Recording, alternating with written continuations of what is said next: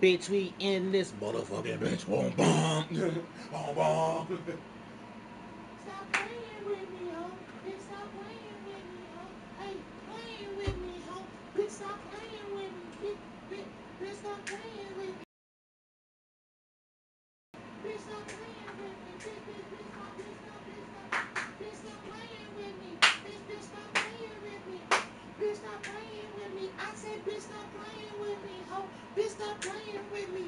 Bitch, stop playing with me, ho. Bitch, stop playing with me. Bitch, stop playing with me. Bitch, stop playing with me. Ay, bitch, stop playing with me. Oh, bitch, stop playing with me. Bitch, stop playing. Ooh, bitch, stop playing with me. Bitch.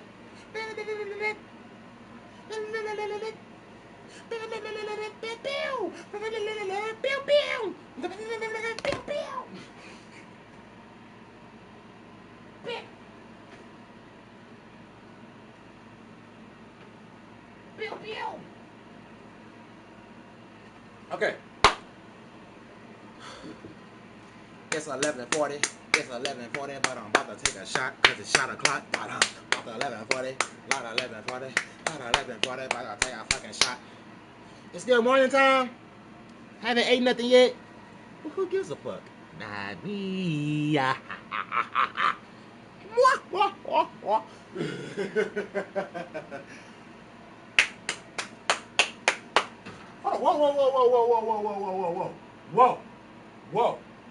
whoa.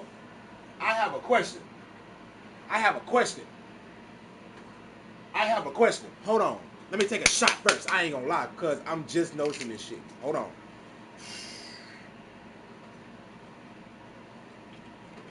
Oh, God. Okay. YouTube, Twitch. Call me out if I'm wrong now. But, I don't think the Star Wars cup is right here. It's supposed to be on the side of the fucking Thunderbolts cup. But instead of that bitch being, you know, where the Darth Vader helmet is at, or where the, like, instead of being in this area right here where it should have fell, or in that area down there, it's right here. How the hell did the fucking Star Wars cup get right here when it was right here? It's right here, but it was right here. How did it get right here? You feel me? Like, I don't even want to move it. But I'm about to. Cause that's so fucking weird, like, bitch.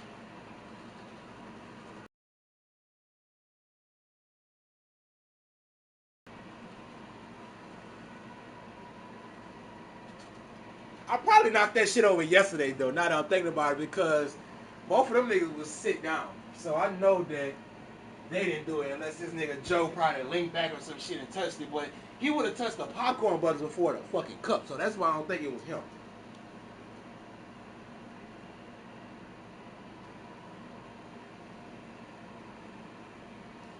Yeah, I don't think it was him.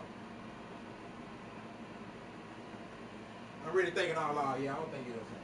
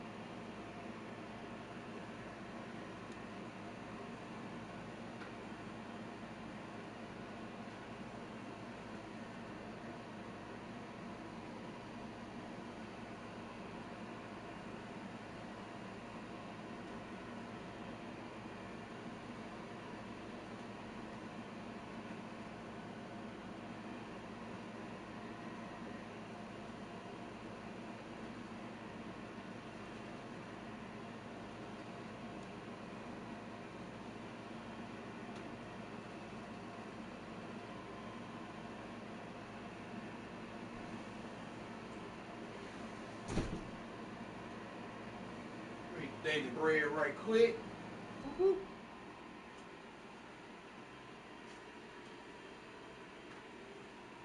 What today is the 29th, right?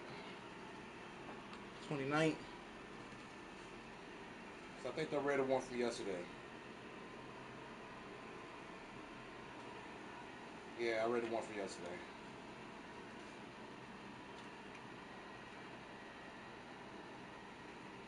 Oh my God, thank you for the women and men who are faithfully care for their families. Please let me do the same. Yes, sir. All right. So. Boom, bam, bam. I'm gonna just give y'all an idea of what I'm finna do before I even do it. You feel me? So boom, bam, bam. So today is the day that I wanna at least start recording. Real shit. If, like I said, if I don't get to do editing, I want to at least start recording. Like, I really want to lay down all my vocals and go edit it afterwards. Real talk. Real talk. That's why I be putting 16 or 12. You feel me? Because I already know I'm going to need 4 or at least 3 for my verse. I'm going to need 4 for the chorus. So that's 8 right there. I'm going to need more than that. I'm gonna need like 3-4 more for the second verse, and I could just copy and paste the fucking chorus type shit. So I feel like it's good from that part. I don't know. So this is what we finna do. So right now, my plan was to put my microphone. My plan was to put my microphone over there, like right behind my shit. You feel me? Because the area is like tall enough that way I can just really, talk into the mic instead of like bending down to it or whatever. You feel me? And that shit probably would have still been tall. So since I figured that shit out, I came up with the idea of kind of like doing what I said I was gonna do in the first place, and that's put mic right there on this little stand right here, and I could just go at it from like that. You feel me? Um,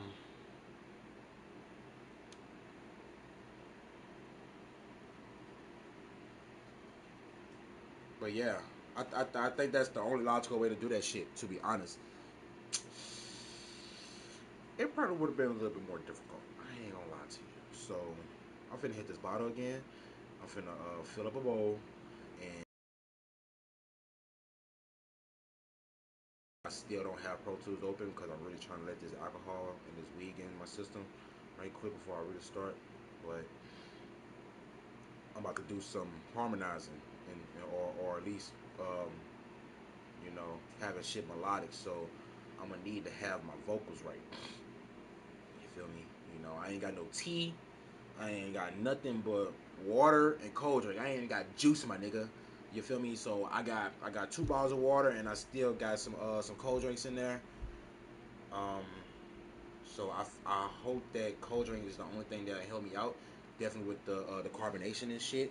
So I might be just drinking cold drink unless water will do the trick. I be trying to save water for guesses. I don't really be having guesses here, so that's why I be trying like to drink them bitches last. To be honest, so yeah, I don't really know how to go at it though. I ain't gonna lie to you. So this is what we finna do. Like I said, we finna take another shot right now before I even start loading the bowl up. The bowl is right there. Bong is right there. So yeah, yeah, yeah,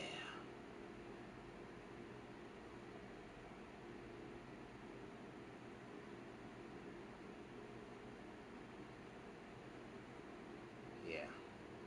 Okay, so Bobby Bong. I'm finna put the mic down and we finna get into it. Mic drop, mic drop, mic drop. Stupid ass. You thought I was gonna drop it. Stupid ass. Too much money for this. Think I'm finna drop that bitch, you dumb. You dumb. You a dummy. You know how to be saying brokey, bitch, you a dummy. Dummy. Okay, I should have some weed already broke down in here. Do I? Yes, I do. So I should be on the last bud. Yep, last bud. All right. All right. All right. I just moved this a little bit. Hold on. There we go. Didn't I have this motherfucker on top? Or I didn't? Because it looked like that'd be some shit that I wouldn't do. Let's see. Oh!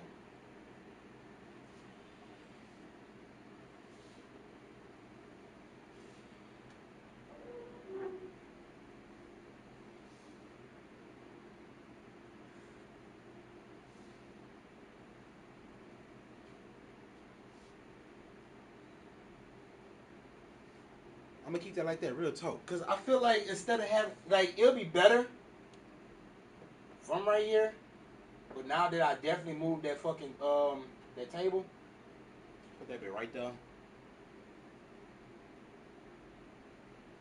right there. You feel me? Yeah. Stop playing.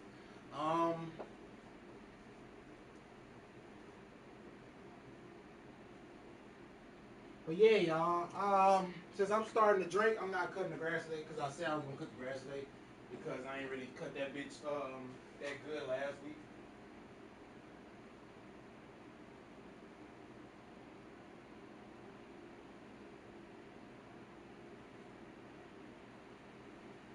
It's 11:51. 11:51. Hold on, what percentage is my phone on right now? 91. Okay.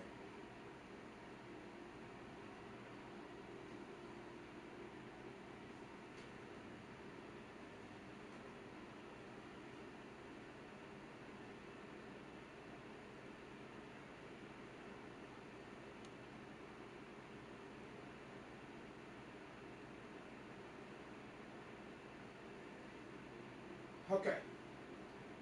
Lights off. All right. Lights off. Let's fill this bowl up. We gonna hit that bitch once too. Fuck it. Ah. Finna watch some YouTube. And, and yo, let me talk about this while it's on my mind. So I was checking my email this morning or whatever. And I ended up getting a fucking flag. Not a flag, but like a copyright claim for, I think, Ironheart. But the funny thing about it is, you know what? I'm gonna check it again. I'm gonna go check it again. Because I think that was, I think that was, from another stream instead of the one from last night. Cause YouTube, I did get on this bitch last night. It was after I got off the phone with Lennox. Lennox called me around like 8 something, and we stayed on the phone to down near 10. So yeah, and I got on the stream just to smoke, to be honest. So when I got out, when I got I specifically got on just to smoke, but I ended up finishing my verse. So yeah. And see, yeah, it was from a previous stream. Okay, so yeah. Look, man, I woke up to this. I'm like, bruh, I know damn well these niggas haven't clocked. These niggas didn't clock. That fuck.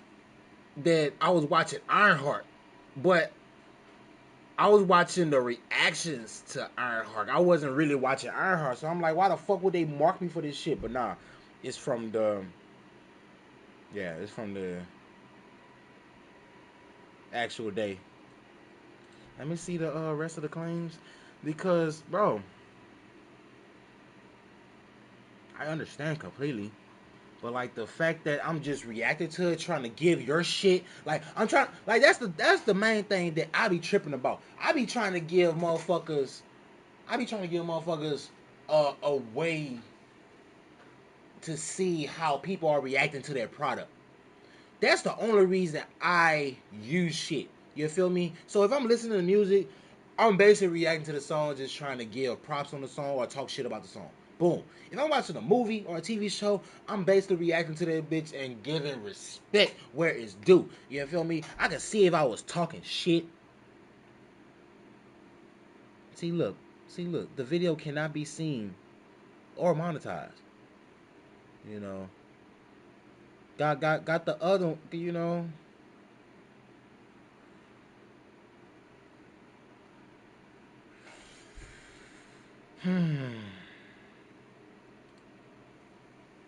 And see, I can't even like replace shit. You feel me? Disable for this claim. Disable for this claim. Disable for this claim. Like that's fucked up.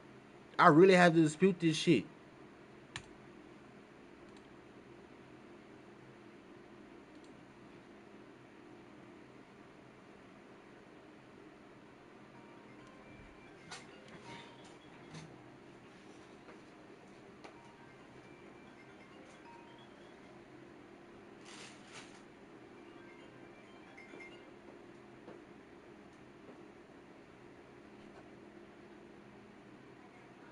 Hey baby. Stop pressing stuff, girl. Stop. Leave right there. Leave it. Leave it. Stop it. Stop pressing stuff. What you doing, girl? What you doing, girl? Watching my tablet. So you called me while you're watching your tablet. Why? Because I have to. Because I want to. You want to, but you're focused on your tablet, ain't you? So you just want me to watch you watch your tablet? No.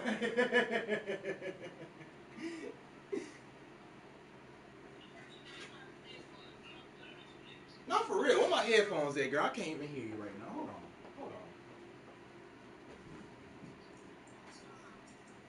Hold on, girl. Hold on, girl.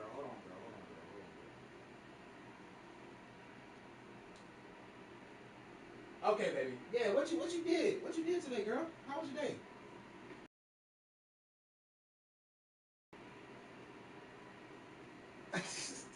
Not yesterday, girl. I'm talking about today. You ain't do nothing special today? Today? So you went back. So you went back to the store today?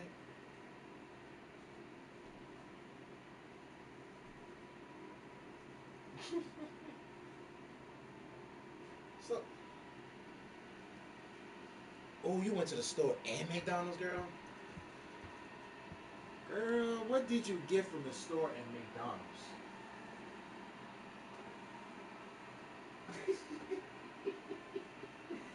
I don't think you got everything, girl. I'm pretty sure you got some things.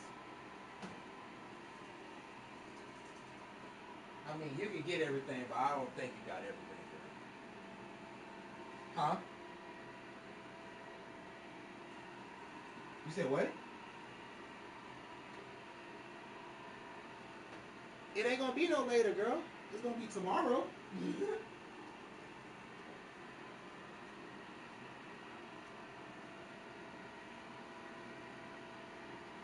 Yeah, I'm about to say it's gonna be tomorrow unless you're gonna talk about it with Bubby and Bay.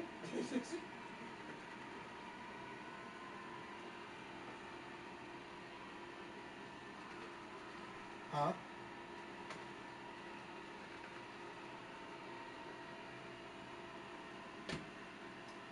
So you don't want to be on the phone with me no more? Why not? No! No! No! Don't leave me! No! Don't leave me! No! Don't leave me! No!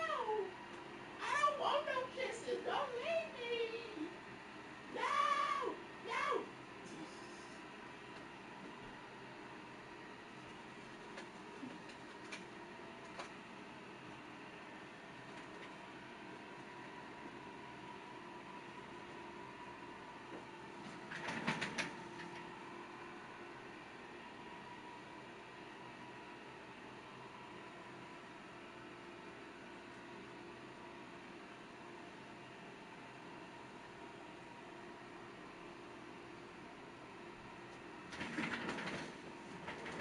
Motherfucker. I put on my headphones for nothing.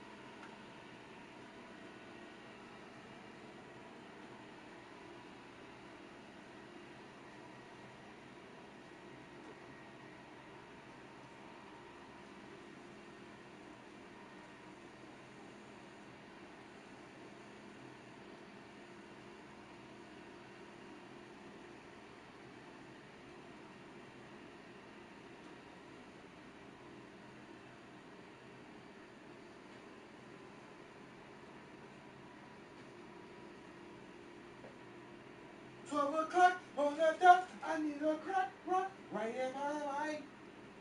Right in my life. In my way. In my way.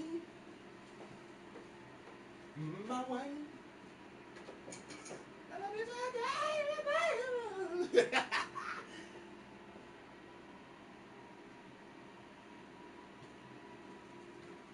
I wonder if Katie's still right there. I ain't gonna lie. Let me see right quick. Hold on, y'all. Okay, he still is. Okay, cool. Because I already know that fucking hot air from my AC was kicking his ass. And he got hot air around it, and I'm blowing the hot air to his ass. Oh, no. That's the only reason I got my shit off right now. That's the only reason I got my shit off right now.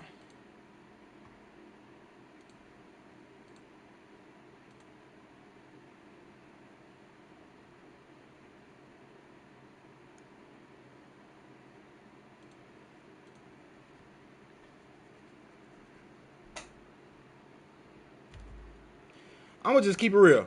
Basically, just showing love and respect to a show that is getting unreasonable hate. I hate that I'm typing like this, but it makes it easier to just type that way.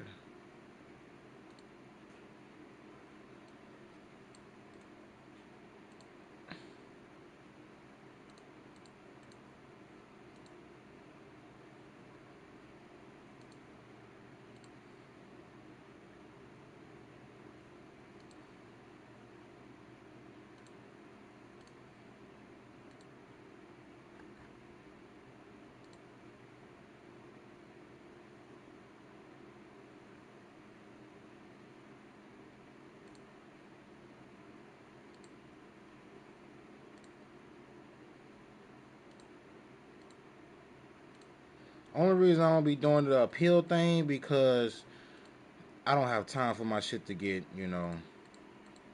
fucked up. Just off of me being stupid.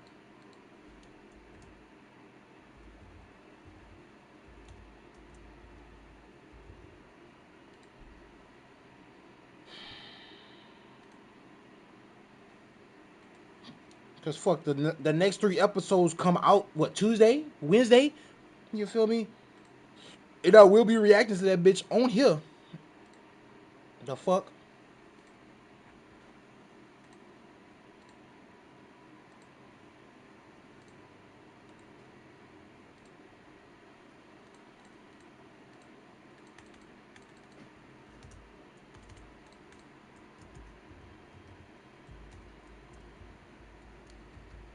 It's my fault, man. I'm typing with one hand.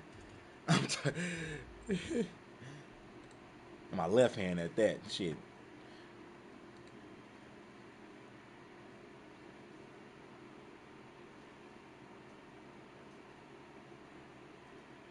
All right.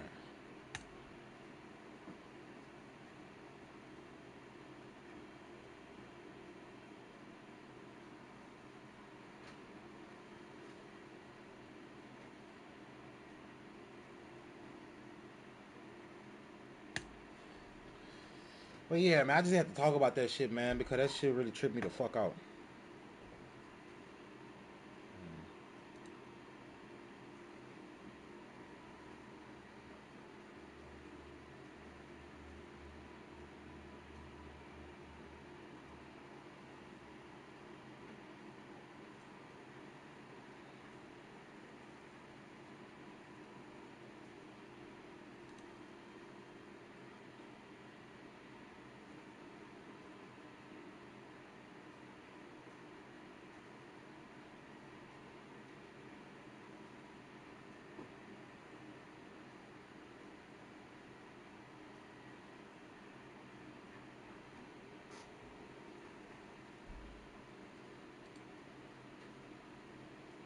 I'm curious now.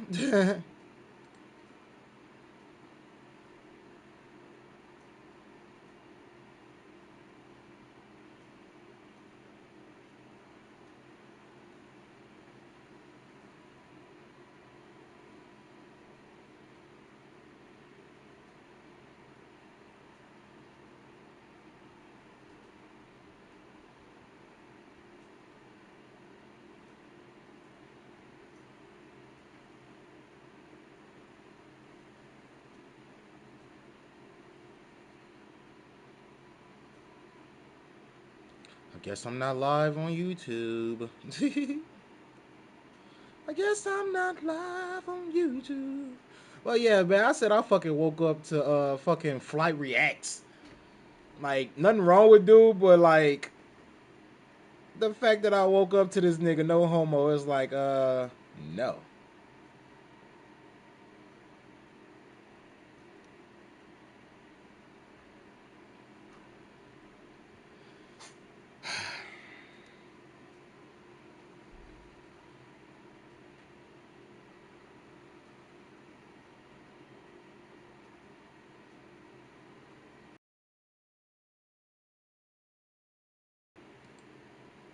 And it's crazy. I was really playing the PS4 with a fucking stick drift controller.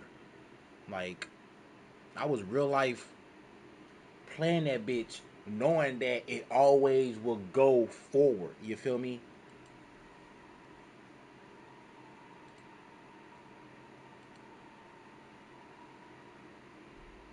And see, this is from last night, I think. Yeah, this is from last night.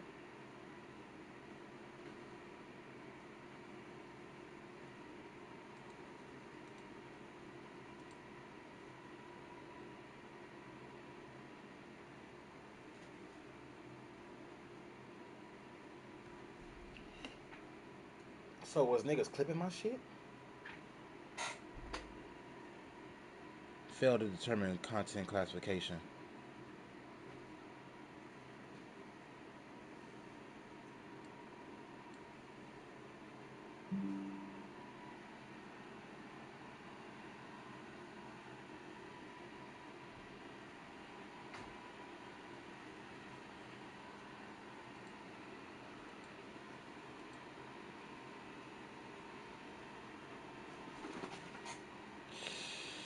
Whatever.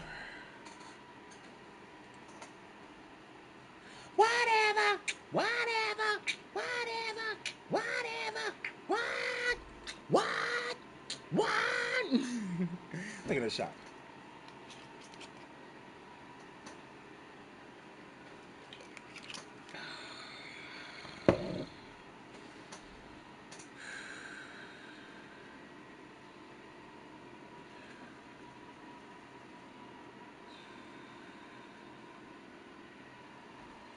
For real, you know?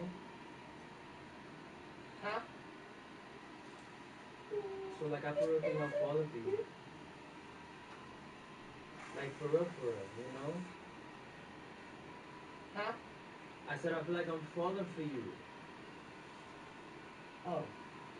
I personally feel like you should get back up. Huh? Like, bro, you should No, I get said I'm back up. falling for you. You not You know listening. what?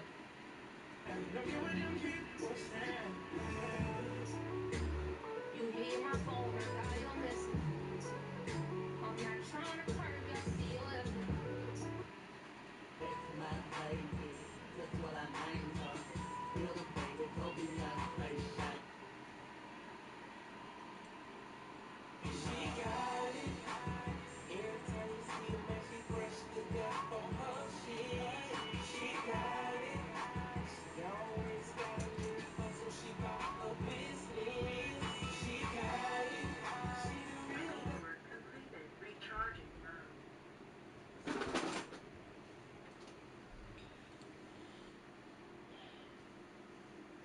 Okay, y'all.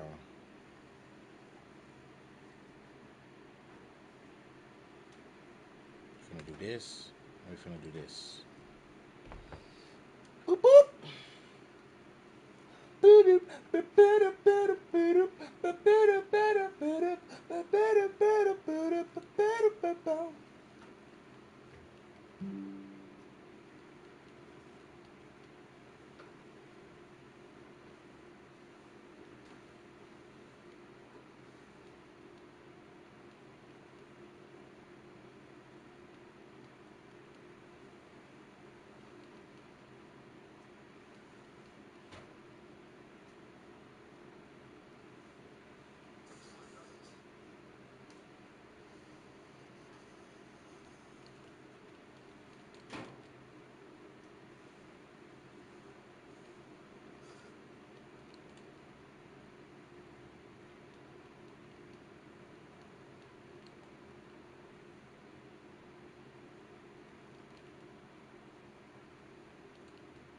Oh my god.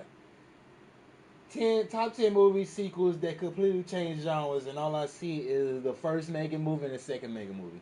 So I'm curious, how the fucking second Megan movie go?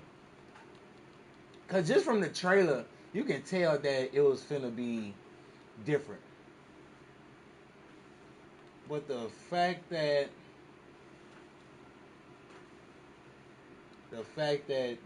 they really acknowledge that shit, it really might be true that it might be trash. I hope it's not, because I would like to see that. I didn't even watch the first Mega movie, but the just looking at the trailer, that bitch kind of brought me into it. I'm like, okay, I might fuck with this, but I still haven't took the time out to really watch that bitch yet. So yeah,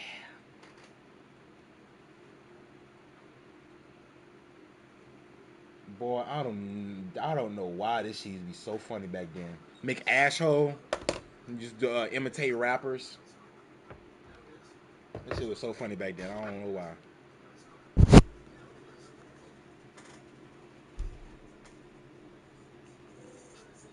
Charging stop.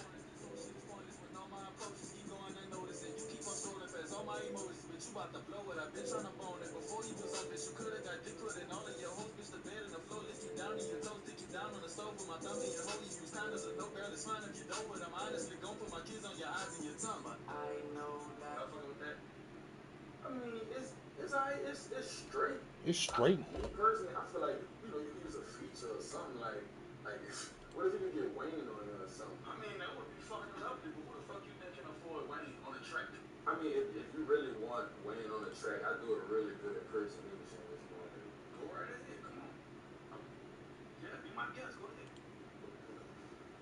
Put on a different beat. Check it. Check it.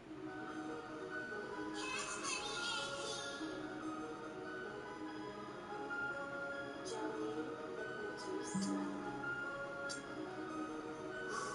Yeah, live verse, but I ain't trippin'. Sip lean, so I can't feel it. Feds been on my dick lately. Kill a nigga if he can't zip it. Full cups and stain switches. I rap different, I think different. He told me stay in my lane, put on my blinker. I'm my lane switcher. Camo shots and painkillers with grain gripping my Rolls Royce. With these pussy niggas up, I guess I make these hoes moist. My black bad like Chris Kringle. I could strong like John Cena. New Orleans is my lingo, and my hoes they love to be so yeah. I'm so highly grooving. You didn't know what now you know. Got a Spanish bitch on my mattress. I'ma fuck with good, then his mama knows that I'm on the weed and I'm on the cold. Why you grab by the overdose? You know these shit, man, it's no lie to keep nigga. That's the Holy Ghost. Let's go. Brought a couple bangs, Jackie Smith the West in my bag. Street nigga, yeah, I love to say.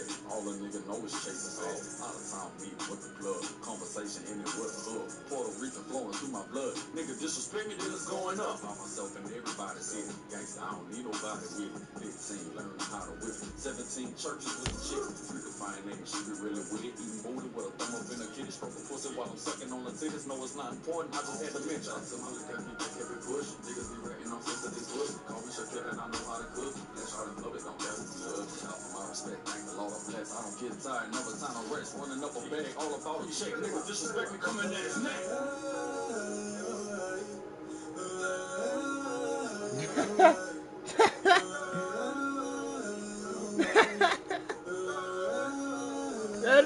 that bitch dope.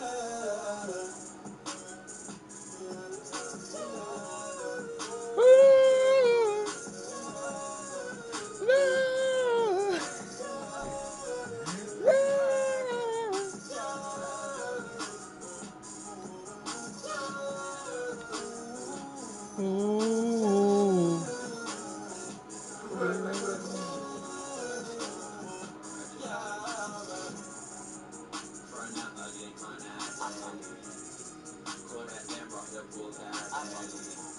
Back when I was small, I used to be fresh on weed. Now my pockets large, cause I've been gaining weight. Not from him, but my niggas here. Kodak had the spot since a little kid. Obama mama house when I get 50 rich. Remember I used to ask my mom for 50 cents. On them jiggies smoking, cause shit's always loud. I rock the designer, I got mine now. Now my bitch is fine, I got mine now. I've been in the streets since a last child. Project baby, I just bought a Jaguar. But with me, that nigga gon' be flagged on it down. I still keep the poke on me all the time. I just run around like this all time. I just went got me a feather, yeah. I put your bitch in a sweater, yeah. She wanna get out of butter. Welcome to house of a jealous. Nigga in the back getting the shoulders in. Bought a Jaguar. But with me, that nigga gon' be flagged on it. And he put on makeup and everything, bro. That shit funny. I just run around like this all time. I just went got me a feather, yeah. I put your bitch in a sweater, yeah. She wanna get out of butter, yeah. Welcome to house of a jealous, yeah. And bring it in the coupe, yeah. $2,000 a tooth, yeah. I go so hard in the boot, yeah. I fuck these bitches in juice, yeah. Damn, wait, I fuck these bitches in juice, yeah. Baby, yummy like a blue, yeah. Fuck a Britney, I'm a shoot, yeah. Yeah. Fuck a Britney, I'm a shoot, yeah. You cannot be with the ooh, yeah. My money over years new, yeah. So young bag on my bag, watch me flash, got the break over things in my pocket full of racks. Took a minute, bitch, and I won't give her back. I want 100 in a day, no, I'm like, what's next? I be loving my baby, and I fuck with my bitch. I fuck the key out of my pocket, and the stuff in my bitch. I don't ride up a nigga with trouble. They go over my baby, slack. Cause it be my best thing on the line. Pull over my baby, slack. There might never be good at the week. They gon' look at my wallet, yeah. They got that many bitches like this. So I tell you, I'm not gonna go. I'm a bad one, I have a beat. I'm up on my leg out in the street. So they gotta look out of the car. So I know that was the thing. Yeah. Yeah.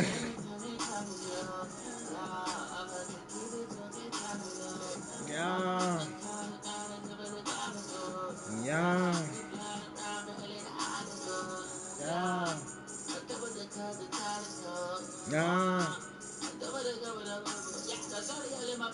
Yeah.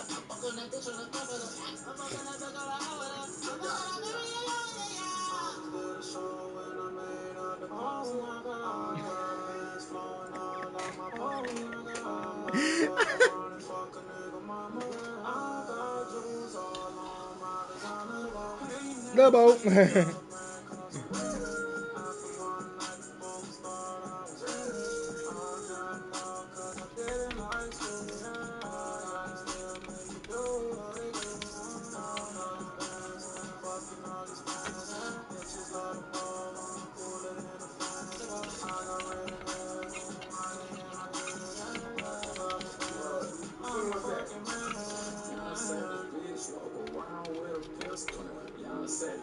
And I shoot your fucking sister.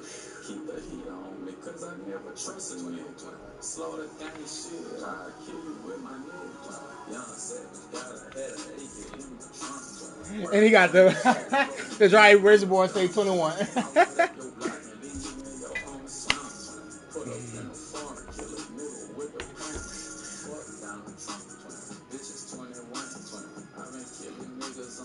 Since I was young, I've been killing niggas on your block cause it was fun. It look like a song. I pulled up in something that you probably can't pronounce. I'm the king of Memphis, told my city I hold it down. My young niggas got choppers for more than 100 rounds. Since I started moving weight, I gained almost 100 pounds. Real street nigga, in a Lamborghini. With all this money in my face, you can't even barely see me. With all this pussy in my face, I can't even barely breathe. Got all this smoke up in my car, got me looking Chinese. Cost 100 grand. You want a feature, that's 100 grand. You can show that's a chick. Should've said that's 100 grand. Easy told me stay flexing on me. Hold on, y'all. Let me check. I done fucked so many bad bitches this year, I had to start flexing on me. Damn. I'm pulling the lot, my car in the park, I'm pushing the start. You try my example, I call up my dude, she get popped like a sword. I ain't brain spend time with me. She lucky if she get 5 minutes. Then I call her over. Hell no, you can't ride with me. 40 people, 30 houses, 20 cars, 9 swimming pools, 37 Motorola phone. You understand me, flip up. Bring the GTV. Rich man. All over. Hell no, you can't ride with me. 40 people, 30 houses, 30 houses, 20 cars. And I forgot this nigga dropped the second one. This nigga dropped the second one, bro. Oh, You've got God. multiple parts, but need just one answer. Wait, how does these things work together? Looks like you can just ask Google. Oh, man. Life is more legal than I miss my job. Whether it's I'm laughing, but I'm so serious, bro. Like, I really did not want to leave that fucking job, man. Just because I like working on shit. I just didn't like the people that I have to work on for. If that makes sense. I don't know.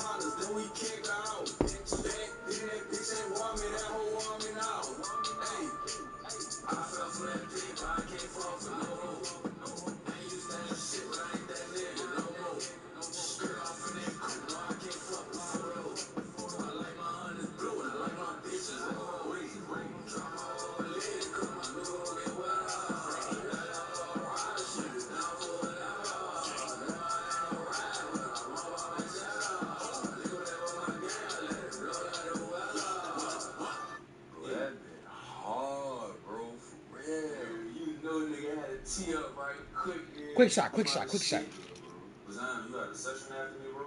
Yeah, but finish doing your thing, brother. You good.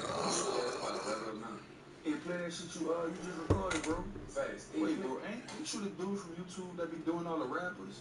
Yeah, that's me, bro. Bro, I showed so many people that video, dog. That shit so hard, son. I knew that was you. Appreciate you, bro. Bro, you gotta do more videos like that, bro. That shit was crazy. I mean, I was thinking about it, but I really been on my own shit, bro. Hey, play that new shit I just did. I ain't gonna lie, bro. Nigga ain't trying to hear that bullshit. I'm trying to hear the part 2. Man, what's up with dude? Yeah, like my shit trash or something.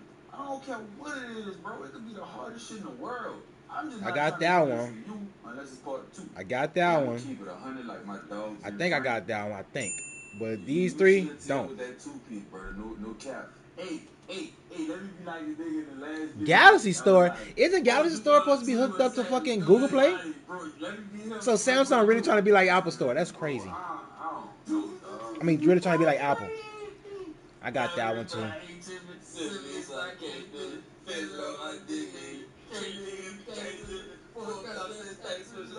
I had just got him yesterday. He popped out of nowhere. I got him. I been had him. I got him. I want a Cubone so bad. I think I got him too. But these, I don't think I have them. No, I got that one too. I got that one too. Thank you, bro. Let me see. I got you right now. Look, boom. There you go, right there. Tee up. Money bag. Bro, I got you. Look, what a sign is. Here, bro. Thank you, bro. These bitches here. Let me see. I got you right now. Look, boom. There you go, right there. Tee up. Money bag.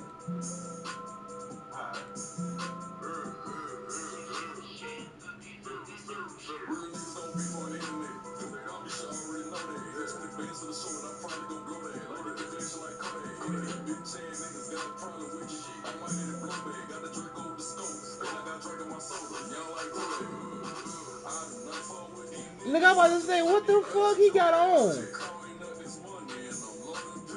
That nigga really thought he was Michael Myers, boy.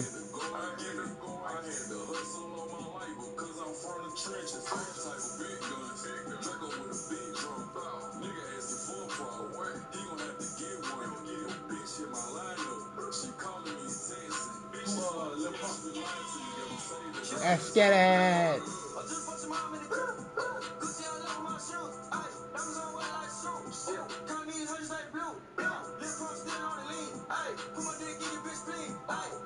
I had picked that one up from the research.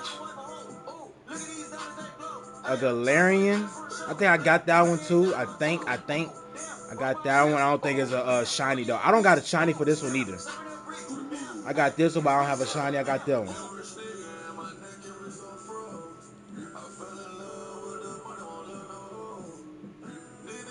Hey, Quavo.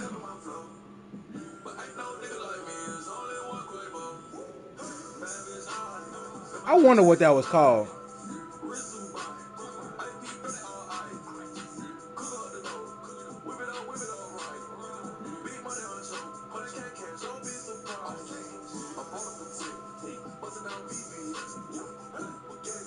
I got a shiny of that. Ooh, that's a Geodude? That one, bro. I ain't gonna lie. I got a Galarian one, but I got a regular one. Got a regular one. Had a regular one. Had a regular one. Still got a regular one.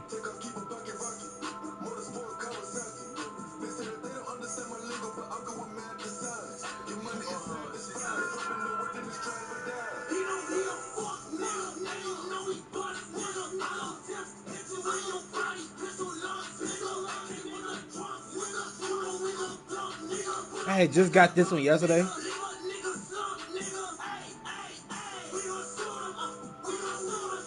I want that one. I used to always see that Pokemon when I was a kid right there. That one right there. I got that one, I got that one, I got that one, I got that one. A Galarian Meowth? I want that one.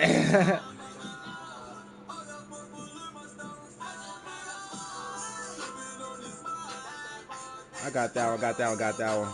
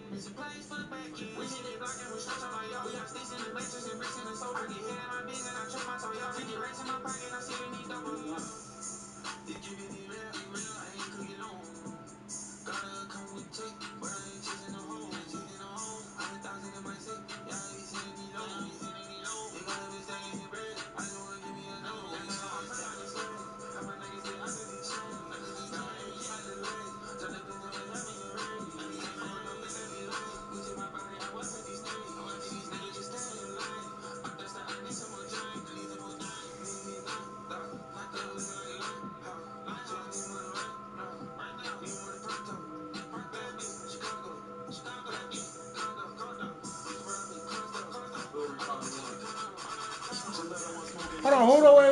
Wait. I didn't even notice who this was. Who this supposed to be?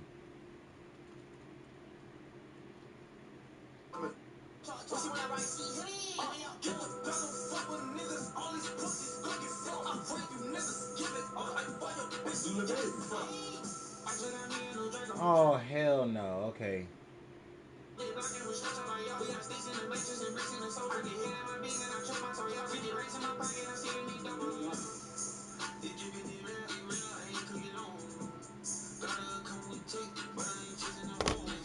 This stupid ass shit, boy.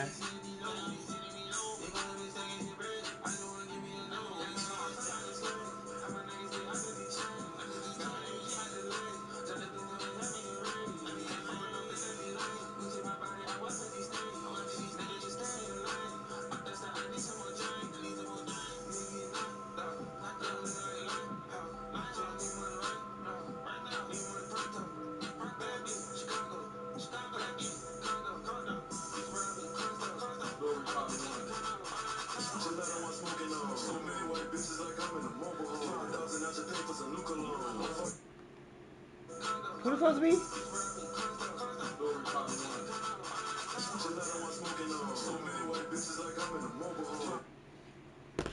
Anyway, let's hit this dope. Cause I'm drunk. It's built to withstand spills, dust, Stupid and ass. drops. So the only thing to worry about is taking in all that movement. Google Pixel 9a, durable by design. When I'm running on fumes, I always refill at Raising Cane's. Raising Cane's chicken fingers, one love. Oh shit. Yo, shout out to Dante. I love this thing. I watch all his reviews and videos and shit. Young sad Yori, I ain't got shit with money. Yeah, post pics on Instagram that might steal your honey. Yeah, so hot I get the sun to run for his money. But I'm chilling like I'm ice cube, cold nose running. Old merch, man.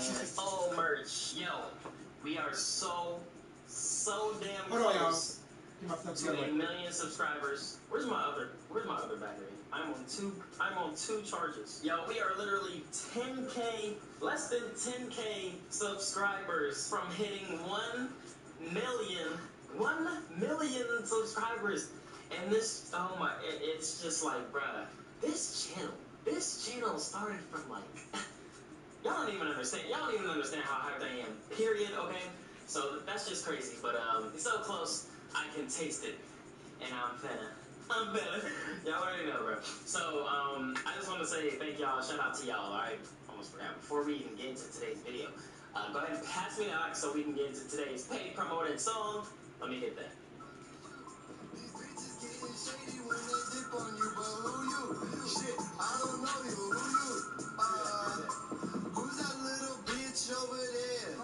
Shit, she's stupid, I don't even care. She got them braids meant to pull her hair. Bring her look down over here. You a queer. I'm ABC's a bitch, please her other year. But I never keep her, she just a senorita. Getting my beacon on the weekend. But she's always seeking.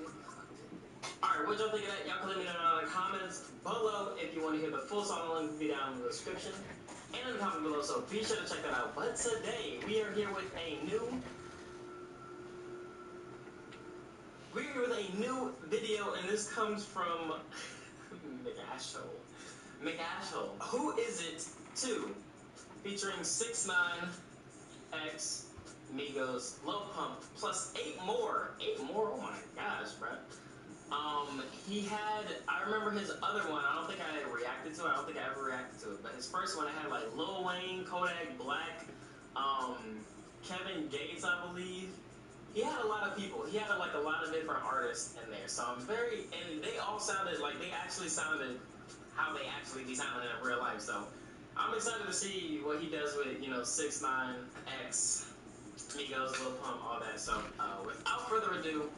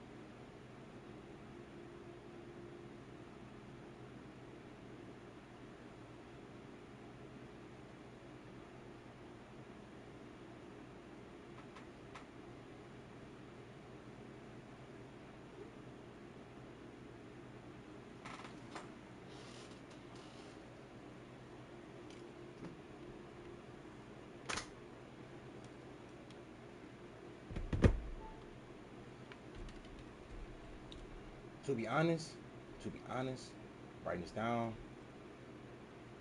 Look, I thought I was tripping for a second. Am I slow? When the fuck Julius Randle went to the Wolves? I thought he was still at the Knicks.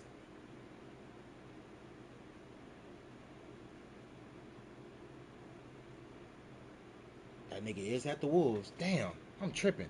I was not playing at that moment. I was not acting. I swear to God, I really had to think about it. That nigga's not at the fucking Knicks no more. But the fact that the Wolves realized that they need that nigga, crazy.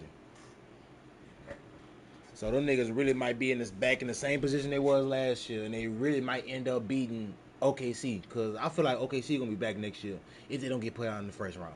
You know, if they don't get put out in the first round, they definitely gonna meet the Wolves again where they made them at last year. I mean, this year they just passed, and it's gonna be a whole different story.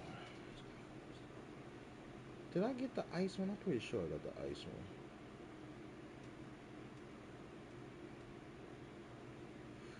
Bruh, I'm getting tired of these motherfucking regular Dynamaxes changing into fucking Gigantamaxes. Real talk.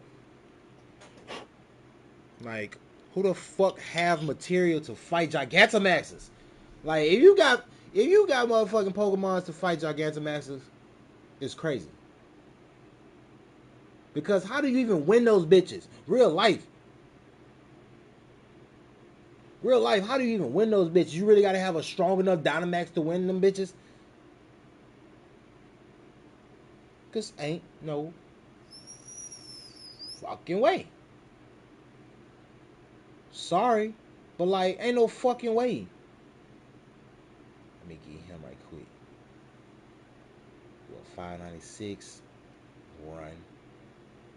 What you is 623. I might come back for you. I see two of you right here, so let me see which one you is right quick. 252, and the other one is 1088. Let me get you, bitch. I'm sorry. Hold on. Boop boop. Boop boop. Fuck you mean, baby? Smile today. Oh man. We are just going to go ahead and jump right into this, and if you want to see the full video, the link will be down in the description below, because, as you know, I do skip and do extra stuff, because I am just extra. Oh yeah, he do skip shit too. I forgot. Yeah, back then he was skipping shit. If y'all ready, hit the thumbs up, alright? But it's not me, it's not Dante though. Stupid Jet, bro.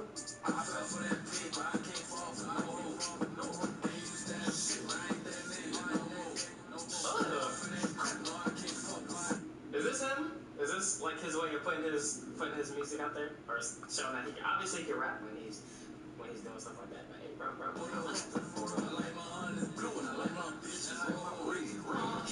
This nigga was on a whole different type of vibe years ago, bro. It's funny. Hard, bro. For real. You know nigga had a I mess with it. I ain't gonna lie. Y'all, music. I'm trying to drop some music like ASAP, but I just got this Focusrite, this Rode microphone, these Sony headphones for the recording and stuff like that. Now I'm just trying to learn this program, and I literally went through like 3 different programs trying to figure out which one is the best one to use, for recording. And I got people telling me, I should use this, I should use that, but I'm still trying to figure this out. I'm trying to do everything myself, and can't go wrong with Pro Tools. Everybody like Ableton, GarageBand, fucking Fruity Loops, like can't go wrong with Pro Tools. I got Fruity Loops to make beats, and I think you can make beats on Pro Tools now, but like I will always separate the two. You can record songs on fucking Fruity Loops, but that's really how it is. that was Blackboy Max do, but I can't do that shit. I'm not trying to do that shit. I'm using Fruity Loops strictly for beats and Pro Tools strictly for audio recording. You feel me? I'm not even gonna have no instruments to really be recording live like this, so it's gonna be a whole different type of vibe. I'm just not trying to hear nothing from you unless it's part 2. That must have been all that he was getting, all in his messages. It's like when you have something that blows the F up, people just want to keep seeing it over and over and over again, to the point where if you do too much, they're like, bro, this is getting kind of old. You need to do something else, bro. Like, that's why I just, like, always advise people, bro, just do what you are comfortable with doing. Like, if you want to branch off and do other shit, bro. You're not forced to, stay in one lane. Nigga, rip that bitch. For real. I don't even know what to do on that bitch, for real. Bro, I got you. Look, what a sign is. Look, boom. There you go right there. Tee up. Money bag. Money bags. Alright. Bam, seizure alert. Hey, hit 20 bands for the show and I'm probably gonna blow that. Like they get flashing like Kodak. Any of these bitch ass niggas got a problem with you. I might let it blow bag. Am I? What the hell? Okay, hold on. Let me. What? Who the hell is Money Bags, bro? I'm gonna be honest. I don't know who that is. Wow, what planet are you living on where you don't know who Moneybags is, yo? You're trash, your channel's trash. Honestly, how do you even get near 1 million subscribers, you unintelligent bastard? You're ugly, your face is ugly, your piercings are atrocious, your music is just as disgusting. Your channel should just sink to the bottom of a dark abyss and never see the light of day, you uncultured swine. Excuse me, my mother has called me for supper. Money Bags rapper. Maybe I heard it wrong. Money Bags rapper. I'm even looking it up. Ain't nothing popping up, B. Who is that, bro?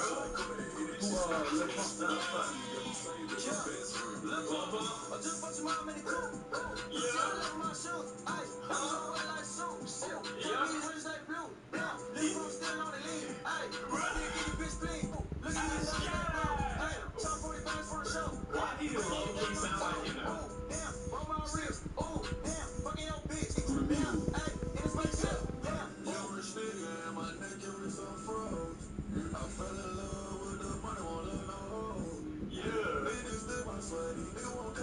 Look at that mustache, bro.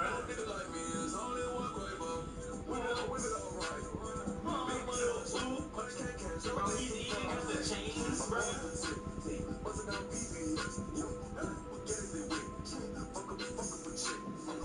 He really got like black face, bro. Oh shit, here we go. Bro, how does he sound just like him, bro? How does he sound just like him? Fine audio tuning.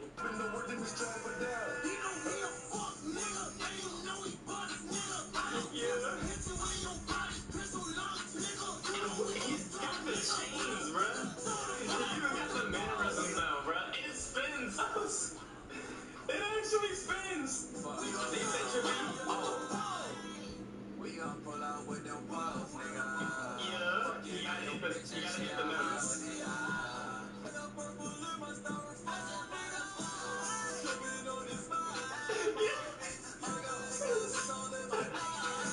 I'm so sweet, bro.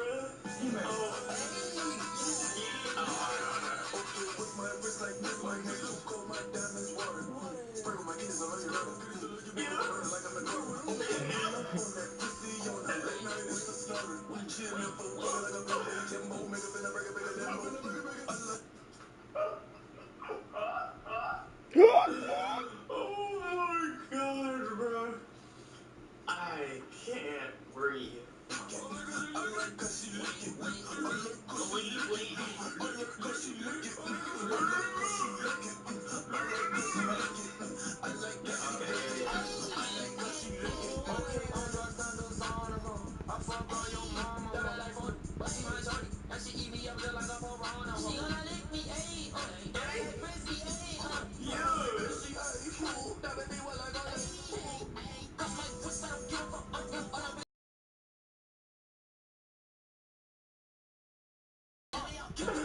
Yo, bruh, you fucking hit that shit, bruh. He sounds just like this man. Look at his hair, bruh. His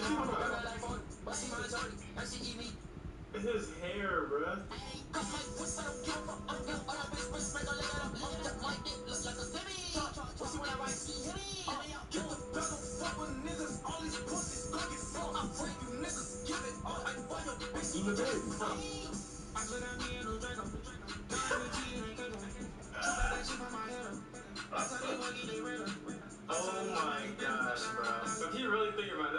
really sat down and made a whole song, like.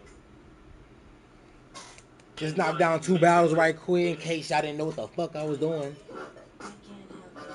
Play Pokemon Go on this motherfucking channel too. It ain't just Fortnite, it ain't just 2K, it ain't just Marvel Rivals. Shit. It ain't just Dragon Ball.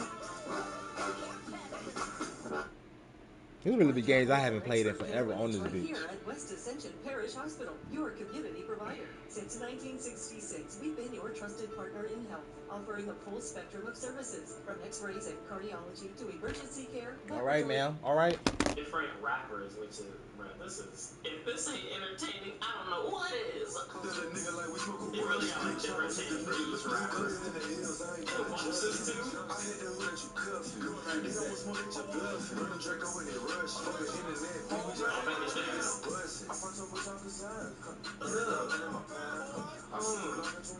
Yo, he really got the white stuff. Yo, bro, y'all know this shit that be like chilling on the side of Famous Dex's mouth, bro. That's too accurate. You gotta relax, bro. You gotta relax. Ain't nobody looking for that much detail, my guy. Ain't nobody looking for that much detail. That's so nasty. That's Khalifa.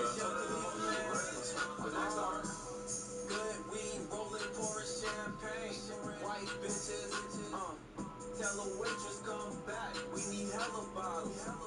We need hella bottles. That's how you be rapping. Just forget about them. We twisted. I'm lifted. That was good. I'm glad a lot of y'all were telling me to check that out. I thought y'all were just specifically only telling me to check it out for like, because since the incident,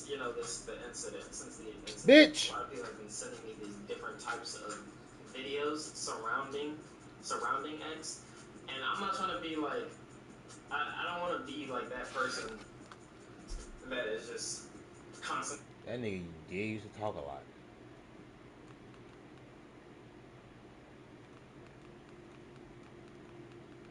Yeah, I don't think. Oh, the video finished. Oh, it finished. I'm about to say that this video ain't even finished yet, and he's just Dish out as many X videos.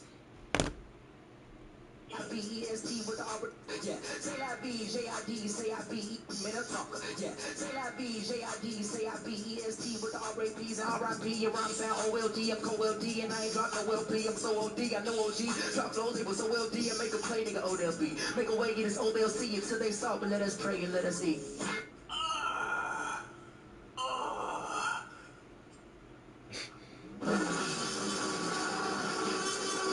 looking ass. This nigga really just do skits. This nigga really used to be so fucking extra.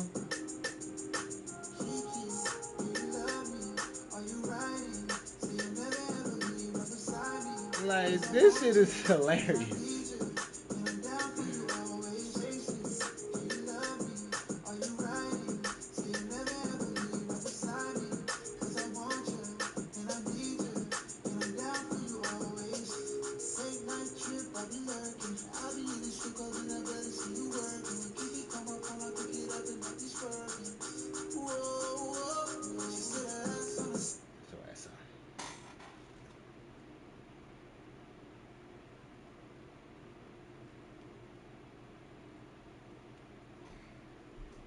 Play a fun game before we get into our champions ups and downs, which is who won the I've just arrived in the building. Yes, you won't believe this, but it was Rhea Ripley. She was eating a banana. I was like, whoever is filming this, can't you wait until she's finished her nutritious food? You don't have to put a camera in her face all of the time. She's got a big match, and she needs her potassium. For goodness sake. Otherwise, hello, my friends. Welcome ups and downs for Live Champions 2025. This was the funniest show for a while. Straight to that main event, when everyone just decided, listen, if we see anything we don't like, do you know what we're going to do? We're going to go out there. Everyone else was like, well, should we go out there too? And whoever's in control was like, listen, everybody's going to go out there.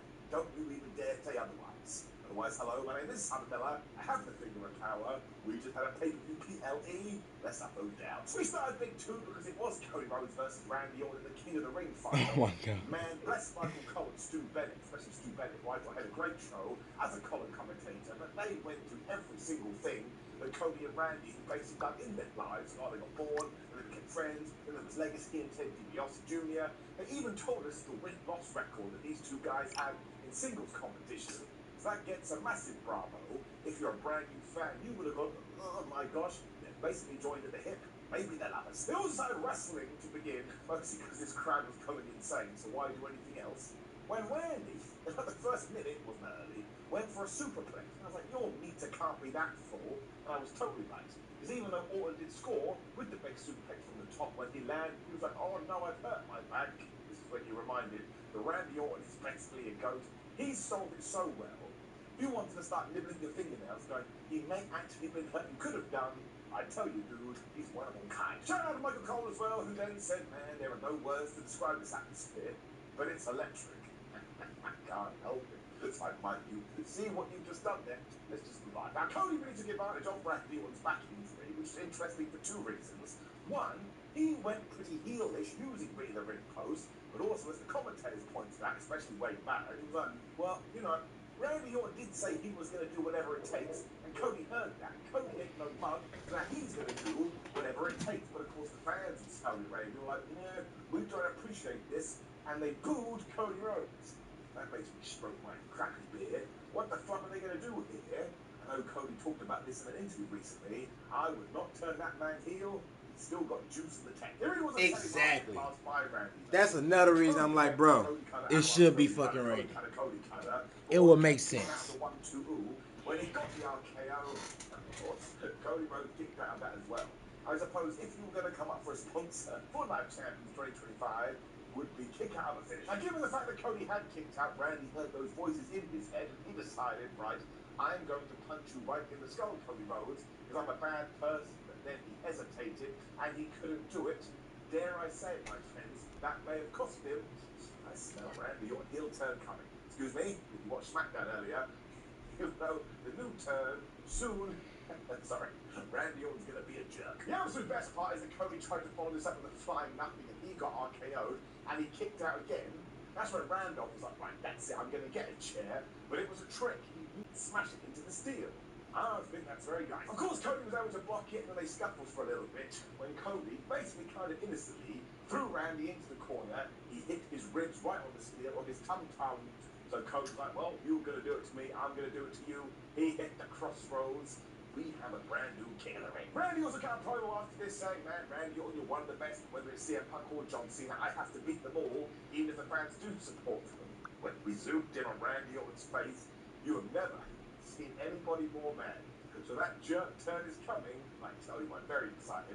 Post SummerSlam, this should be the feud to take us through to the end of the year. I would love every second of it. So I thought this was such a cool match, and it was proper old school. I saw some people saying, well, that finish came out of nowhere, but that's why I liked it. But it was the first match of the cards, you don't want to go too crazy, and it also told Randy, well, listen, you had to hesitate so much earlier, and you hadn't been a dickhead, maybe you would have been king of the ring, which is going to justify when he does become a jerk in a couple of months, giving it up. Just think both guys are great. And there's a shout out to Rhea Ripley and Raquel Rodriguez too, because man, they had this street fight. If I was going to describe it in one word, it would just be fun. Super duper uber fun. Like going to a playground and going down the slide. We also had a cool story here as well, which was, oh, Rhea Ripley, you may be big, but Raquel Rodriguez even bigger. And man, she was throwing Rhea Ripley around. Within about 5 minutes, surely we all thinking this is just big women slapping women meets. And I was like, nope, it's a bit like an assault. Rhea Ripley got tied up in the ropes, and Raquel Rodriguez got this kendo stick. I mean, she was really hitting a man. It was getting kind of wild. We had to get out of this place. He had to use a chair in desperation. And even when they started to fight over at the announce table, Raquel grabbed her, just threw her into it. I was like, man, Rhea Ripley's HP has to be near zero, so unless she gets a med pack, well, she's going to be totally toast. Thankfully, though, Ripley then remembered she had this studded belt. She just whipped Raquel Rodriguez so hard. And that's when I was like, damn it, man, this is just a good match. Anyone that's going to put this much effort in, you've got to give him a round of applause. Ripley also hit the Razor's Edge, which I thought was very cool, because of course it's a wink nudge to Damian Priest, when with Whammer 1 on the dick board, or the dick counter, destruction, interference, and confusion, because out came Roxanne. Listen, I What a blandness. But Rhea Ripley just caught her and crushed her on the outside. I was like, Roxy, I know you're trying to get to Judgment Day. This is not a good audition. We never even got a trash can put it over her head. Raquel Rodriguez had taken the men back by this point. She used him in the still step, and she used Rhea in the ring post, and we teased that she was going to powerbomb Rhea through a table. But instead, Rhea Ripley went, wait a minute, I'm a carpenter, and she basically set this contraption up in the corner on top of Tina's turnbuckle. There's climbed up, she hit this awesome hammer under in time, and she got the 1, 2, 3. I kind of stared off into the distance. I thought, well, if you are going to have a winner, and you are going to have a loser, and you want to make sure there's no argument afterwards, well, that's probably the way to do it. The coolest thing about this, though, is that even though Raquel Rodriguez did take the L, this was her best performance in ages, so she's only going to benefit from it. As far as I'm concerned, Rhea Ripley should only lose on very rare occasions. There's this weird contingent on the internet. It's like, oh, Rhea Ripley gets pushed so much. She's cheered all over the world. She looks like a badass. Just treat her like a badass. You don't have to overthink this stuff. I am absolutely giving it up. And really, if you want, like, the hardest hitting thing on Night Champions, 5-15 minutes, go and watch this. We're moving on to Sami Zayn versus Karrion Kross. This is one of my favourite things WWE has done in ages. Because if you are going to have a shorter amount of matches on a card, you need something slap bang in the middle that's going to feel totally different. That's exactly what Karrion and Sami did. Man, excuse me. Man, I'm starting to sweat. There's a heat wave in the UK, and even though it's like 10 o'clock at night, it's like 42 degrees. Exaggerating, but that's what it feels like. It was basically a troll match to start with, because they're both playing mind games, and Sami Zayn just launched off Barry Barricade. When Karrion was able to slow him down, he was just beating this guy up, he was suplexing, he was hurling him around the place. The whole time he was like, that's right, Sami, I told you you were a piece of crap. I told you you were a wuss. You need to get angry. That's when Sam would find some anger, he would fire back, then Karrion Kross would take him down again. It's just Karrion, man. Like, he's got a different style, I admit that to you, but he's just intriguing. And I want to see what he is going to do. Yeah. Sometimes you just need to change the book. And he gave me a different page. Wow. My favourite part is that Kross was punching him. Just going, See, if you did that in real life, you'd absolutely be arrested. When, of course, Sami Zayn decided he'd come back, the least devastating move in all of sports entertainment was the Blue Thunderbomb. Didn't work. Of course it didn't.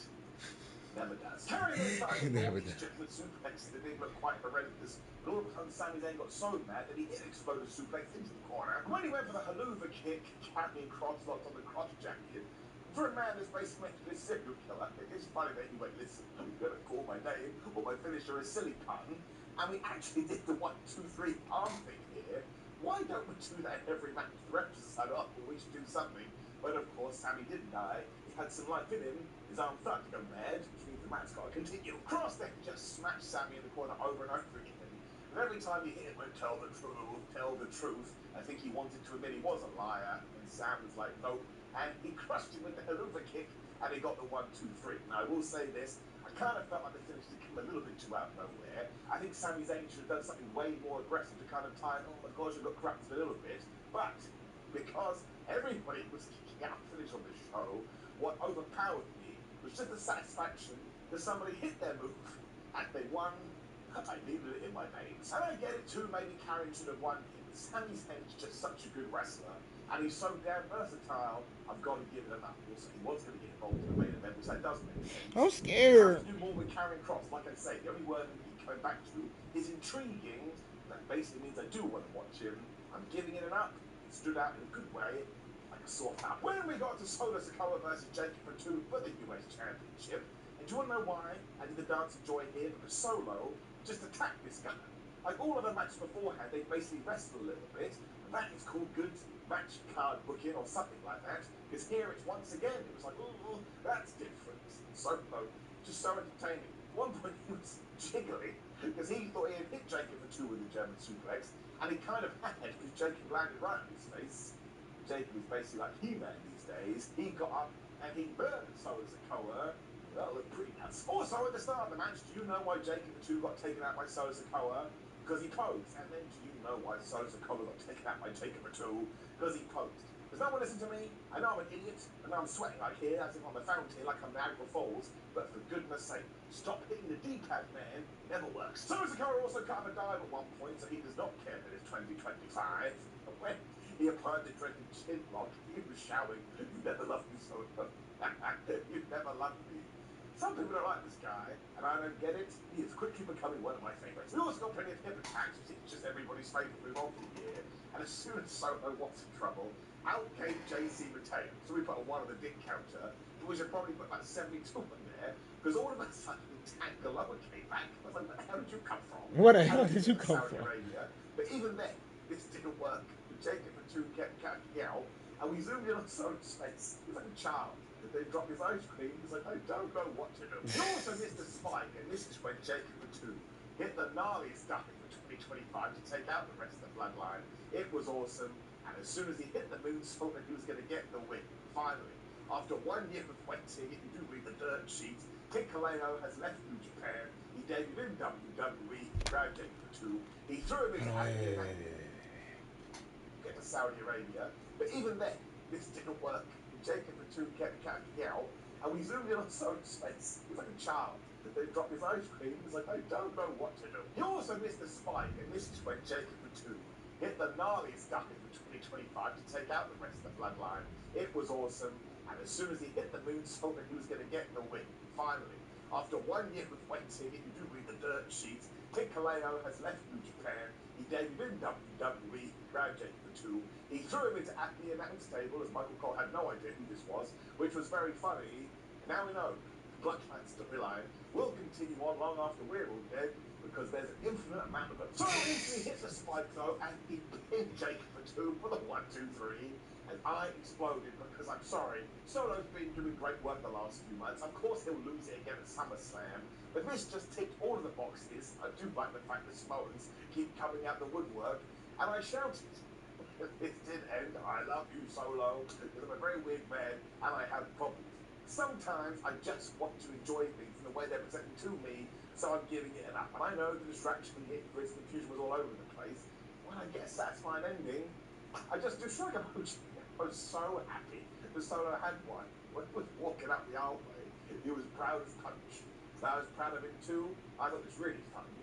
Under the radar, the best thing the Bloodline has done for quite a while. Once again, bingo bango up. And of course there was more here as well, because Jimmy Uso did not help out. He wanted Jacob and 2 tell him on SmackDown, don't help me. Now of course he's probably going to go to Mercedes. Oh, you were. Probably do need your help.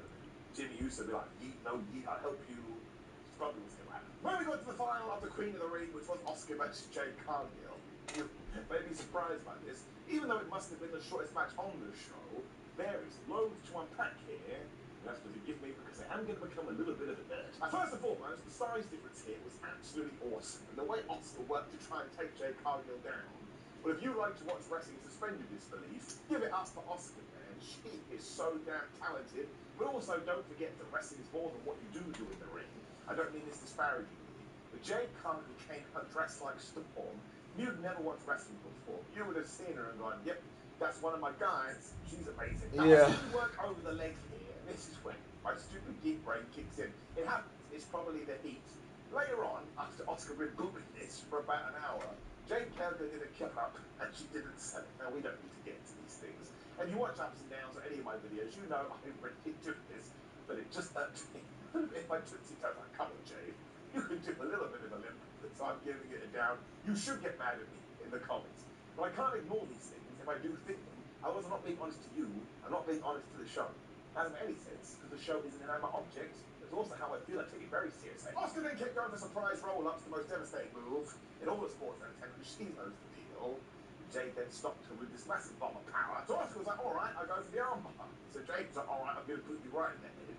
And then really, when Oscar went for that hip attack move she's been doing ever since she did return, Cargill kind of just caught her. She hit the Jaded. And that was it. 1, 2, 3. Just very out of nowhere. It was a little bit anticlimactic.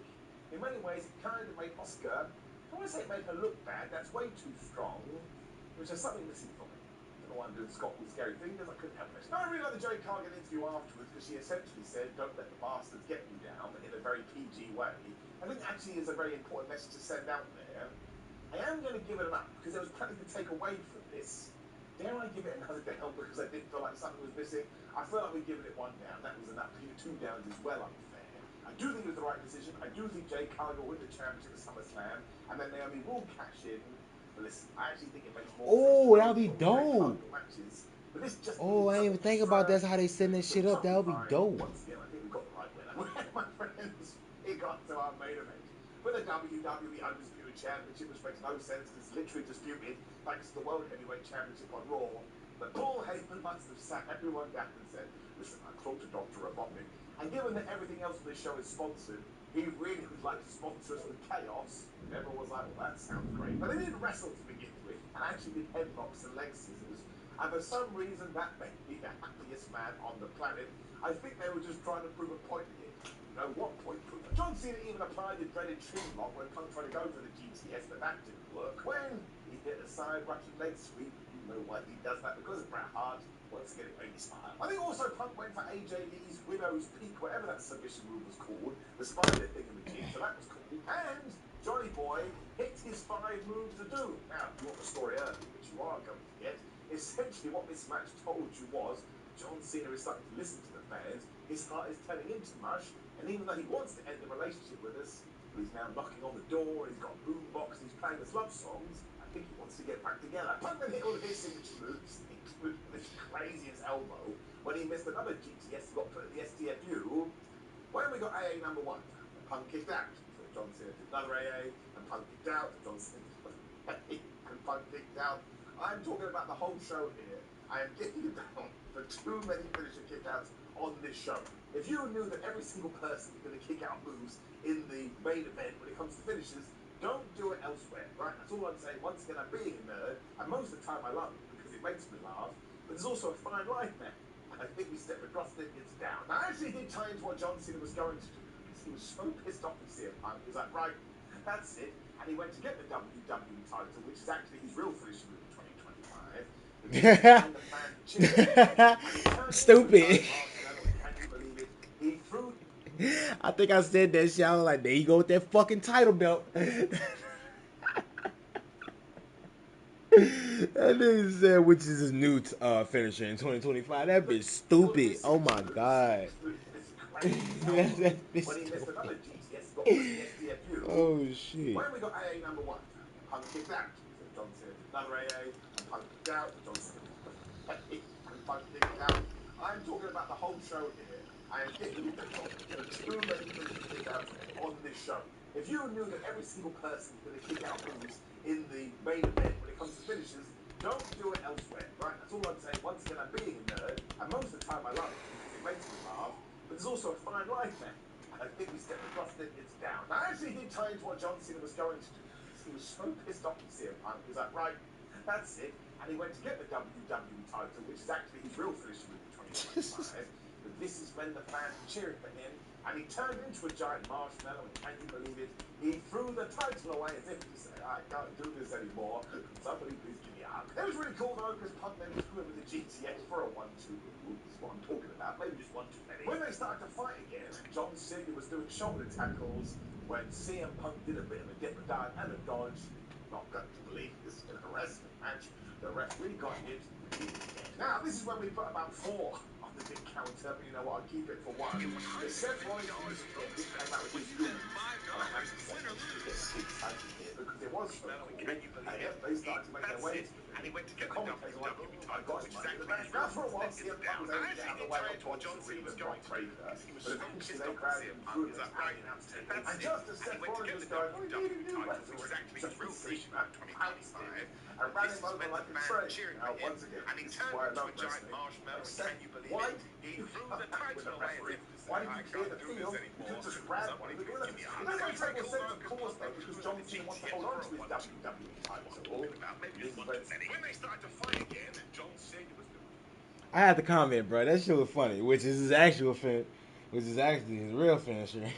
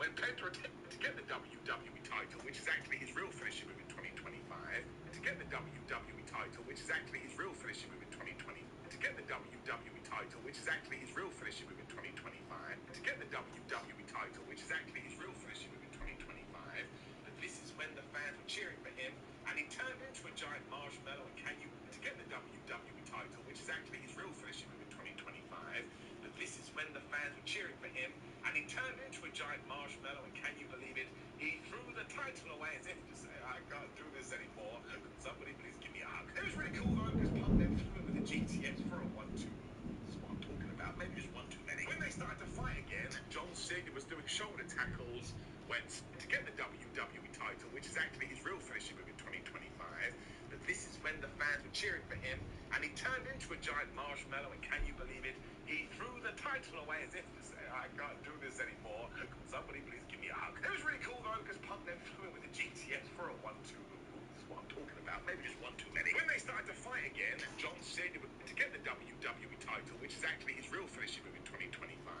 but this is when the fans were cheering for him, and he turned into a giant marshmallow. There we go. Somebody please give me a hug. It was really cool though, because Punk then threw him with a GTS for a 1-2. Into a giant marshmallow, and can you believe it?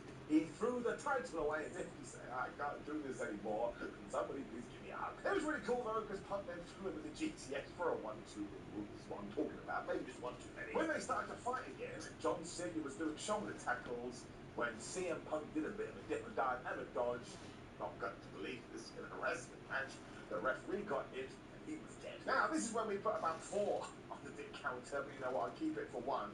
Because Seth Rollins' music hit, he came out with his goons, and I have to say, I didn't get very excited here because it was so cool, and yet they started to make their way to the ring, and the commentators were like, oh my gosh, Money in the Bank. Now for a while, CM Punk was able to get out of the way of Bronson Reed and Brock Breaker, but eventually they grabbed him and threw him into the announce table, and just as Seth Rollins was going, we need a new referee, John Cena pounced him and ran him over like a train. Now, once again, this is why I love wrestling. Like, Seth, why did you come out with a referee? Why did you clear the field? You could have just grabbed one in the gorilla position. It does make total sense, of course, though, because John Cena wants to hold on to his WWE title. And this is when Seth Rollins' goobers were like, well, now we don't like you. Johnny Boy got beaten up too. This is when the dick counter just went crazy. We have to put another one there. We just do. Because Penta came out, he had a terrible plan because he got killed. The Sami Zayn came out, he also had a terrible plan because he got killed. When Penta had taken the beatings down, he just dived onto everyone here. I was like, you know what, Penta, why not? Bronson Reed was able to kill John Cena with a tsunami, but my gosh, it was CM Punk that saved him by pushing Bronson off the top rope. That is when John Cena hit him with an AA, and CM Punk looked at John Cena, and John Cena looked at CM Punk, and they started to kiss. They didn't start to kiss, but they shook hands and they did the hug. Hilarious. Because all of a sudden, I think John Cena had PTSD. He remembered what happened in the Elimination Chamber, and he had that face again, and he tried to punch CM Punk right in his dick. Now, actually, CM Punk stopped that because he's not an idiot. Just as he was about to win this thing, Seth Rollins zoomed in.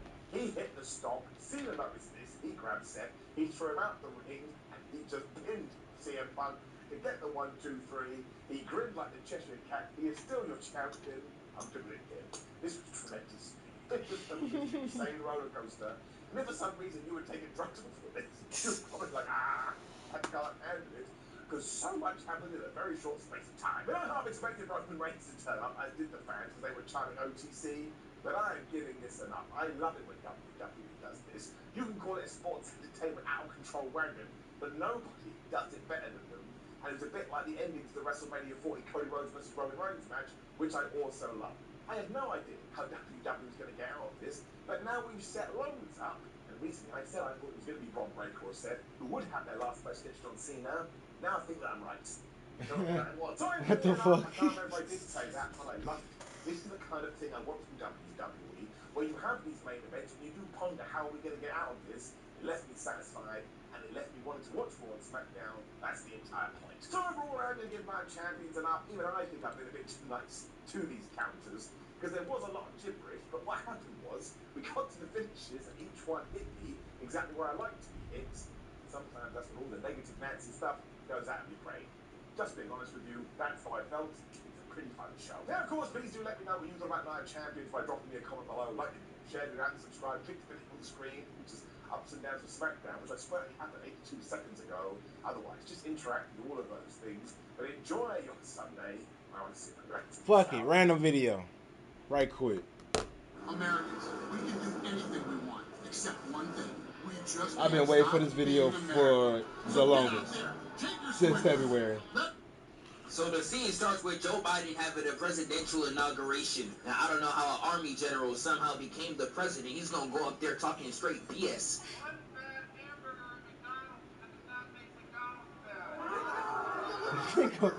What the fuck did that mean? My man starts tweaking like a recovering crack addict, spazzing like he off that gut pack. I'm talking losing his mind. And he starts turning all red like the Cardi song and starts ripping his body to shreds. This is probably how Webenyama was when he hit puberty. And behind the podium, he rises.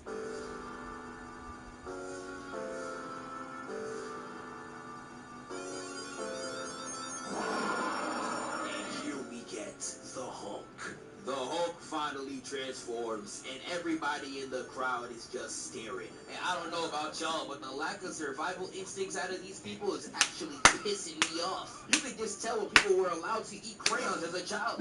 How do you know of the Hulk? See a Hulk and don't run in the opposite direction. Like, dog, I've seen people have more urgency leaving a Soldier Boy concert. And as far as I'm aware, seeing the Hulk and listening to Soldier Boy are both equal threats to your life. I don't know why y'all still here. We they got this man in the back looking everywhere but the threat. My dog, what possibly could have your attention in this moment? Hey dog, Kamala got a BBL.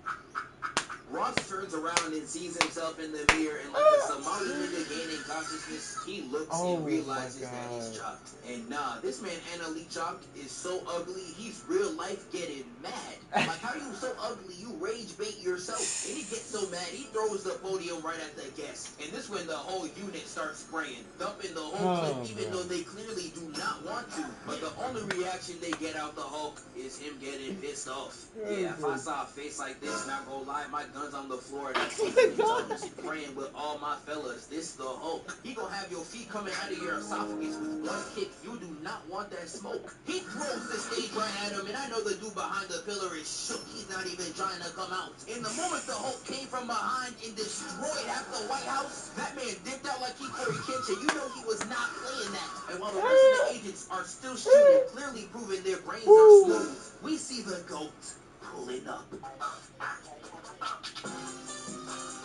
here we get my nigga. Now, I'm so used to calling it. This nigga's so stupid, bro. This nigga's stupid. Oh my god. Oh shit. Oh my god, bro. The GOAT pulling up. And here we get my nigga. Captain America shows up. Now, I'm so used to calling this aardvark lookalike the Falcon. Calling him Cap still feels a little weird to me. But I have a solution I think Marvel definitely sold the bag on. Yeah. He had the perfect lob to make him the coldest Avenger leader ever. Y'all should have just called him Captain Falcon. Type shit. Like, bro, I don't know about y'all. This would have gave him some much needed sauce. Hey. Could they do that though? Because I know that's a whole different property. Can they do that? That's probably why they didn't do that, even though they had him named Captain America in the comics. But Captain Falcon would have been way doper. Maybe I'm tripping. I feel like that should be dope. Wait. Is that rain out here, nigga? I never heard thunder, but... Oh, it's getting busy out there. Boy, Katie said, fuck that fan. I'm trying to come inside, bitch. Let me in.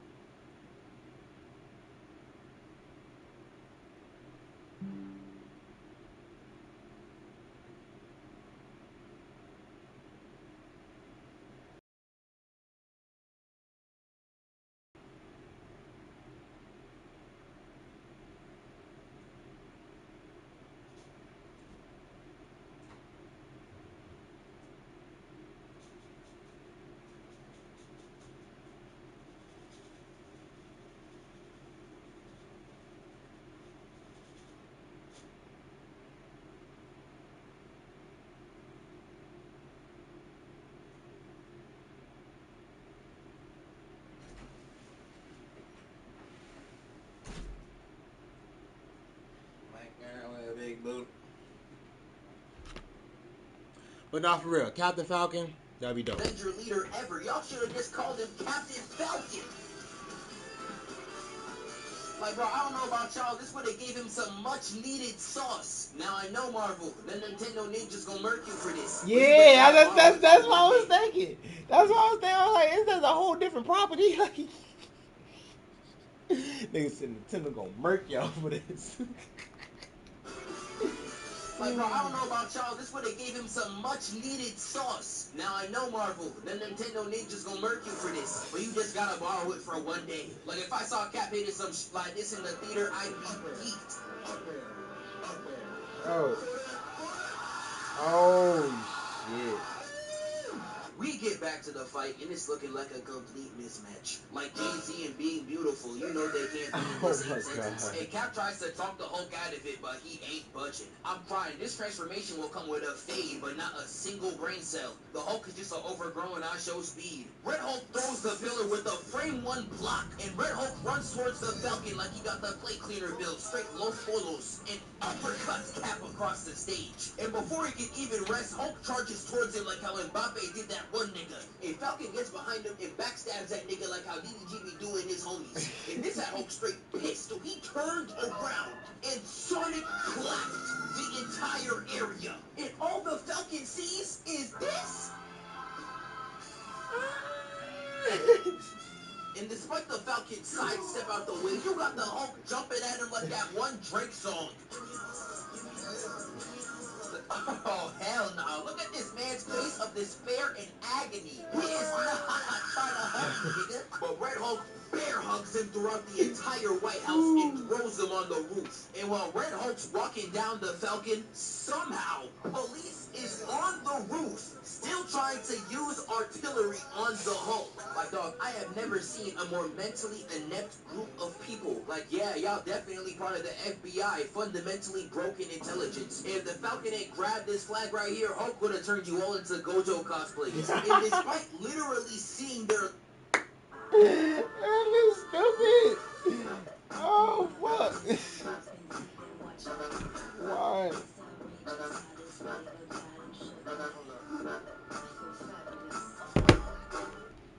Lives flash before their eyes. They are still shooting at the Hulk.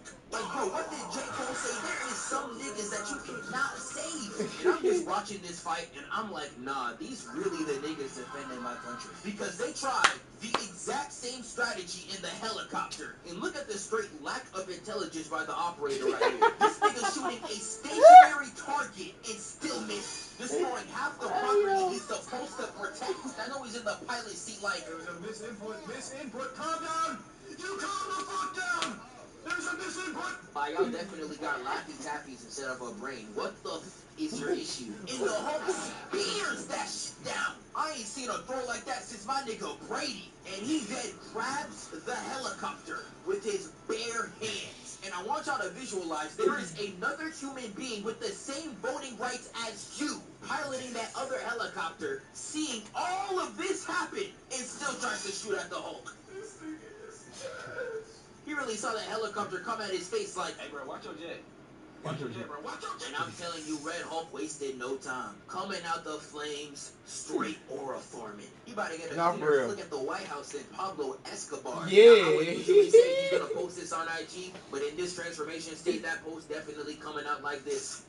But Red Hulk's on top of the White House, screaming at the top of his lungs. And Captain Falcon was not gonna let the Hulk turn the White House into Chernobyl. He was like, oh nah, I gotta get him out of here. And he sprays his body like he hit in the mute spitter, and this gets Red Hulk angry as all hell. And while the Falcons run... Oh my god. Oh my god. Why? Why? I haven't heard that nigga name in so long, bro. Oh my fucking god. Oh fuck, he killed me with that one.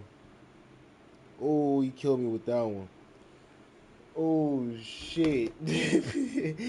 I'm hitting a mute spitter, but that was that moving like Bernie back then, boy.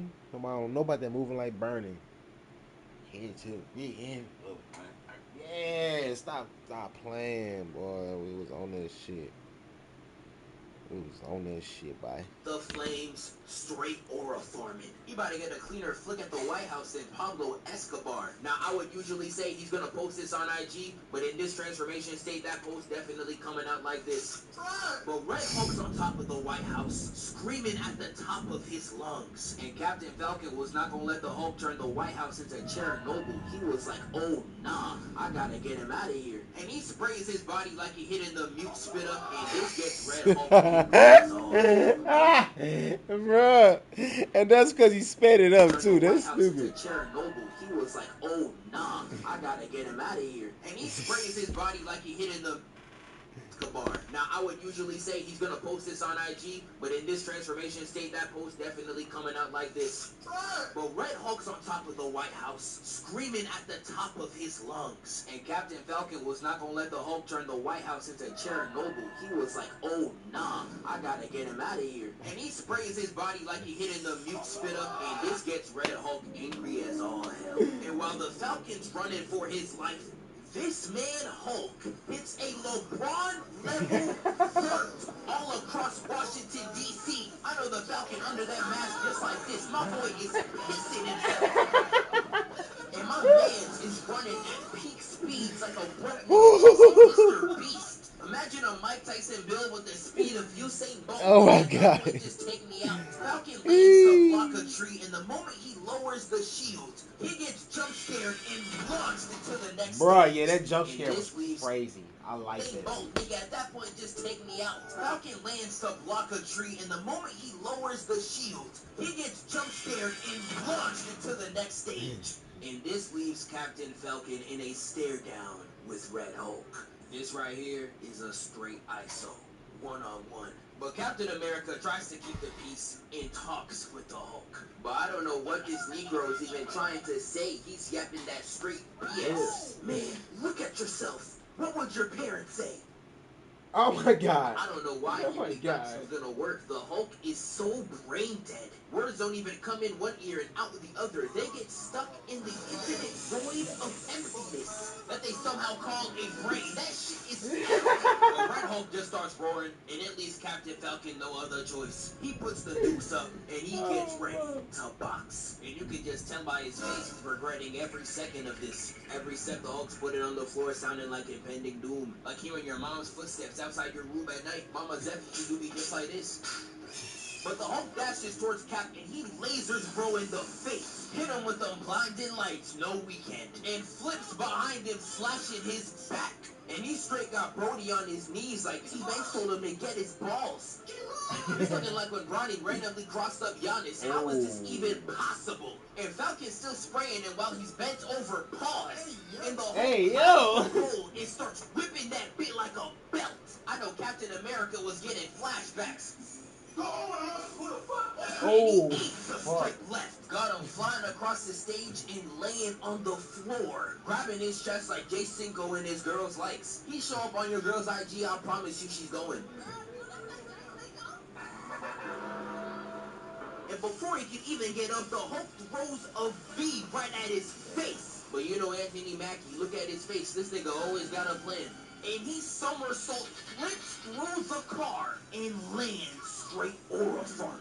Like, now this man's trying to make his Captain America case as strong as possible. This entire movie, he using that shield like a chain, making sure it's visible in every possible frame. It's like every movie hits is pre-installed with an IG filter. And the Hulk punishes his aura farming attempt right away, because he immediately charges right up and starts burying this man with straight left, right, left, right. He's trying to put another black man in the ground. I know Ronald Reagan looking up like these. And the Hulk is just beating this nigga inside. I real life thought he was gonna do him like how Broly did Vargas. In a rocket built for one person, head at. And the little drones are watching Cap get straight dogged. And instead of calling for help, they get the RDC bed. He gets sprayed in the face like a random thought, and the Falcon takes that chance to dip out of there. But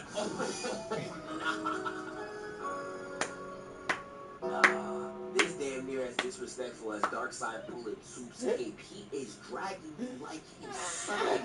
Dog, fight back. It even got to the point where he tried to hit this dude perfect shot to hit his back, and the Hulk said, yeah, I ain't gonna lie. If you want my life that bad, just take it, gang. He basically just stole your chain with that one, and at this point, I know the Falcon was straight pissing himself. And he starts ripping apart his wing. Got the next frame looking crazy. Like, nah! And it completely rips his wing. Got the next frame looking crazy. Like, nah!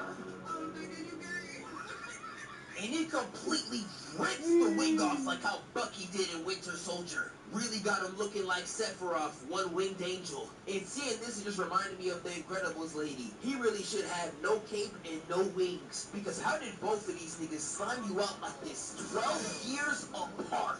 Nigga, I got sperm cells older than that. And he hits that boy with the Michael Jordan, pumping his entire scalp, holding him like these. This is the most insane act of little broing I have ever seen in my life. This really how your so-called homies gonna do you in front of the hoes. And the Cap sees that a part of his wing is stuck in his abdomen, and he Falcon kicks that bit inside his gut, causing the Hulk to let go, and he hits him right back. And this man really Y'all see that shit, huh? Still getting on call.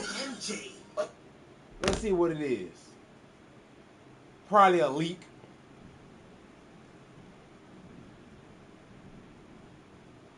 And note, this call may be recorded for business purposes. This is an emergency maintenance call for outlets of leading view. Press or say when to accept, or press or say to reject.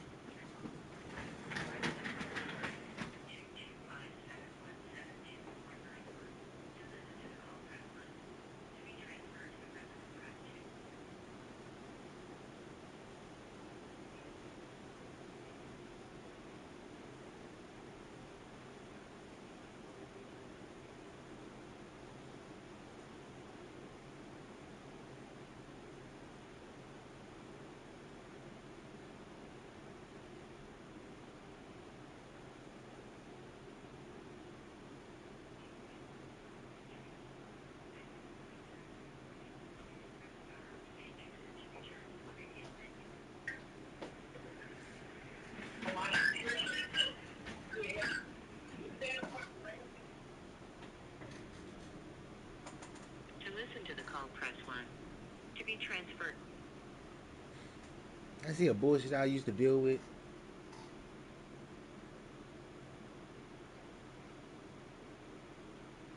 Call about a problem, but don't issue the problem. Like, bitch, bitch, bitch. Again, still flexing the shield. He's acting like Scarlett Johansson's in attendance. And the Hulk jumps right at him, asking for one more hug. But the Falcon's like, nah, F off. Winds the wing back and stabs him, blowing the entire arena away. Ended the battle in my dog's victory. Now, shout out my nigga Captain Falcon, but y'all really telling me a man with no super soldier serum is able to 1v1 box the Hulk? Yeah, I don't know about y'all niggas, but somebody's clearly lying. What's good with y'all? Pickle outro. I ain't gonna waste too much of your time, but new TikTok on the way, new Twitch streams on the way, consistent Zeph on the way. I hope no promises yet. Join the Discord and follow the social. All updates from me will be on there. Hit you with the phone, hit you with the phone, let that motherfucker know. Whoa, whoa. Now, to be honest, I didn't think it was gonna rain, so I really don't want to fucking record while it's raining. I don't want that background noise. I really don't. I really don't. So if I have to, I'm possibly do that shit tonight. So with that being said, I'm about to eat.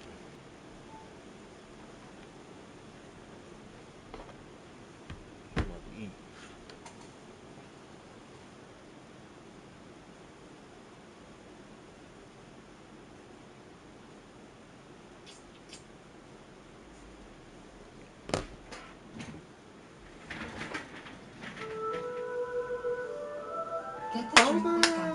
Get the drink with fancy on side. Oh.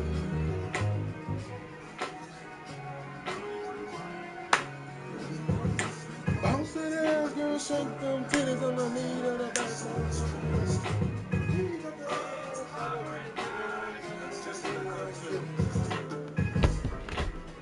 Hey, welcome back to Screen Crush. I'm Ryan Airy, and this is all the Easter eggs, references, and little things you might have missed in the final trailer for the Fantastic Four First Steps. This trailer gave us so many sweet new reveals of the characters, the villain, and some hints about how this is going to connect with the Fantastic Four's post-credit scene in the Thunderbolts. I can't wait to break this baby down, but before we get started, I want to show you this awesome new Fantastic Four parody merch at our merch store, like the rockets of the Fantastic Four and Superman passing each other in space, Clobbery Time, Flame On, the FF as the Beatles on Abbey Road, the FF as the Jetsons, and The Thing as John Carpenter's The Thing. We love designing these shirts for you guys. Links are below. Now, I am so excited for this film because it seems like it truly embraces what I think are the two key tenets of the Fantastic Four. Number one, they are a family, and number two, they are explorers. The team is all about exploring new frontiers. It was born out of the optimism of the space age, and this gave the comics an endless imagination that I hope carries over to this franchise. Now, this trailer has mostly new footage, but we open with the shot that ended the first trailer, the Fantastic Four on a set that looks like the Beatles introduction on the Ed Sullivan Show. And this is fitting because this trailer is really giving us our first look at all the main players in this movie. Notice the Marvel logo, like the 1960s Cinerama Theater in Los Angeles, as we get individual shots that show each person's personalities. Reed, in his cozy-ass turtleneck, looks serious and studious. Sue looks charming. Johnny looks distracted, and Ben looks like he does not want to be there. In the crowd, we see fans waving the sport flag, like we saw in this most definitely not AI-generated poster that was released a few months ago. Now, this shot is important because it's establishing that the team are not just superheroes, they're the superheroes. Director Matt Shackman has said that they will be the only superheroes in this universe.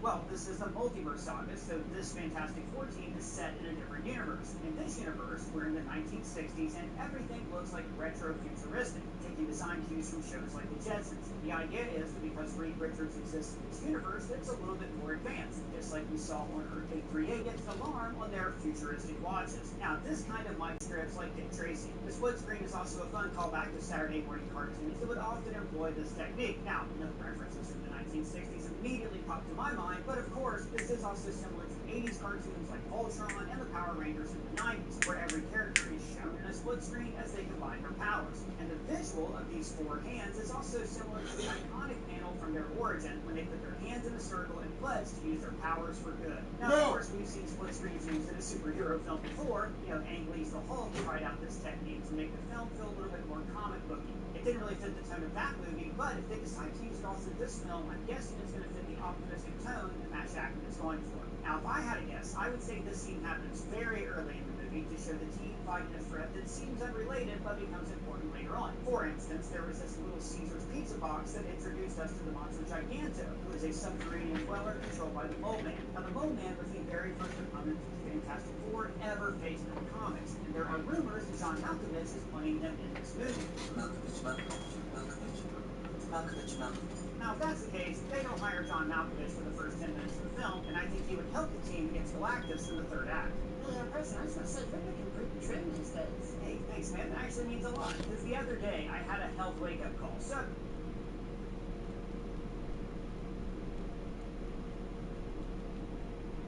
packed with any purchase. Now, back to what I was saying. As they hurry up, they run past the next act on the variety show.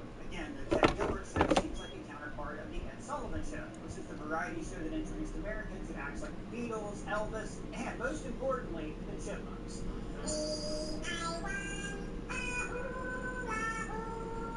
We also see a poster on the wall that looks like Johnny Storm in a bunch of sports cars. Now, in the comics, Johnny is a major gearhead, and we might see some aspects of that in this movie. Like maybe he's the one who gets to retool and update the Fantastic Car. And then, one by one, we get an introduction to their powers and personalities. We see Reed stretching, which frankly is very, very hard to capture well on film because it can easily look like this.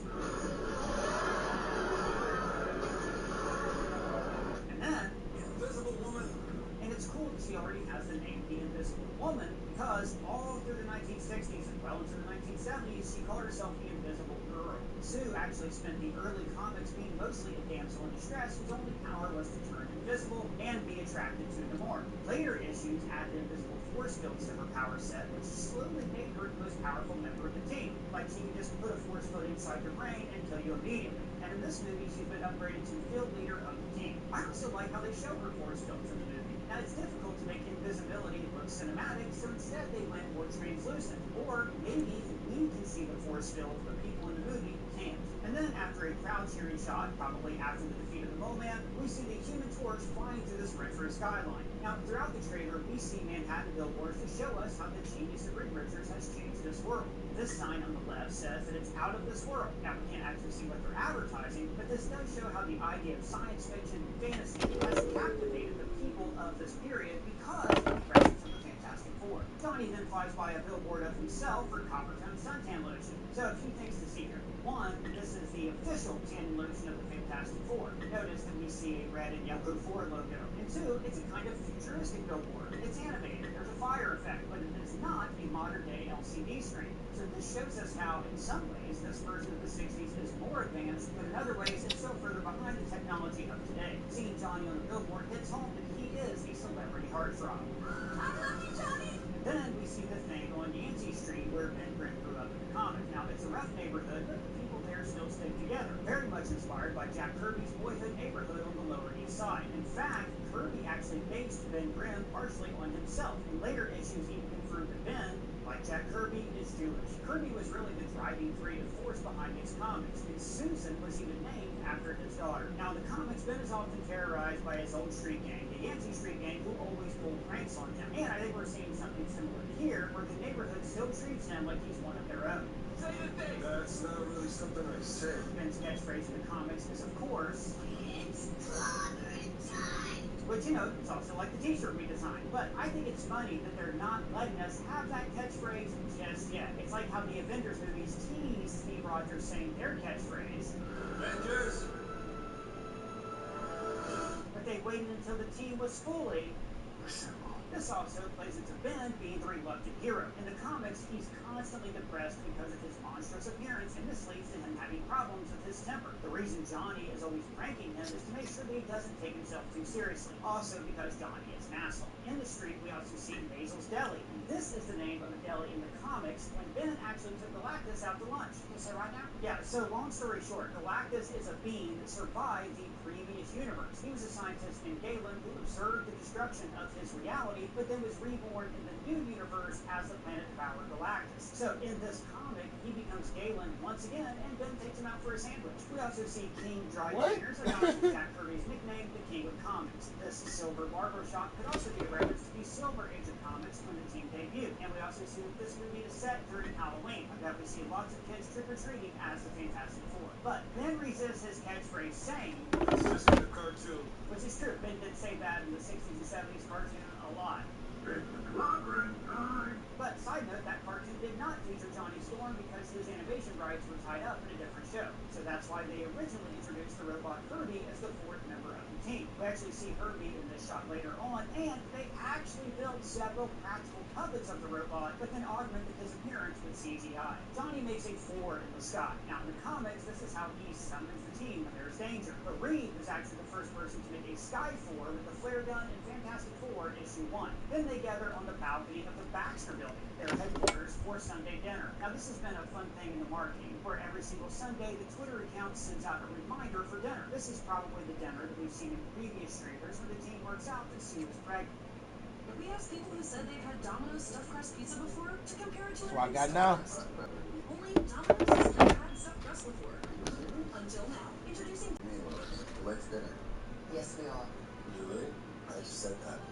Are you pregnant? So, this moment when they are celebrating new life is when the end of all life on the Earth arrives. The sky behind them erupts in fire. And this is taken from Fantastic Four issue 48. Before Galactus' revival, the Watcher tries to mask Earth from his view by covering the sky in fire and stone. But here it's showing us the coming of Julia Gardner's Silver Surfer. Now, in the comics, the original Surfer was named Norrin Radd, a scientist who offered up his service to Galactus if he would spare his planet of Zenla. Galactus gave him the power cosmic and then sent him forth in the cosmos to find him suitable planets to eat. Now, in this film, the origin has been tweaked slightly, and she is Shala Val, who is Norrin's wife in the comics. The Silver Surfer is one of the most iconic Marvel heroes, and I could go off on a deep rant about this character. Now, we first saw him in 2006's Rise of the Silver Surfer, where he was played by Doug Jones, and frankly, he was the highlight of that movie. In the shot of Times Square, we see a B movie called Attack of the Fungi, and on the far right, this is the rocket of the Fantastic Four. But this looks like their origin rocket that we've seen in previous trailers, the one they took into space to fly into cosmic rays that gave them their powers. But we also saw a separate rocket in the Thunderbolt scene, which I'll talk about a little bit later in the video. Then they're standing in front of the Fantastic Car, which has been reimagined as a 1960s hot rod that flies,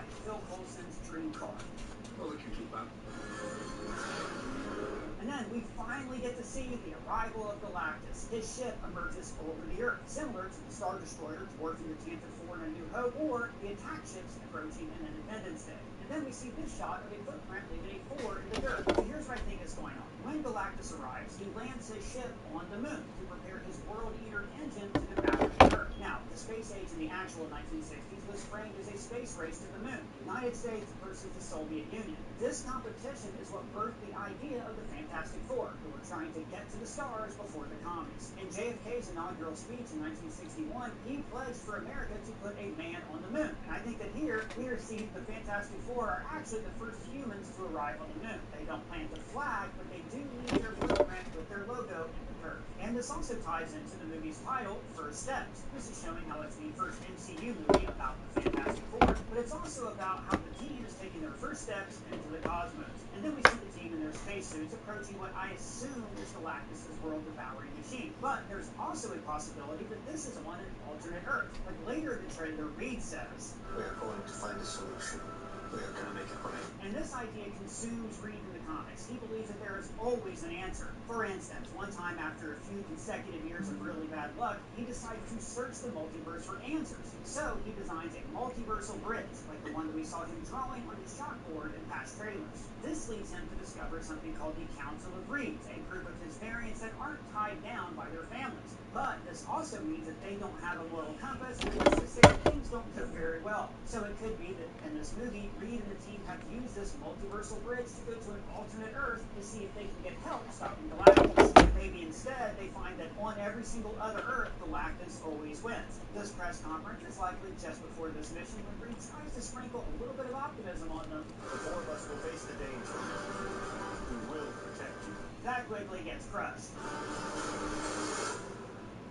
So, after we see this looming doom, we then see their new hope, little Franklin Richards. Now, in the comics, Franklin is a mutant who grows up to be one of the most powerful beings in the universe. Seriously, he's even better than Wanda Maximoff when it comes to shaping realities and creating universes.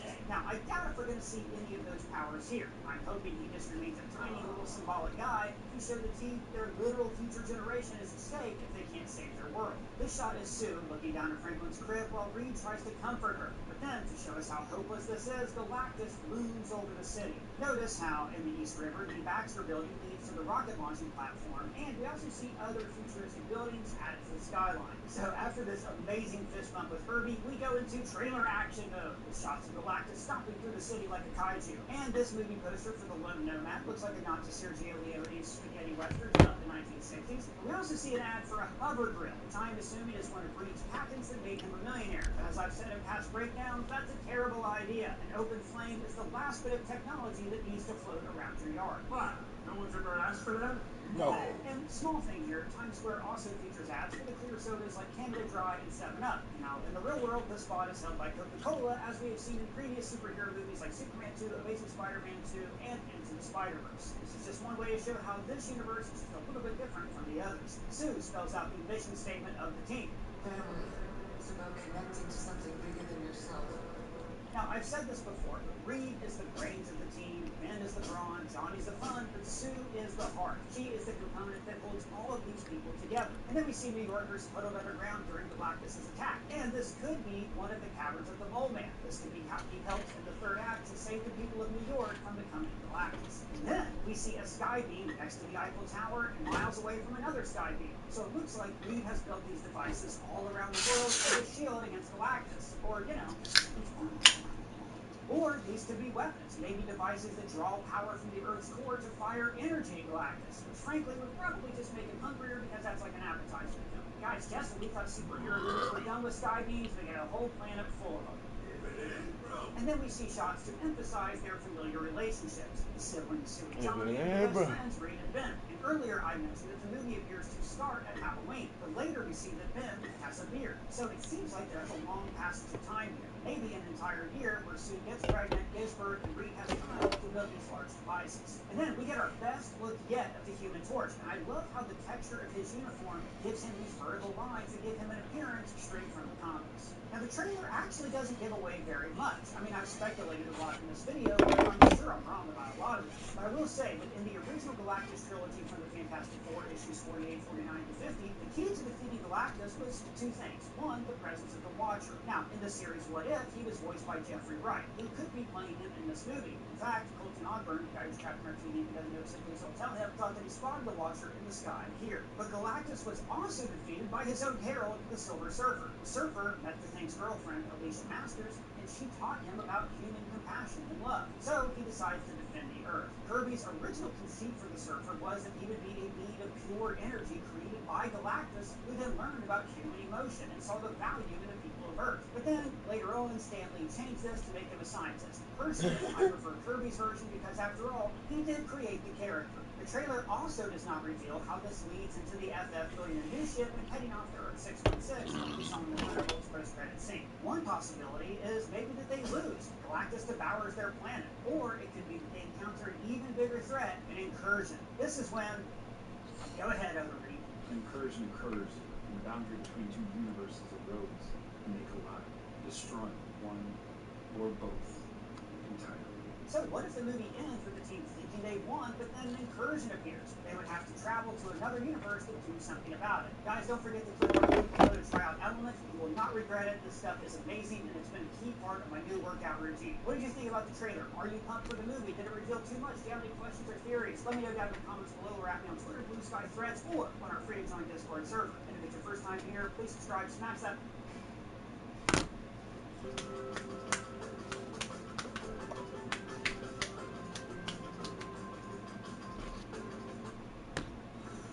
I heard Riri Williams was a genius, but I said to myself, Parker, you gotta meet this kid up close.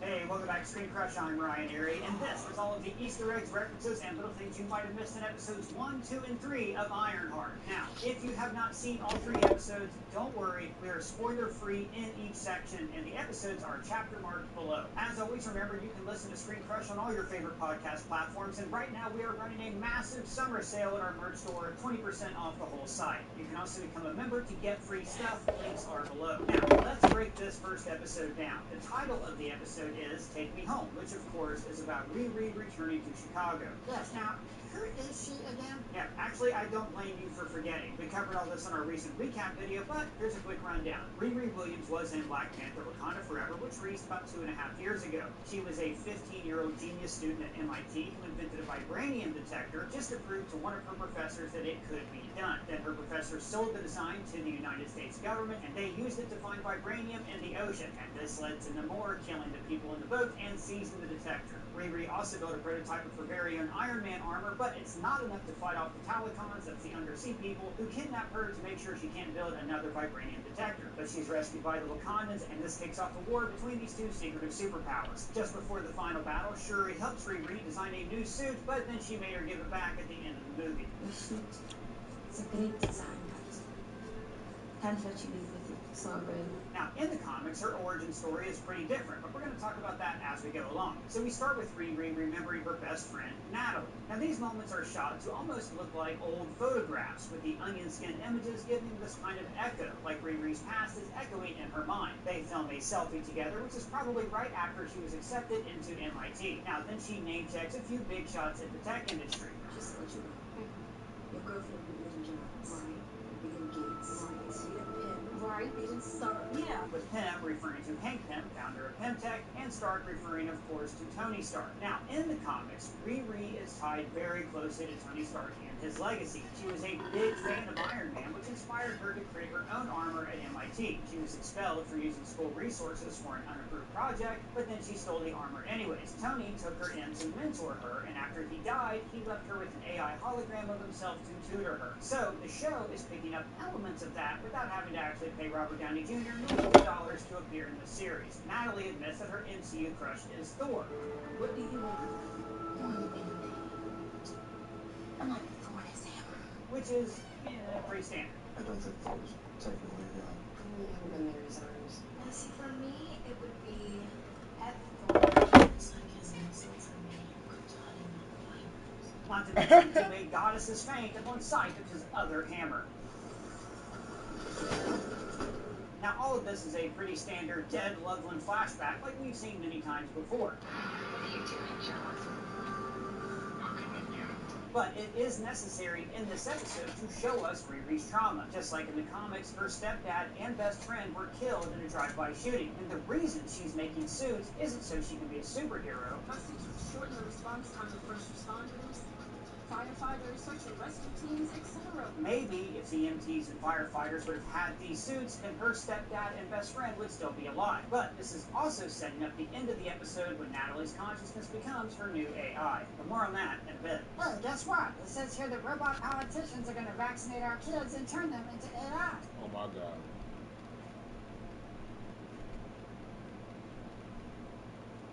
Yep, to make the media landscape more transparent. Now, back to what I was saying. Riri narrates this opening montage showing her working around the MIT campus. Now, MIT is not only where she goes to school in the comics and in Wakanda Forever, but it's also the alma mater of Tony Stark in the MCU. We first saw this mentioned here in this clipping in the Tony Stark montage of Iron Man 1. But remember, Tony Stark gave a talk at MIT in Captain America's Civil War, where he talked about himself, but then gave everybody a bunch of money. All of your projects have just been approved in funding.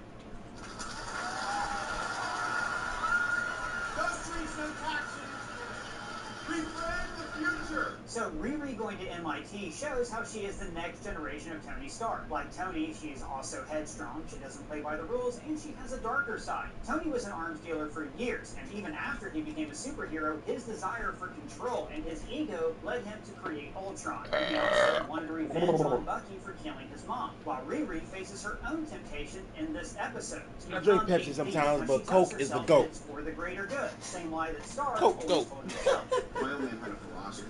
Peace means having a bigger stick than the other guy. My father helped defeat the Nazis who worked on the Manhattan Project. A lot of people, including your professors at Brown, would call that being a hero. In this montage, we also see footage from Wakanda Forever of Riri working with Shuri to build her suit. Now, she calls this an internship abroad, and Wakanda actually does have an internship program like this in the comics. But all of this heroic stuff is intercut with her hustling to make money on the side, selling projects and test results to students at other schools. But she's not raising money to build the suit, she needs an AI to power it. Oh, but why? Well, going back to the first Iron Man movie, like as soon as Tony builds his second version of the suit, he installed his AI Jarvis into it. The suits have so once that it takes an artificial intelligence to monitor everything going on. This is why, as soon as Tony loses Jarvis, he uploads Friday into his new suit. And it's why Peter got Karen in Spider-Man Homecoming. In fact, according to Daniel RPK, many of these AI are going to be in humanoid form in the upcoming series Vision Quest, which I am like bananas excited for.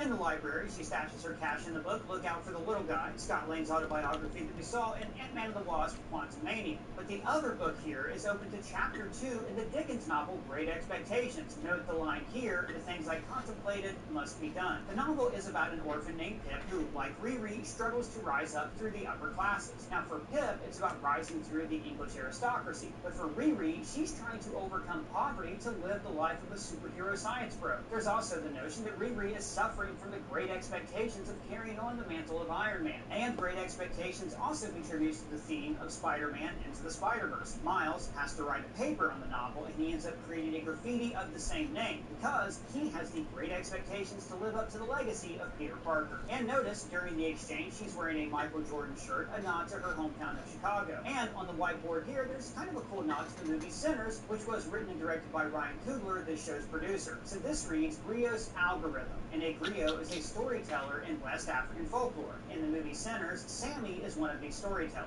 Griot is also the name of Shuri's AI in Wakanda Forever, who guided Riri during her chase from the feds. I think she's written it down here to try to break down how it works so she could replicate it for her new suit. But the griot algorithm is also a real concept. It's the idea that the way African storytellers passed on knowledge could become the basis for an AI developed by African scientists. After selling this guy a force field, she flips through her notebook and we see power with a question mark, because without an arc reactor, Riri would have a hard time figuring out how to power her suit. I also think this question about power is going to come into play in future episodes based on what I've seen in the trailer. I promise I haven't watched ahead. These are no spoilers. And we see that she has drawn several designs of the armor on different pieces of paper, similar to how Tony's original plans could only be read if How you this stack nigga them doing a on top breakdown of with each no other. spoilers? And then we see Professor Wilkes. This is a breakdown. This is an official breakdown. His cameo from Captain America's Civil War. Now, Rash had that cameo because he worked with the Russo brothers on the show Community. This is also why Danny Pudi, Yvette Nicole Brown, and Ken Jeong have all appeared in their MCU films. In fact, actually, when Joel McHale and Donald Glover appearing in different Spider-Man movies, only 3 members of the Greendale 7 have not appeared in the MCU.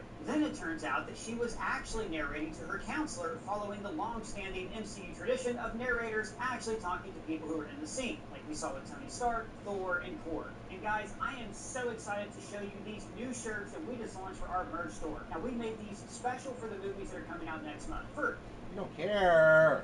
Oh my god, sorry. Shit. thank you guys so much for your support, and the links for those are below. As they're confronting her about selling tests, Jim Rash says, Quite frankly, you have been a horrible steward of Stark's legacy. and I love the subtle bit of self-importance here, that because he met Tony Stark one time backstage, he feels like he's an authority on Tony Stark's legacy. As she's snatching her gear, the song T by Cobra plays, and it's a song about a girl getting over a breakup by talking shit. And the first line is, "The Queen has arrived." So Riri has now broken up with MIT, but she's looking to keep what's hers. Just like in the comics, she grabs her armor on the way out of MIT, and notice how the armor still has little Tinkerbell jets in her hands, just like in every variation of Tony's armor. Now, her AI in the suit was provided by the school, and it's a pencil named Trevor. Now, this seems inspired by the annoying Microsoft paperclip that always pop up and ask if you needed help. Her password is 30216RW, and this is probably a nod to her first appearance back in 2016, and her first appearance as Ironheart in Iron Man Volume 3, Issue 3. And there's also similarities here to Tony Stark's first fight out of his garage in Iron Man 1. And even though both characters ostensibly built their armor to do good deeds, they both have a lot of fun flying around them. Now, when she asks for a route to Chicago, he brings up the 70s rock band, and actually it's one of the best live shows I've ever seen. They played with Earth, Wind, and Fire. It was incredible. Highly recommend. And I want to note that technically Riri did not steal anything. She paid for this armor with her own grant money. Next, we meet the Hoods gang hiding in a van that promises friendly neighborhood service. Maybe a nod to the friendly neighborhood Spider-Man. 2 of the gang members are called the Blood Siblings, but I think they could be a nod to the Blood Brothers, a pair of alien villains from the comics. One of them is named Clown, who is an absolutely brutal assassin from the Matt Fraction Hawkeye run, and Slug is also a gangster supervillain who I think has nothing in common with the character in this show. And the great Eric Andre plays Stuart Clark, aka Rampage. Now, in the comics, he started a failing business called Clark Futuristics, and when his company collapsed, he stole an exoskeleton for himself and fought the Champions, a West Coast-based team that started in the 1970s. And actually, the Champions will probably be coming soon to the MCU as the super team that Kamala Khan formed while she's in California. We're putting together a tape. Now, to get in the house, the Blood Siblings use a pyrotechnic called Dragon's Breath. Remember that for later, it'll probably be important. And when the alarm goes off, everybody breaks out into one of those highly unrealistic movie fights where everybody is an expert in hand-to-hand combat instead of just pointing guns at each other. But this slide across the table was very cool. The person in the chair in the passenger seat of the Hood's Humboldt electric car is played by none other than the legendary Shea Coulee, who is also from Chicago. My name is Shea Coulee, and I'm from Chicago. Now, after they call the heist off, we meet the gang leader, Anthony Ramos' Parker Robbins, aka The Hood. Now, The Hood was created by Brian K. Vaughan, Kyle Holtz, and Eric Powell, and he debuted in his own comic, The Hood Issue 1. Now, I recently read this comic book for the first time, and it's pretty damn good. I always knew The Hood from his role in Civil War, where he unites all the supervillains into one team that he leads. But the comic book shows us that Parker Robbins was really a small-time loser, whose life was always split into good and evil halves. Like, he visits a prostitute, he has a loving wife at home, he idealizes the villain Electro, but turns down a job from a Hydra agent. And this duality plays into his powers, which have a demonic nature. See, he was an ordinary small-time crook who stole the boots and cloak of a demon, which give him powers like invisibility, teleportation, and enchanting his pistols to make them more powerful. But the cloak actually made him a host for Kool-Aid. And it's also Chicago. Now, after they call the heist off, we meet the gang leader, Anthony Ramos' Parker Robbins, aka The Hood. Now, The Hood was created by Brian K. Vaughan, Kyle Holtz, and Eric Powell, and he debuted in his own comic, The Hood Issue 1. Now, I recently read this comic book for the first time, and it's pretty damn good. I always knew The Hood from like his role in Civil War, where he unites all the supervillains into one team that he leads. But the comic book shows us that Parker Robbins was really a small-time loser, whose life was always split into good and evil halves. Like, he visits a prostitute, but he has a loving wife at home. He idealizes the villain Electro, but turns down a job from a Hydra agent. And this duality plays into his powers, which have a demonic nature. See, he was an ordinary small-time crook who stole the boots and cloak of a demon, which give him powers like invisibility, teleportation, and enchanting his pistols to make them more powerful. But the cloak actually made him a host for the spirit of Dormammu, who you remember we saw in Doctor Strange. Dormammu, I come to bargain. Dormammu. Mama! And there are also strong mystical and demonic themes in this show. Parker's back tattoos seem to be a stylized version of the Taino sun symbol, which is the name of the indigenous people of Puerto Rico. The Taino sun symbol represents life, creation, origin of all life, and symbolizes inner strength. Parker also wears the flag of Puerto Rico on his chest as a tattoo, representing the large Puerto Rican population within Chicago. So we go from the aborted heist to a doomsayer on the street. Now, anytime we see a doomsayer like this in a movie or TV show, we're always meant to think that he's crazy, but there is usually a hidden importance in their words. For instance, in The Watchmen, the crazy doomsayer turned out to be Rorschach. Now, that could be referring to the upcoming multiversal crisis with incursions, but more likely it's about a demonic entity set to take over the Earth later this season. And right when he says, Riri's faceplate drops from the sky, a way to say that, sure, Tony Stark can't save you, but Ironheart can. After she's locked out of her armor, it begins to disintegrate, and I just love this whole sequence. Like, the entire scene is shot as if they actually had to film a person who was flying. It's like the team asked themselves, if we had to film a flying person, where would we mount the camera? And that's how we get this great shot where the camera is strapped to her legs as the rocket falls off. This kind of care in the CGI is important because subconsciously, we know when an effect shot would be impossible to shoot, and that takes us out of the illusion. Like this shot of Bruce Willis in Die Hard 2. There's actually no way they could have put the camera to capture that shot without visual effects, so it just doesn't feel realistic. The armor falling apart is also like her first mission in the comics, when her suit basically disintegrates after she punches a truck. And the title is done by creating words within the scene, and we saw this a lot in the underrated Marvel show Ms. Marvel. She lands next to a mural painted by Mitchell Caton and Calvin Jones, which celebrates black artists such as Billie Holiday, Dizzy Gillespie, Moms Mabley, Nat King Cole, Stevie Wonder, Josephine Baker, and several others. This is the South Side of Chicago, a traditionally black neighborhood that still proudly advertises this business as black-owned. And this is also Riri's neighborhood in the comics. As she's walking down the street, they call her.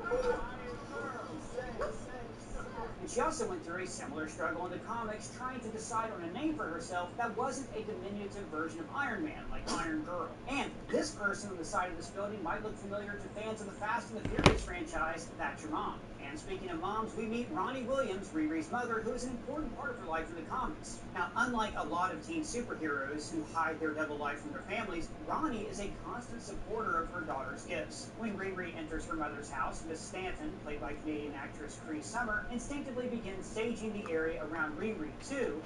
Just clearing the stank over that your drug addiction don't mind me. Now, this is a common practice among spiritual practitioners to clean negative energy off of crystals or other ritual objects. Riri's mother asked Miss Stanton, Which crystal is for wise asses who've been kicked out of school? Black obsidian. and Miss Stanton mentions black obsidian. And in Agatha All Along, this is also the stone that the Coven uses to protect the pathway for the Green Witch, Rio. Heard you guys were having a party. Black obsidian is used by spiritualists and in witchcraft for protection, for grounding, and for aligning with your path. This stone is great for Riri because she's entering a new chapter of her life. She's in a state of transition and quickly entering potentially dangerous circles. Now, when Riri's mother asks her, Why do you insist on building your own death trap? she responds with, As a kid. which is a callback to the night her father and Natalie died in the shooting, where her father says, Then why'd you do it?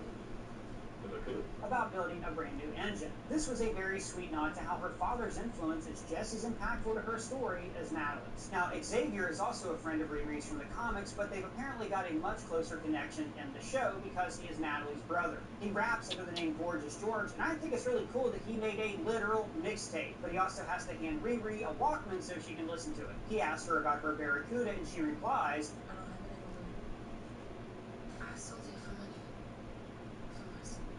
and this is heartbreaking. In the comics, the Barracuda was her stepdad's car, and they worked on it together. And we also see it in Wakanda Forever. It's the car that Okoye drives in the chase with the feds. Now, it was And trashed, Shuri but fixed Shuri that bitch. restored it as a Yay! gift for Riri. Now, this car was what she had left of her stepdad, and she sold it to raise money for her suit. And this shows how Crazy. she is pouring her heart and soul into creating this machine. Nah, Which for is real, an that's interesting crazy. contrast to Tony Stark. Tony Stark built the Iron Man suit as he was discovering that he had a heart, while Riri built her suit by sacrificing her heart. Like the pharaohs of old. What? That makes no sense. Oh, yeah, no, I was thinking about something else. Never mind. Okay, now at the auto parts store, we see clippings that tell us that Riri won a high school science fair when she was just 12 years old, and they mention that she was a Tony Stark Fellow. Now, a Tony Stark Fellow is one of the recipients of Tony's grant money, like we saw in Civil War. But we also see that Riri graduated high school in 2020, so she's actually not in the crowd that Tony speaks to in that movie. After John offers Riri a job, she goes to this pizza parlor to meet up with him, and she passes by this poster of the Chicago Bulls championships listed. In the freight elevator, she's given a death trap test, like something out of Saw. LeBron,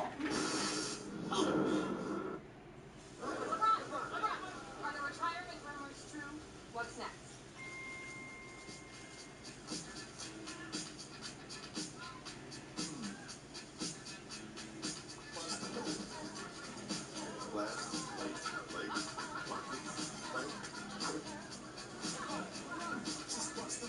There you go, King.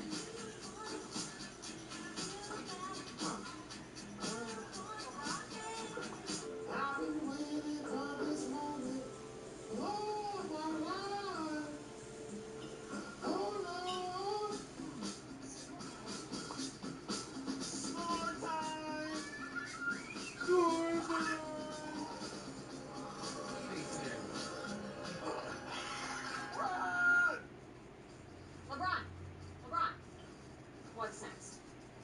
Whatever it is, it's gonna be a big deal.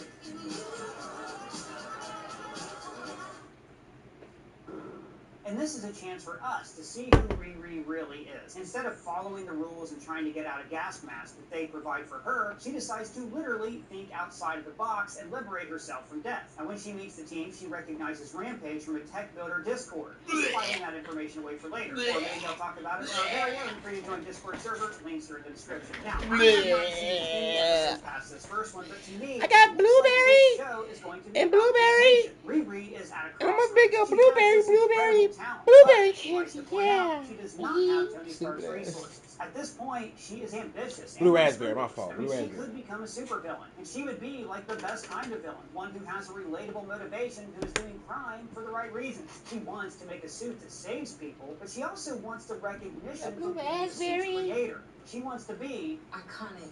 So this is how Parker knows exactly what to tempt her with. And she gives in to this first devil's bargain, offering to bend the law as long as nobody gets hurt. At home, she listens to Xavier's mixtape and realizes that he sampled her best friend Natalie's last answering machine message to him. And this triggers her trauma and a flashback to the night that her stepdad and Natalie died. She tells him that instead of rebuilding the entire car, she could just swap out one part and get more power. And I think this is setting us up for the rest of the season. Riri has just taken a shortcut to finishing her armor. She's agreed to break the law. And I think that we'll see her gradually learn that her stepdad was right. Building things the slow way creates an appreciation for the task because you're putting your entire heart into what you create. And then we learn that she had her own dream to drive That's how around she gonna the get Ironheart. that Riri has sold. And when this triggers a panic attack, she refuses help and lashes out at her mother. And we're seeing a destructive pattern begin here. Riri doesn't want to deal with her emotions. She would rather project blame onto others. And this is because, ultimately, she probably blames herself for the deaths of her best friend and stepdad. This is why she wants to create the armor, not just to save lives, but so she can stop feeling guilty about letting them die. The montage of her repairing her armor is a deliberate homage to Tony Stark building his suit. We see the goggles, pounding metal on an anvil, looking at the faceplate, and just like Tony Stark in Iron Man 3, she is burying her trauma in her work instead of actually coping with it. And this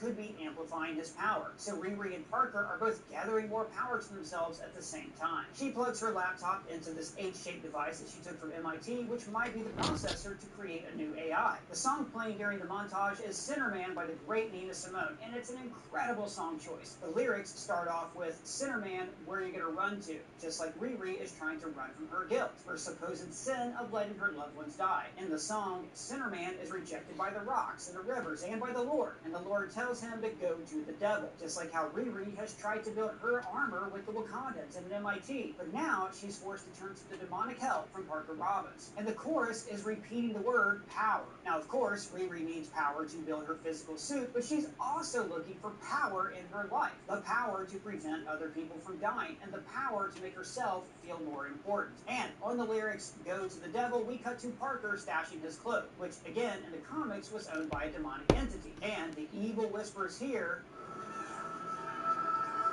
are like the cryptic language of the demon that he steals it from in the comics. From a psychological perspective, Riri creating the Iron Suit to help and protect people is also representative of her need to protect herself from grief and loss, but also is a means to feel in control. Oh my God, a special background? After her father's death, Riri felt helpless and anything but in control. So, building her suit lets her regain that sense of power that she longs for in order to protect the people that she loves. She craves respect so that other people won't try her or threaten the people that she holds most dear. Meanwhile, Riri falls asleep thinking about her friend Natalie, which is probably why the AI takes her form. So I actually love this change from the comics. Seeing Tony Stark show up in the show would actually be a huge distraction. We'd be more focused on Robert Downey Jr. instead of Riri's journey. Natalie, as her AI, connects the armor to Riri's trauma and gives her a chance for catharsis. Now, the scene at the end credits is called No Evil by Sir, and it is about a person examining themselves but not seeing any evil. As they say, I see another reason for me to believe in the hero, which sets up Riri's journey to become a hero for the rest of the season, looking past the evil inside of herself and finding the hero inside. And now let's move on to episode 2. We are introduced to the AI of Natalie, or as she calls herself. You could call me neuro-autonomous technical assistant and laboratory intelligence entity instead. Now, Riri having an AI appear as a person is taken from the comics, where her AI was a hologram of Tony Stark. Notice in her room we see a bear sticker, a Bulls poster, and the wallpaper on her computer is her stepdad's Barracuda. And this is the robot dog she won the Science Fair prize for, like we saw in the clipping last episode. And this is another parallel to Tony Stark, who built his first robots when he was just a kid at MIT. Riri confirms that she was trying to replicate Rio, Shuri's AI that helped her drive her suit in Wakanda forever. Mr. Rio, I could really use that backup right now. Outside, we see that she lives on Ironheart Avenue, which will eventually become her superhero name. He said it! He said it! Riri picking a name close to her roots is also bruh, he probably thought the same thing that I thought at first. Because I was like, I really thought that shit as soon as I saw it, and I was like, Ironheart Lane. Like, that don't sound right. That's not even a real street name. I doubt that shit. Real talk. Superhero identity. Small. At the meeting, we see the squad watching a video of Sheila Zarat talking about Tunnel, which was mentioned here last episode. Oh, we still got Tunnel, Airline, the big job. She is working to build a private highway that, as we hear... You mean, Sheila, I don't care if my tunnels destroy entire communities if it makes me rich? Zarate? This is referring to how, when Americans built their superhighways in the mid-20th century, they were often built through black neighborhoods, decimating those communities. According to History.com, this happened in major cities like New York, Miami, Chicago, Minneapolis, Pittsburgh, Oakland, Nashville, Baltimore, Atlanta, and more. Tunnel uses electromagnetic tracks to move cars, similar to the maglev tracks that we saw hauling Vibranium and Black Panther. Now, the gang gets Riri on their side by making it sound like they are doing this to protect their community. Not for real, that was like the first type of futuristic shit I saw in the universe. I think. Riri makes to get what she wants. Then we're formally introduced to everyone, and we learn that Slug is her Magicorp, the anything goes near lawless country where Baron Zemo did this.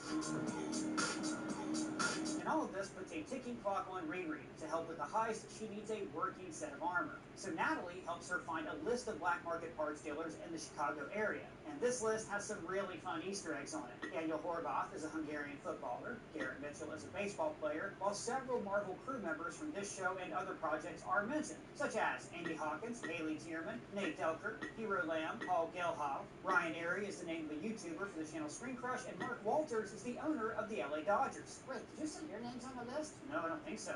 We have no black market tech here. But if somebody did put my name in the episode, then it's really a huge honor. That show is his officially name. canon in the MCU. I just want to thank whoever did this and all you guys. I want to thank everybody for watching, and most of all, thanks to the incredible team that I work with, because I wouldn't be here without them.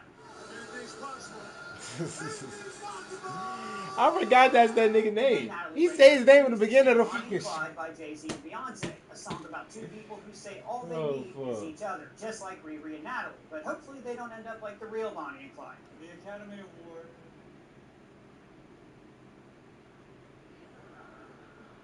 Outside, Landon is talking next to a poster for the Stark Expo. Now this is, of course, the annual celebration of cutting-edge science that Howard Stark began and that Tony continued in Iron Man 2. It's very cool to see that it's been continued even after Tony's death, even if now they are apparently promoting a dystopian future ruled by the droid control ships from the Phantom Menace. Now there's a QR code right here, which I'm sure connects to like an Iron Man comic or Riri's first appearance on Marvel Unlimited, but the screener was so blurry I could not get my phone to read it. If you know what it connects to, please let me know in the comments. Landon says, Please don't blame me. Blame inflation. and he's not kidding. Inflation would be terrible for people after the blip. 4 billion people suddenly flooding the market with cash. Now when she's on the L, she covers the armor. Yeah, it's worse than what we got right now. Looks like the Yeah. train is heading away from Wrigley after a Cubs victory. And then we meet Joe McGillicuddy. Now, there were some leaks about this guy's true identity, but to preserve spoilers, I'm not going to talk about them until the reveal. But this episode did drop some heavy clues about his past. Now, when he asked this woman to curb her dog, she's a real jerk about it. How about you just pick up after that? Does that work? I'll let a boot bag, yeah. Check. I'll take care of it next time. No, I don't know. I mean, she's got a really good point. It is very hard to find just the right spot. I myself prefer to hover over a weed with my foot resting on a tree trunk. Joe apparently had a tough past because he tries to channel his trauma by surrounding himself with live, laugh, love signs. And on the way to his stash, Riri encourages him to be more aggressive. Joe, you gotta demand respect. Don't let Frank or your shitty neighbor or anybody else walk all over you. Except for me. I'm allowed. And I hope that doesn't come back to haunt her later. What could possibly go wrong? They sing You Ought to Know by Alanis Morissette, but she actually wrote about Joey from Full House. Oh, wait, really? Yeah, look it up. You guys too, look it up. What do you expect us to do? Work? Meanwhile, her mom meets the AI for I'm Natalie. about to look up. Morissette, but she actually wrote about Joey from Full House. Oh, wait, really? Yeah, look it up. You guys. Dash Riri encourages him to be more aggressive. Joe, you gotta demand respect. Don't let Frank or your shitty neighbor or anybody else walk all over you. Except for me. I'm allowed. And I hope that doesn't come back to haunt her later. What could possibly go wrong? They sing You Ought to Know by Alanis Morissette, but she actually wrote about Joey from Full House. Oh, wow. Yeah, look it up. You guys too, look it up. What do you expect us to do? Work? Meanwhile, her mom meets the AI for Natalie. And isn't it interesting that in this universe, you can just say, hey, I'm an AI, and everybody's cool with it, even though an AI destroyed an entire country. In fact, on the show Agents of S.H.I.E.L.D., the events of Age of Ultron caused there to be a rule within S.H.I.E.L.D. that the scientists were not allowed to experiment with AI at all. Later in the episode, her mom asks, Can you make one of their?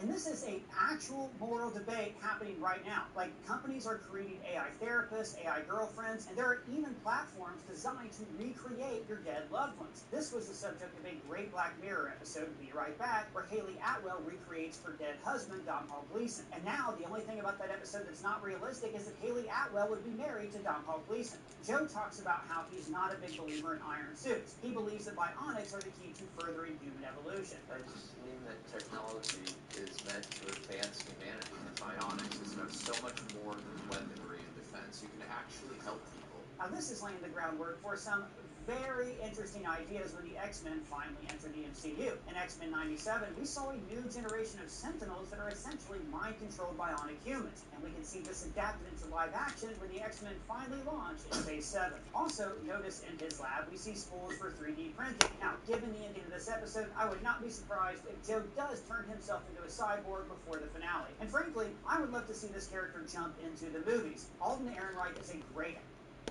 printing. Now, given the ending of this episode, I would controlled bionic humans, and we can see this adapted into live action when the X-Men finally launch in Phase 7. Also, notice in his lab we see spools for 3D printing. Now, given the ending of this episode, I would not be surprised if Joe does turn himself into a cyborg before the finale. And frankly, I would love to see this character jump into the movies. Alden Ehrenreich is a great actor, and I think he'd be a great future villain. Now, when her armor becomes operational, we hear Ain't Nobody by Shaka Khan, with lyrics like Ain't Nobody Loves Me Better, which makes me think that this is about how Riri feels toward her armor. When she is in the suit, she feels powerful and in control. Now, on the mission, Natalie says, Hey, it's just like Spy Kids. So Spy Kids is a badass film series written and directed by Robert Rodriguez. She's probably referring to this high-speed chase in Spy Kids 3D. And when they release The Hand, she says, Thing better work, otherwise I'm gonna end up in jail. Like in John Carpenter's The Thing? no, although we do have a shirt that combines those two ideas. Links are below. No, she's actually talking about Thing, the free movie Hand from the Addams Family. Then Parker appears in Sheila's car with a loud This bitch ain't breath. sour, but it tastes sour though, bitch. Fuck. Now, in the comics, Parker can only stay invisible as long as he holds his breath, and this might be an homage to that. Now, the game gets Riri to sign on by making it seem like they were social advocates. Sheila, I don't care if my tunnels destroy entire communities if it makes me rich. Zerate? But in reality, this was always a shakedown. But she falls further into temptation after the Hood saves her life. Notice his bullets seem to be powered in hellfire, just like in the comics when the Cloak gives his pistols enhanced abilities. Now, being held at gunpoint makes Natalie glitch, probably because she was built from Riri's trauma, and Riri still has panic attacks when she thinks about how Natalie died. Now, this is kind of a reverse of Iron Man 3, when Tony had a panic attack but the armor could still move. Gemini, I'm struggling here. Got any tips? When you swing, aim for about an inch behind the ball. Here goes nothing. Did you see that? Sounds like it worked. Let me know if I can help with anything else.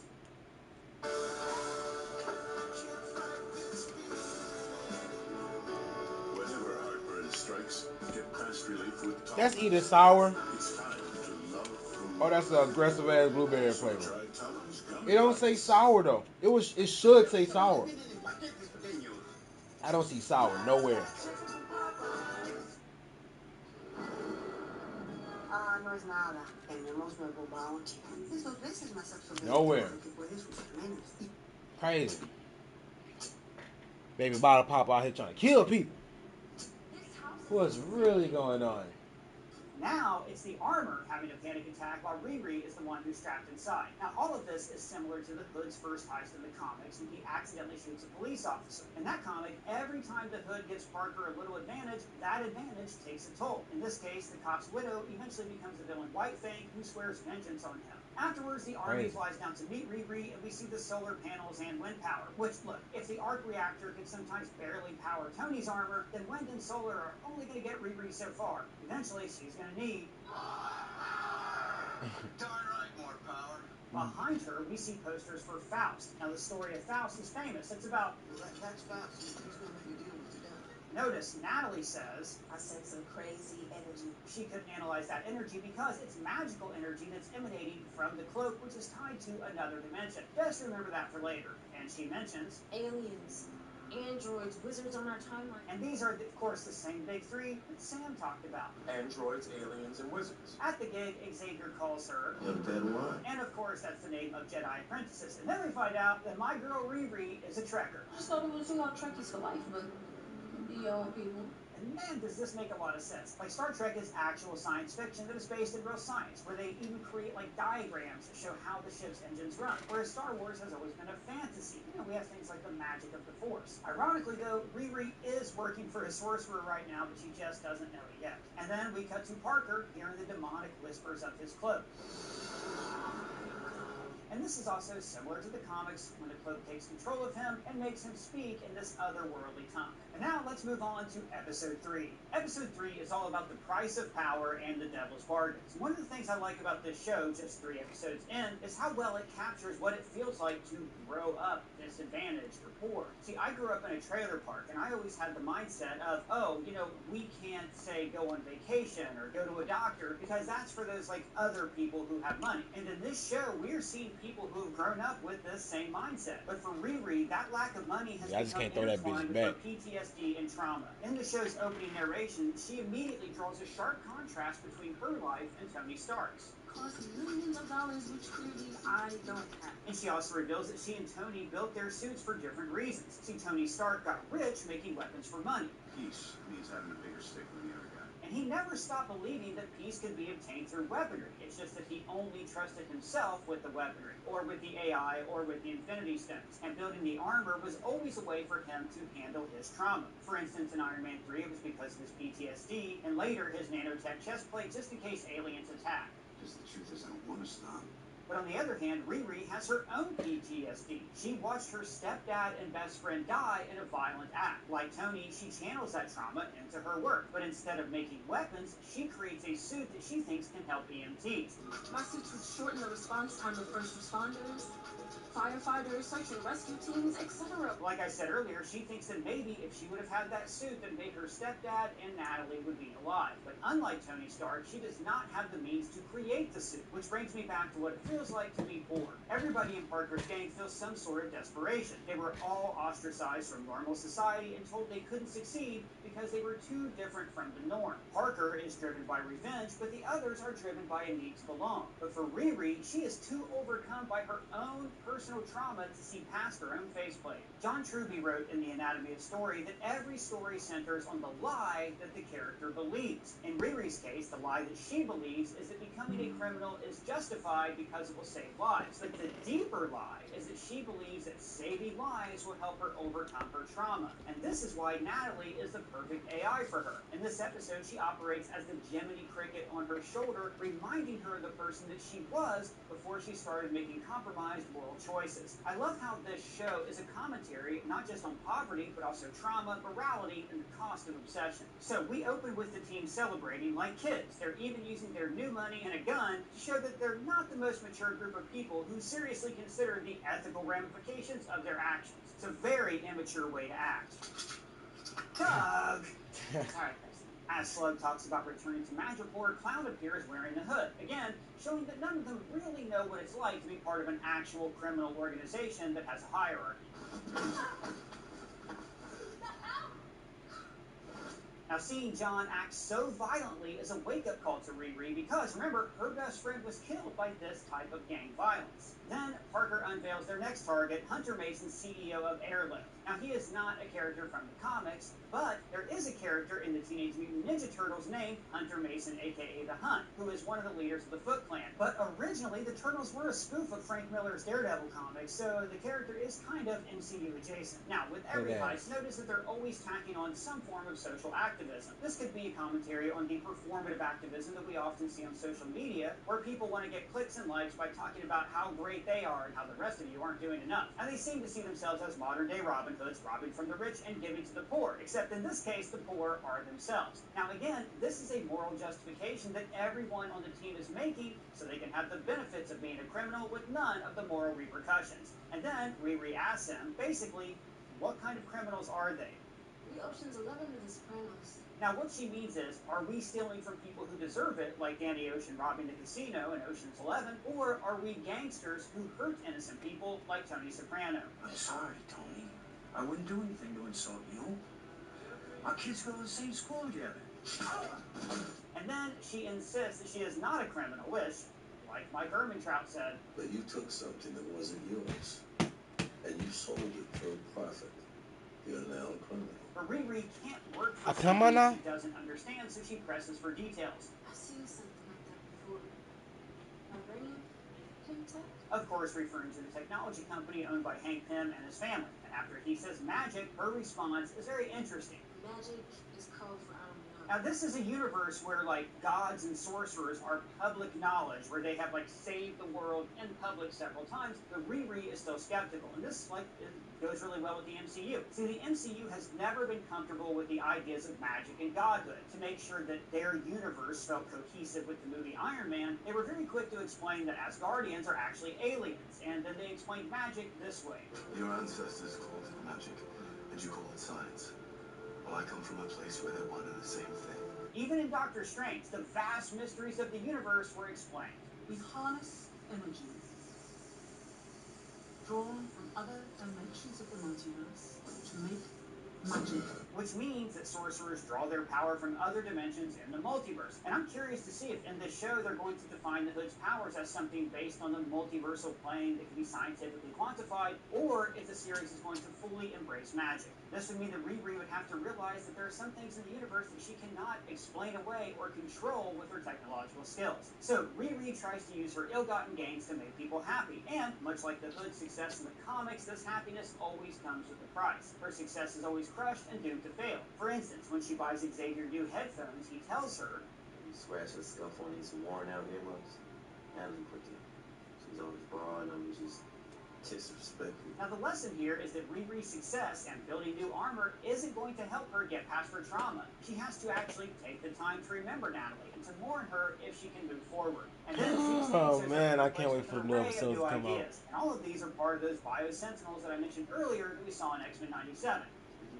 Coordinates a second iron stomach to make food poisoning a thing of the past. Nanotech muscle fibers that increase strength and vulnerability. But I'm going to dive more into his story just a little bit later in the video. Now, as Natalie continues to be the voice of reason inside of her head, she tells her, Dude, how we got your high-speed parts for the next Death Star? I don't know. and you know, I have no idea what she's talking about. There is no Death Star, only the Emperor's clean energy program that will provide the galaxy with...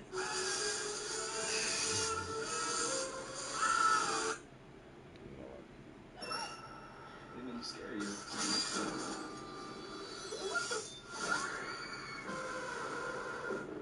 Kill that mother, kill that mother, kill that mother. This isn't the first time there's been violence like this in Southport. We need your help. Whoever's doing this, it's connected to our past. What do you mean? I know what you did last Why are you painful? Hit you with the New ball. Mirafast. Gently relieves constipation in as little as 30 minutes. Booking.com has all kinds of stays because a laid-back beach house is right for some, but off-brand for others. Find exactly what you're booking for. Booking.com, Booking.com.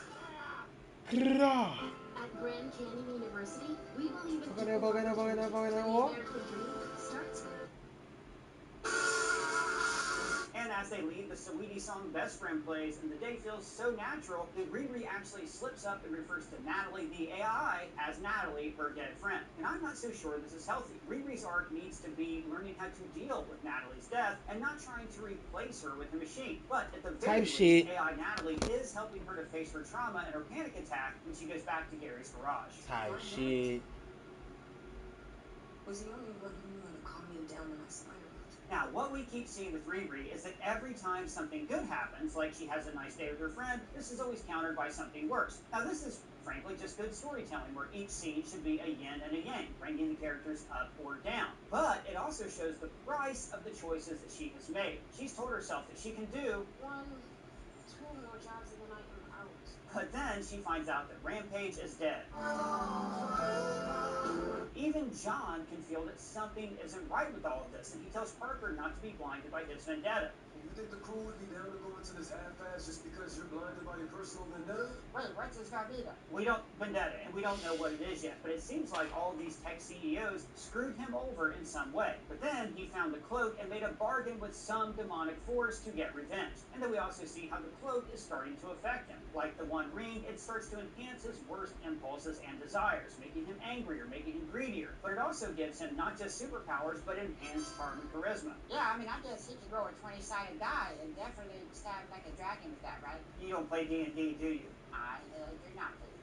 Now, back to Joe, a.k.a. Zeke Stane. Now, we learned that he is the son of Obadiah Stane, the tech mogul who was the adversary of Tony Stark back in Iron Man 1. Now, Stane was a cautionary tale for Tony because he represented the essence of the military-industrial complex. He just wanted to sell weapons and use war to make money, and he never had any sort of moral justification. Whereas Zeke, like Riri, is saying that he wants to use his technology to help people. And then he tells us the cover story that Obadiah was killed in a plane crash. And this is actually calling back to the very comics. Zeke also has a similar backstory. He kept his existence a secret, and he's not proud to be his father's son. But he is arrogant and believes that his tech is superior to Tony Stark's. In the comics, he becomes a villain who gives himself bio-enhancements like we see Zeke trying to do in this episode. I'm really hoping that he turns into a villain in this series and in the MCU going forward because he's a perfect counterpoint to Riri. They are both driven by dead loved ones to make technology which they think will make the world a better place. But they're building their technology with illegal means. It remains to be seen if Zeke will become the villain and Riri will become the hero.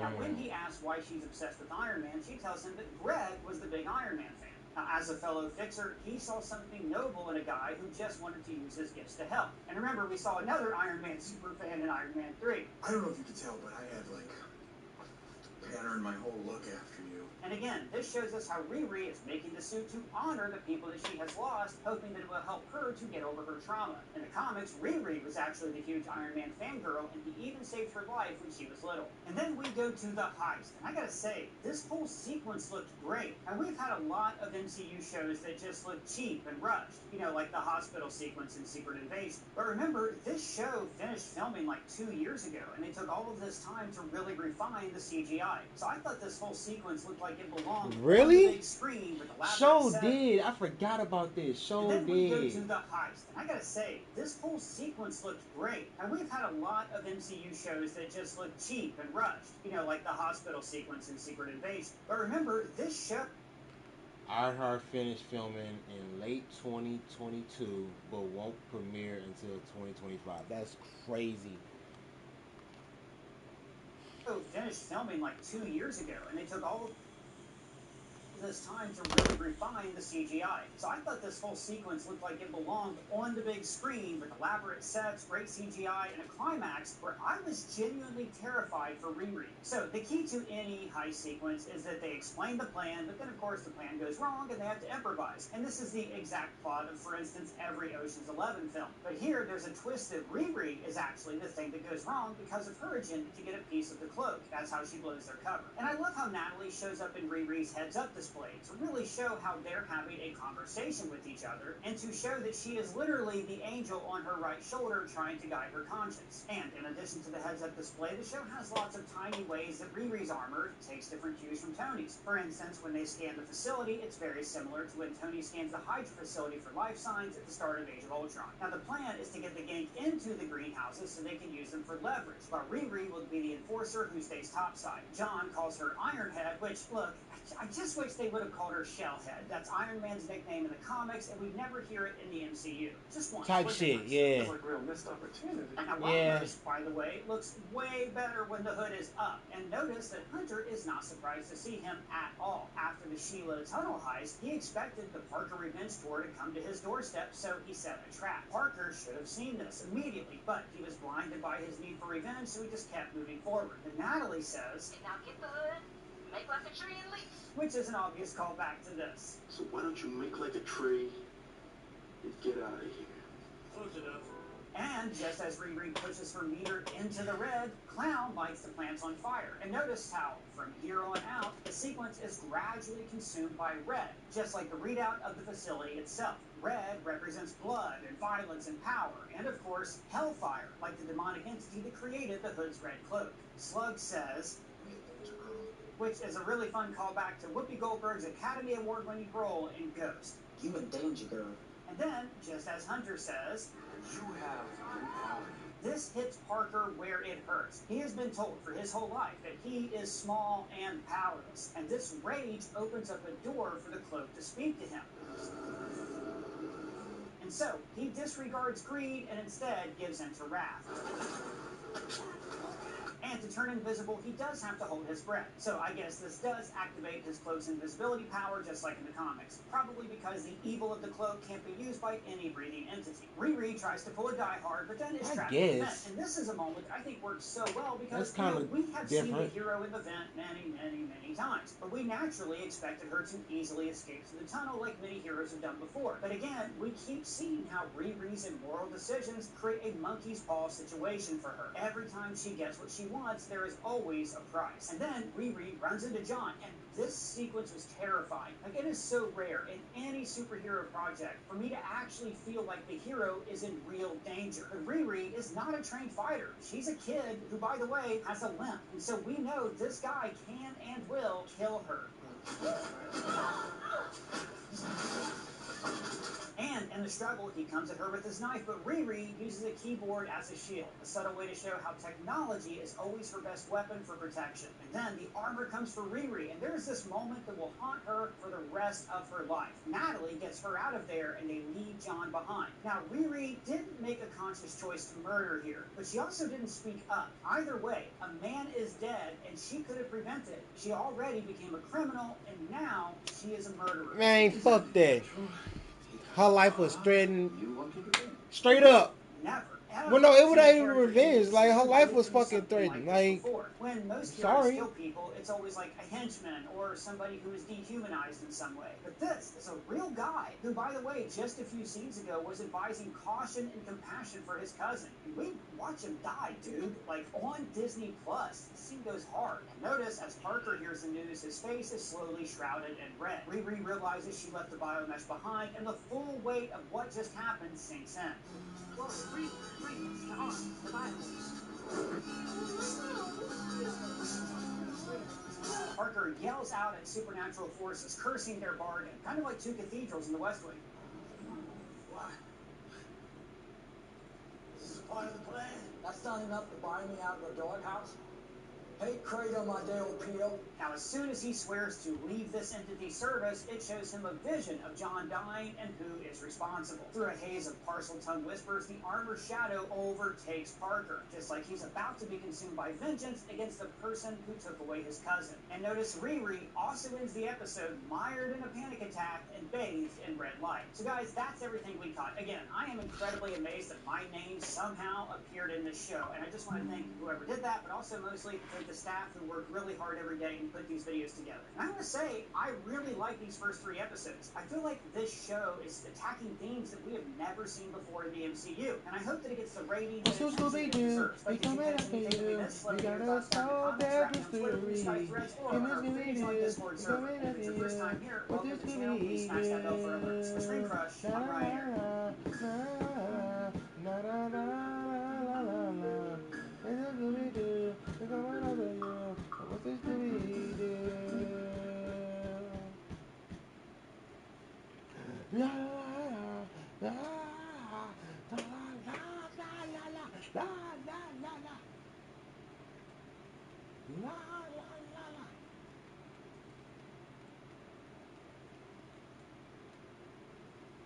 Hands on your head, work it on the floor, fire up that crack while I walk through the door. Coochie flip the toe, heaven knows that something gonna be big, a little more than I want it.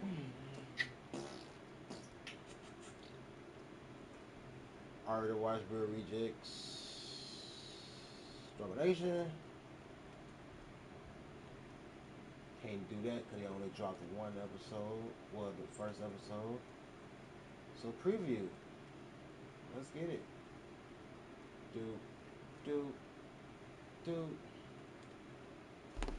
It's Jay. And Adam. It's preview. Superman. Hey there, Peter. Stupid looking at him.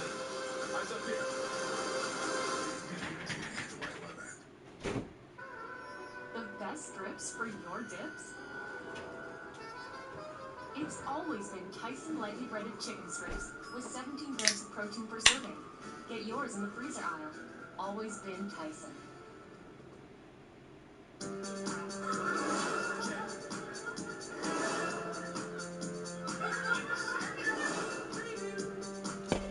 Hey, peaches! So welcome to Preview, where friends don't let friends watch television alone. I'm Adam. And I'm Jay. And tonight we're going to review, but no, to get ready, episode 1 of season 1 of Ironheart. Ironheart!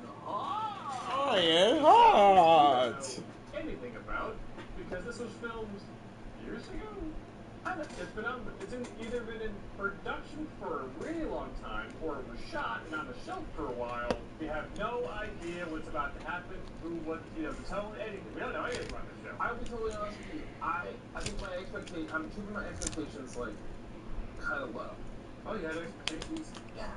Well, no, it's with these. I think the problem with Star Wars is like we have to manage our expectations because we can sometimes get over our skis a little bit. Sure. But I have no expectations for the show. I don't know enough about this property to expect anything. That's fair. Yeah, I don't know. I think that's a good mindset to go with. Hoping that it's good. Anyways, hey, if you like this full edited reaction, want to watch our full unedited reaction from beginning to end, soup to nuts, all those burps and farts and uninteresting parts, we have it out.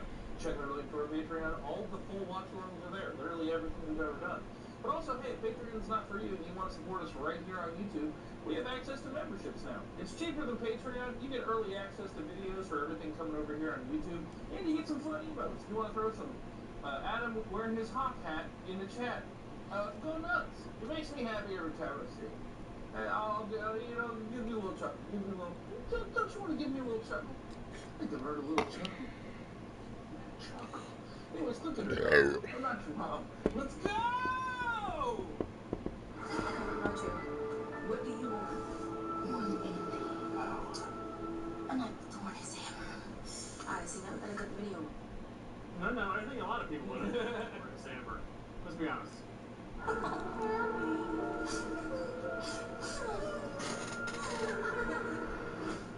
She dead? She's probably dead, Jay. Oh yeah, see, her character motivation, Jay. Come on, man. I fear for her safety. In the flashback. She's gonna be alive more. Her first line is gonna be shame on you, Adam, for killing me. Hey, am I in the MCU? Cool. This is awesome. So she's kind of like the Tinkerer right now. She's just all right. My suits would shorten the response time of first responders, firefighters, search and rescue teams, etc. Oh, she's agreed there. I mean, there are worse places to be. Yeah, no. If I could just get my idea off the ground, help would never be too late. This could change the world. I think you'd be helping him too late at some point, Jay. With her dead friend. Sorry. You want me to be small, but I refuse. Hurry. That's a hot pile garbage. Trash, and you know it. Frankly, you have been a horrible steward of Stark's legacy. Whoa. Given your history here, and the financial impact of yesterday's incident, it's too late. It was only one small lab, it wasn't that big of a deal. Is there anything you would like to say? This is the beginning of my villain arc. This is how mad scientists are created. Just gather your stuff. We'll wait for you by the exit. I'm gonna work for the Vulture, dude. Or is this the beginning of Ghostbusters, Jay? Might be the beginning of Ghostbusters. They also got kicked out of their, They sure did. And at the end of the day, they were not afraid of no ghosts. Please here to make sure she doesn't take anything that's not hers. I would never. She will not with her own hand. Yeah, and if you try to stop me, well, you can't stop me. Bye! Sup, I'm Trevor, MIT's teaching robot and virtual operational resource, and your very own AI assistant. It's got a backpack, Jay. Well, now I gotta know what the power source of that was pretty slick. Gotta know what the power source of that suit is. Let's introduce to John. Is that Eric Andre? Ah, shit. It is.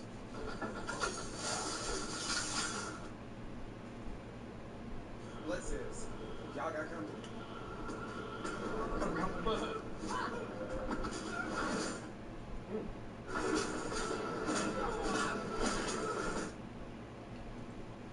Yo, Hut. Oh, Some stuff in the van. Text Xavier. Sure. Tell him to meet me in Oman's. Text it, Xavier. To me, my X-Men. Meet at Riri's mom's house. Wait, hold on. Oh, are they Metroiding us right now? Yes, they are Metroiding.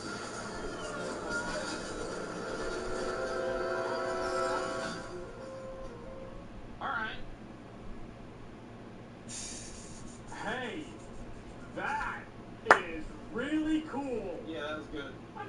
just got Metroided, Jay. Yeah, dude. Teasing us with a full arbor, then you're gonna take it away from us. How dare you? How dare you? Like a band-aid or an ice pack? Riri Williams.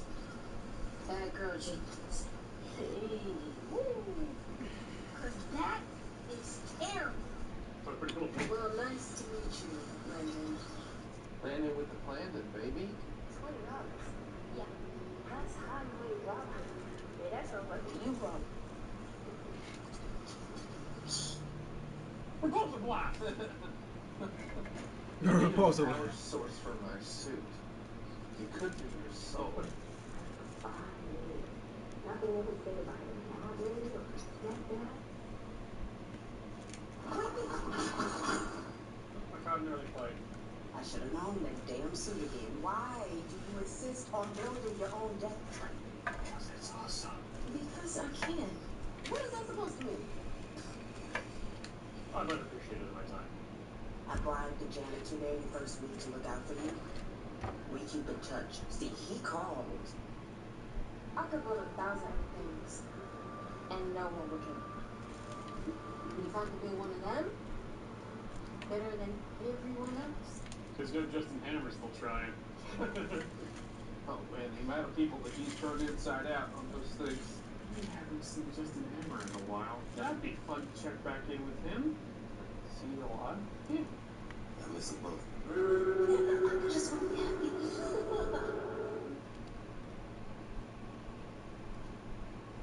Man, I used to work every waking moment on that trash Barracuda. Whatever happened to it?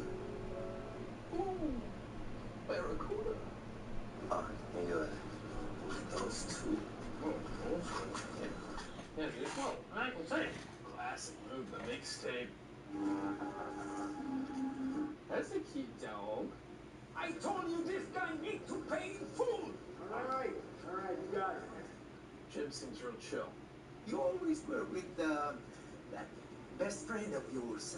Remember? Yeah, the one who's dead now. Could not open the local section of the trip and not see a story on her.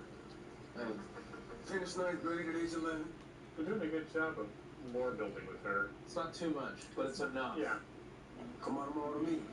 When you get there, use the elevator in the kitchen up to the 2nd floor. This is a crime thing, right? Clearly this is a crime thing. Yeah, How should be a crime? Morning, evening. Boss prefers as quickly as possible, so bright and early. Pleasure to meet you, Miss Williams. They're sufficiently setting up the reason why. No, I need as much money as possible. I am as smart as everybody, or smarter than everybody. I just need a chance. Mm-hmm. Of why she would go ahead and do a little side crime. Yeah, it's a little Breaking Bad situation. She's got a chip on her shoulder, but like a good chip on her shoulder. Yeah. You understand why she's got it, but like she's. I like her chip.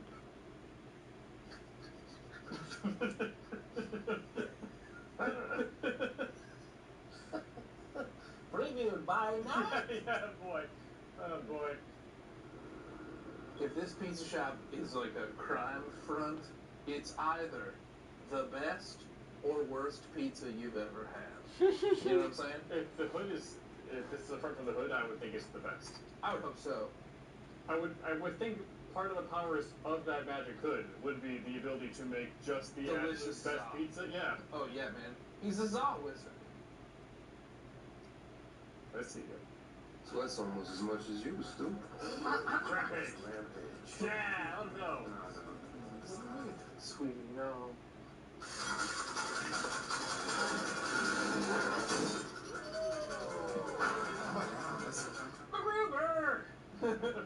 Like the Aura X fellow at Rampage on the Tech Makers Discord?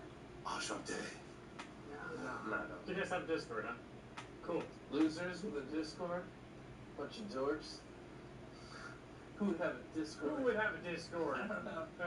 Who would click a link that's Adam's putting right there? You would make, or it's down below. Who would put that? Discord. I'm not getting back on that elevator. Let me show you another way. Could I take one of these nunchucks? Cubone! Yeah. You don't have that kind of money. Yeah, let me get you. Okay, so what do you do? Theft, extortion, breaking and entering. Why? getting a heist. Now, you could try to get this cash out there, but you already know it's going to come with red tape, delays, and strings attached. It'll be worth it. Bitch, get in the fucking Pokeball. It will be. It will be. I'm going to be honest with you. I think he's doing a great job. The cape so far, it's kind of looking, it's not, I don't know. Really? Oh, it's not my first Not one? working for me. Crazy. No. Maybe we'll get to the crew is dressing like that, you know what I mean? Sure, well, there's a reason. I mean, it's a magic cape. I mean, I don't think, And Alice, one cylinder head can literally get you anywhere from 10 to over 50 BHP extra on important polish. BHP stands for Before the Haddle of Pavin. It's one of those rare moments when you see me actually, truly love James Richardson III. This is one of those times. Also, that's a joke that's basically just for the two of us. Basically. And for people who watch Sandor. But, like, that is... I love doing this with you, buddy. You should. I'm wonderful.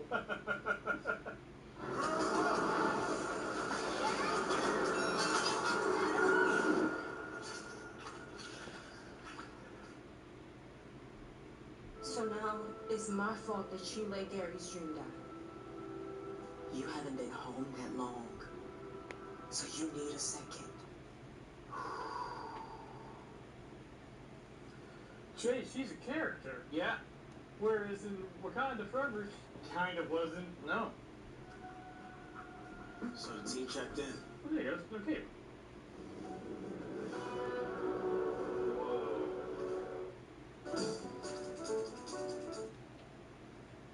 Oh, I haven't heard this fucking in a while. I like that. I love this song. I was just taking a 10-minute break, yeah. I get it. Every time I'm tattooing Adam, he's got the full red dragon on his back from the Red Dragon movie. Don't tell people. Just give people my tats. My ink, Jay. It's gonna be a big surprise. Mm-hmm. It's done. It's gonna be the last thing a lot of people see, Jay. Can we get a safe? I want a safe.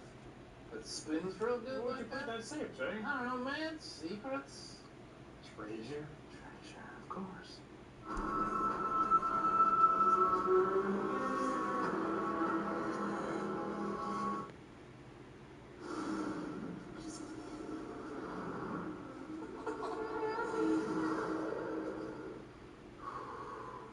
What is she? Is she uploading? Is she creating an AI? Is that what's happening? Or is she syncing her body to the suit? I'm not entirely sure. Maybe. I don't think you should dream during that. That'd be real weird. No, you love that.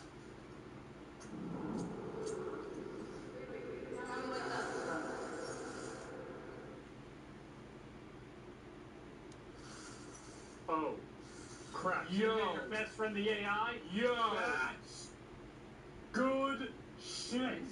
That's good. Who the hell else would it be, bitch? Yo, that's fucking good. Yo, you know, okay. Why that's so good? That dude, this is Pacific Rim level stuff. Yep. Because look, for my suit to work and to figure out how to do the thing, we gotta figure out and work through our past trauma that we can only do it through the mental thing. Yep. Oh my god. Whoa! Yeah, man. Yeah, that's smart as hell. That's what Yes. Holy crap, Jay. This episode was really good. Yeah, it clicked along. Holy crap. We have like a firm idea who this character is. We have a firm point of view, frame of mind, why we care. There was a couple moments where I was like, it's just a little like, but we're getting a much different flavor than we've had in a while. We're getting a little heist action, and not in like the silly fun way like Ant-Man, but we're getting like actual heist action with like a crew and a plan, and I'm like, yeah, buddy. But also, I already care about Riri in a way that I wasn't anticipating her to be on board with. Well, there's a similar vibe in the familiar structure to Miss Marvel. Okay.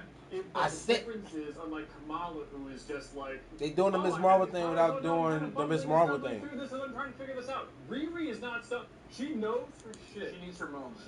She's. I'm just like, no. Gotta fight for it. Mm-hmm. And also, like, we kind of have a good idea of who the Hood is. I mean, he's obviously going to be the villain of this.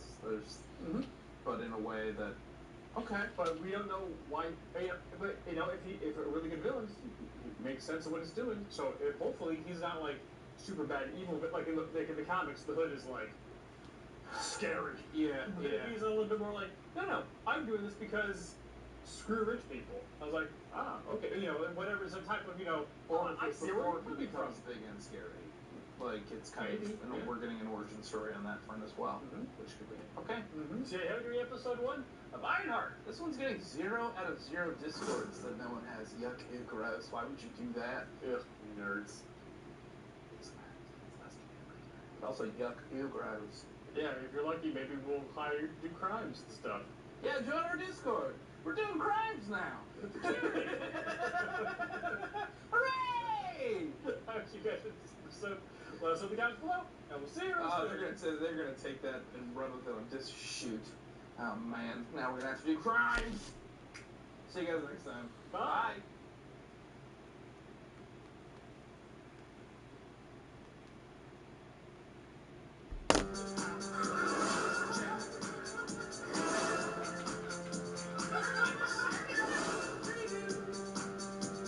Hey, so welcome to Preview, where friends don't let friends watch television alone. I'm Adam. And tonight we're gonna react, review, but at the end we're gonna rate episode 2 of Ironheart. Ironheart. First episode, shockingly good. Yeah, had a great time. We walked in with no expectations, not knowing what to expect, and holy crap, it was really good. Yeah, I'm really excited. This is just fun. I'm excited to have some fun. Some crime fun. Some illicit fun. Yeah, some bringing back your dead friend in AI form fun. Ooh. Bringing back your dead friend in AI. Bringing back your friend in AI form. Fun. Bringing back your dead friend in AI form.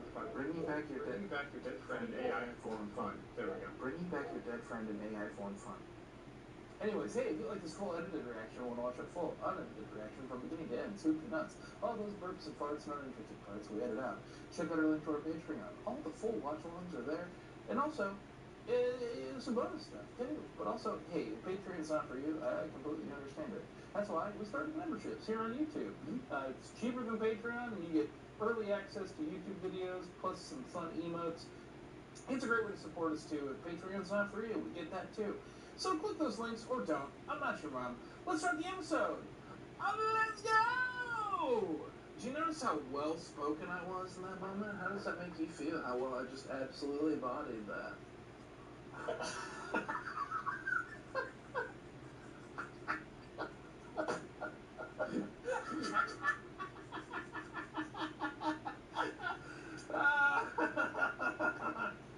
Oh! By night!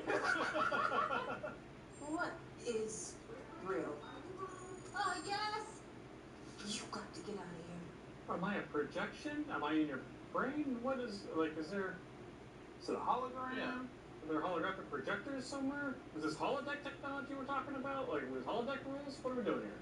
Did you just slam my door? Sorry. That was not a slam. I'd shake your hand, but I'm just a three-dimensional image shaped by light beams projecting from that broken chest plate. Thank you. Weird glitch ever happened? Whoa, who you calling a glitch? Run diagnostics. Okay, so you just gonna threaten my life and then ask for it. You know I got started bad.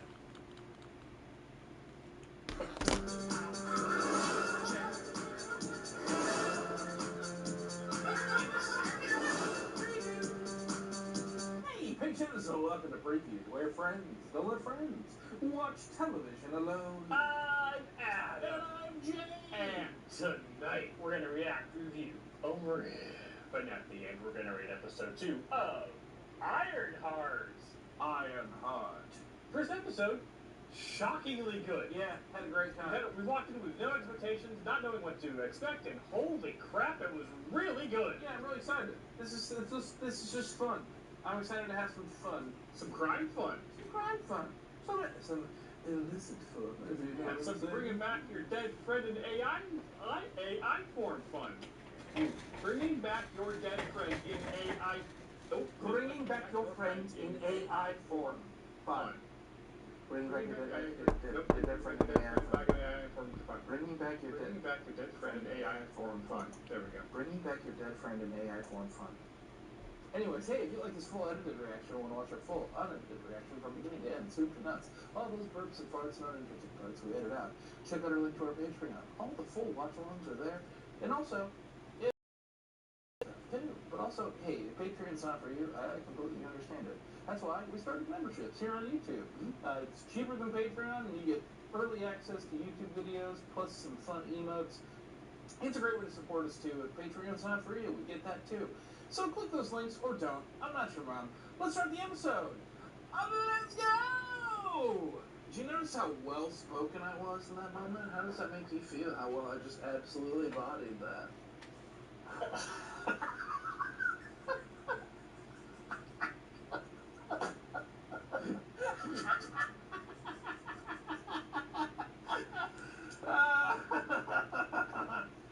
Oh! By night!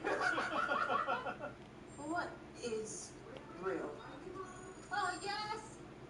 You've got to get out of here. Am I a projection? Am I in your brain? What is, like, is it a hologram? Yeah. Are there holographic projectors somewhere? Is this holodeck technology we're talking about? Like, with holodeck rules? What are we doing here? Did you just slam my door? Sorry. That was not a slam.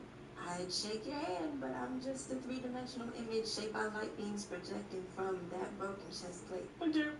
Your glitch ever happened? Whoa, who you calling a glitch? Run diagnostics. Okay, so you just gonna threaten my life and then ask for a favor. Well, that was an order. See, I just don't understand why you want to erase me when I'm literally perfection. Was to recreate a very sophisticated Wakandan AI called Rio to enhance my sense of Victorian era goat.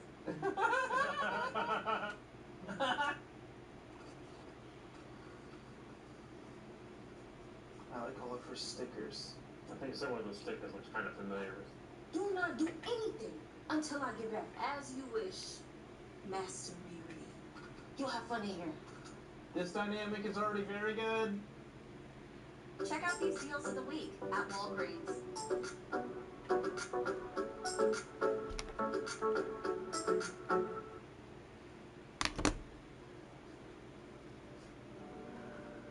is what I get for trying to build Wakandan tech in Chicago. Here again? Go home, Roger. Oh no, she Rogered him. Rude. Roger? Yeah, from Sister. Go home, Roger. Really? Hey. We transformed Chicago's historic freight tunnels into a private highway, offering travelers a shorter and safer. Where have I heard that before? Nice of you to finally join us.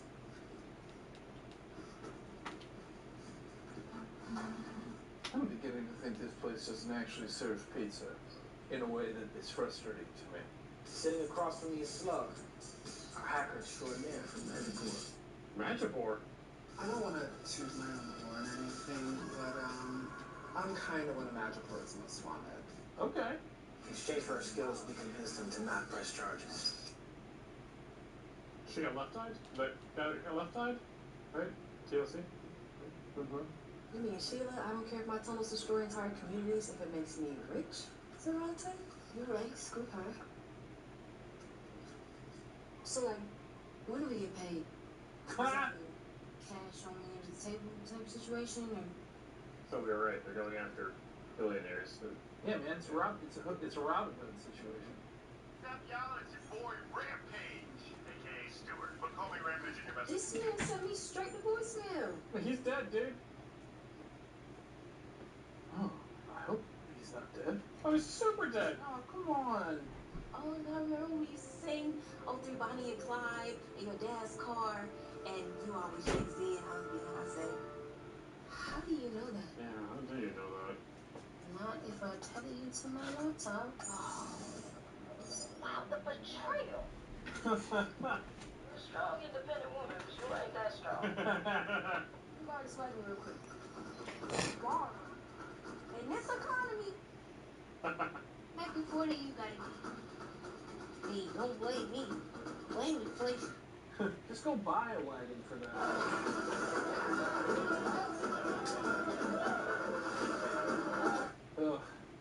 go Cubs. Not even once. No? You like the Cubbies? No. Oh, yeah, I think was sorry, yeah. Don't you call them Cubbies around here affectionately? Show me the Cubbies. Or we need to watch Dog Poop. Is that gonna pick that up? Maybe you can take her to the park to do her business thing? I'll just pick it up. Selling chocolate bars for my troop. Technically, you need a permit for that, but I'm willing to look the other way for an underprivileged youth. Maybe we should take this inside. Look at me. There's no way I can survive prison. Have you seen Orange is the New Black? Listen, Joe, if that's your name... It is my real name, I swear. Unfortunately, my collection is protected by a biometric retinal scanner, and I'd really like to keep both my eyes. Protected by a biometric retinal scanner. Yeah, it's my dad.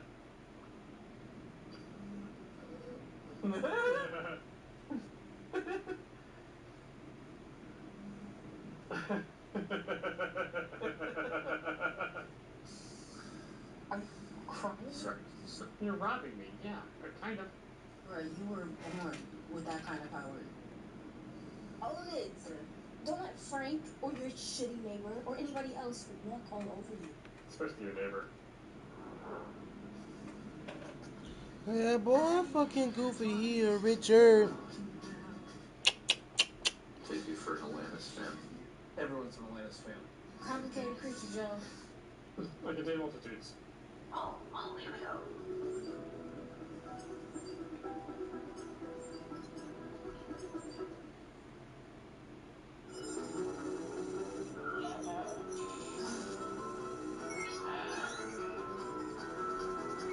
This looks like a really fun mini game.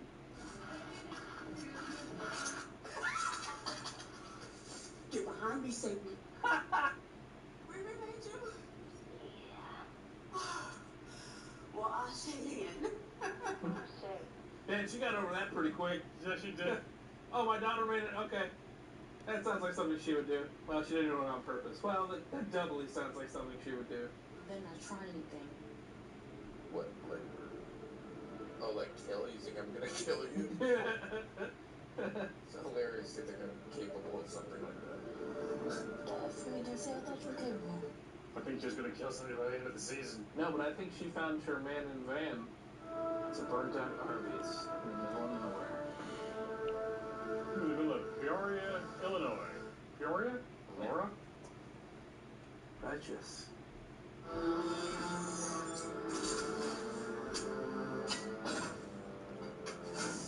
Oh man, can we get a bunker? I mean, that would be pretty cool. Right? Yeah. Picture like an abandoned bomb shelter or a predator studio. Sure, yeah. Nothing more than a quirky hobby. Live, laugh, love. Put a shady bunker, have that on the wall. It's literally above a crate of self-guided missiles. Bunker makes me feel close to my dad. He was an engineer, constantly going on about how tech is the future, and you can actually help people. Organ replacements, prosthetic implants, I mean, that's just the tip of the iceberg. She's not letting me do the very thing that I'm designed to do, which is protect her and help her. Girl, welcome to Ruby's life. 6:40 p.m. What's the rush? Kind of crime. I would say the amount of energy and power it takes to scan a human brain would hypothetically turn it to goop, and only an idiot with a death wish would try that. Cool, great. Well, yeah, well, guys don't know no one did that then. I mean, it's not goop. It's close. Fingerprints will get all over it. Who cares? Use gloves. And the wind could blow my hair follicles onto it. What wind? Joe. Bunker. I shouldn't. But it's so small. Are you a tech pervert, Jake? It's an MRI. Used to drink those in college. Before the Battle of Rabbit. One is solar and one valid. Okay.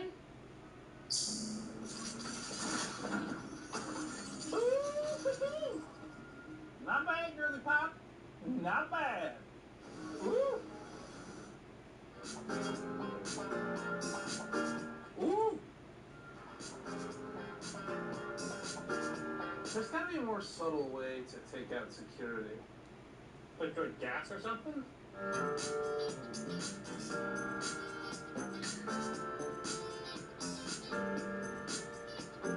Oh my god, it's fine! Hey, Kura, how's the heist going? Whoop.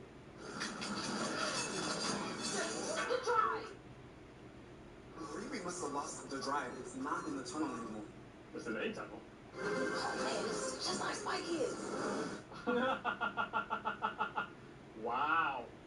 I'm gonna trigger an emergency override. Don't do improv, kid. Too late. Yes, and bitch, here we go! Whee! Oh, looks like dang. Yeah, well, they ain't better work, otherwise I'm gonna end up in jail.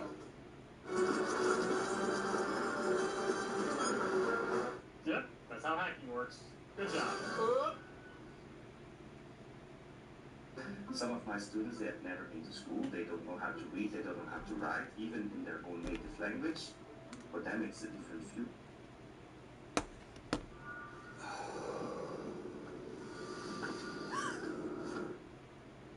This contract states that you will agree to put me and my associates on Tunnel's payroll.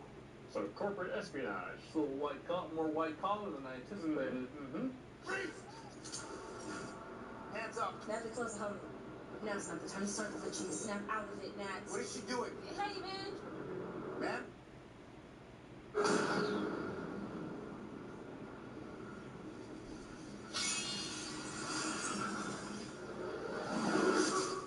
What the hell? They just both have PTSD? I think the AI did. Did he just curve a bullet? Yeah, he sure did. I really like Wanted. We all like Wanted. Yeah, dude. Kind of some top, just more top spin on a bullet. One time, I saw Parker shirtless. Scales everywhere. I don't think he's a lizard person, but he can still get it. I mean, he's on his way to be a lizard person. Yeah, I thought maybe the tabs could be some type of ward or something. Or Yeah. And they're terrified, but I don't give a shit. About anyone but y'all. No, not about all that. Crime, right? Hooray! Hooray! The amount of paper solar collectors. I sent some crazy energy radiating off Parker. I tried to analyze it, but I couldn't. I don't know what it is, but it ain't from around here. Yeah, it's fine. Is this still confirmed? Damn it, I forgot about the show. I have to take it with me. Do you not remember the #1 rule?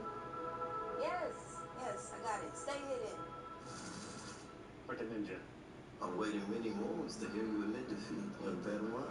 Padawan. Wow. Oh, I can't like Star Wars too? I just thought it was, Trekkies for life. No, we're on Disney Plus, so it's Star Wars. Sorry, Paramount is really they are kind of assholes with that IP. Yeah. Sometimes I listen to it when I get the urge to talk to her. I wish I could right now, honestly. Well, someone could make an AI rather be totally awesome. I'd love to do that. It's not her, though. No, but it is Riri. Yes. Run. Look at you. It's fine. It's aggressively not fine. But I can't keep covering this shit up for you, bro. Oh. Look what it's doing to you. Price I gotta pay. After what he did to me. Where have you been? Not criming. You brought back her entire soul. She has the same mannerisms, same voice, same smile. Can you make one of Gary? Look, we made the same face. It's really sad. Yeah.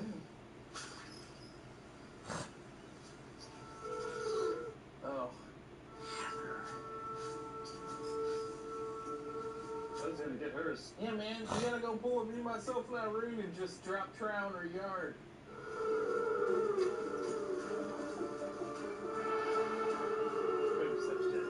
Baby steps for Joe. He's gonna go murder. No, just baby steps. She's gonna cut her. Yeah, she's got flowers. Much like that, huh? Just take one. She'll never know, and you'll know. Vengeance, thy name is Joe.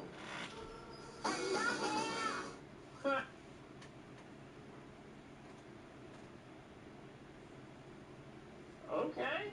Interesting second episode. So the tattoos are just to kind of cover up whatever evil corruption is. Obviously. Like, power doesn't come free. Oh, no, of course not. Especially not that. Not haunted. Like, I think it's a running theme of what's going on the show is that everything has a cost. I'm sorry. Are you saying something that Ryan Coogler is in producing or, kind of had a hand in, has a central theme that it sticks through that theme throughout the rest of the narrative, and it's actually all good. the action leads towards that same thing? Yeah. No. What? I don't think this is a negative. This is surprisingly good. Yes. Because I was not expecting to enjoy this as much as I am. Because this has been, they have not talked about this at all. Nope. There were so many red flags walking into this one. Yes. Like, so many. There's only so much, board space we have, and I was like, man, we're going to be investing a lot of time into Ironheart. I hope it's not a big fat flop, but this is not a flop. This is full of actual characters. This is very compelling. It's truly compelling. So far, so good. Jay, how would you rate episode 2 of Ironheart? This one's getting 5 out of 5 bananas and flowers. Get yours, Joe. Get yours, Joe. Get yours, Joe. That was the only thing I didn't totally believe. I was like, I don't believe that there are people like that really that would be that outrageous. Yeah, but I'm sorry. There are those people. I don't know. They are the worst. I didn't believe it, but whatever. And they also probably run the HOA. Oh, they probably do. How did you guys rate this episode? How did you put us on the comments below? 0 out of 0 HOAs. Alright, comments. Banking on the go? Our mobile app makes it effortless. But at Campus Federal, you're more than just an account number. We build relationships with our members, supporting you from saving for college to owning your first home.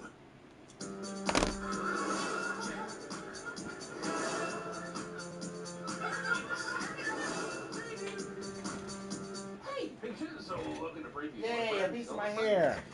Yay. And I'm Jay. And tonight, very late tonight, we're going to review, but not the great episode 3 of Ironheart. Ironheart, baby. It's almost midnight for Joe. Yeah, hey, anyone at Marvel, if you happen to be watching this, or maybe, you work with somebody and they would love to send us screeners ahead of time, that would be dope. You have some series coming later this year. We're big fans, because I guess this is the only avenue I haven't tried yet. Just be like, please! Please! Screeners, please! Yeah. We got number 4. We're kind of cool like that. Apparently, Jay, we could be cooler. It could be cooler. The Hood is whispering strange things to Parker. And Joe, not the character, but the actual Hood. Yes. And Joe chops some flowers because he's slowly baby-stepping his way to self-confidence. Yes. And Heather's going to get hers. In fact, that's the side story I'm most interested in. Oh, interesting. Joe getting vengeance on Heather. Yeah. Yeah. And her little dog, too.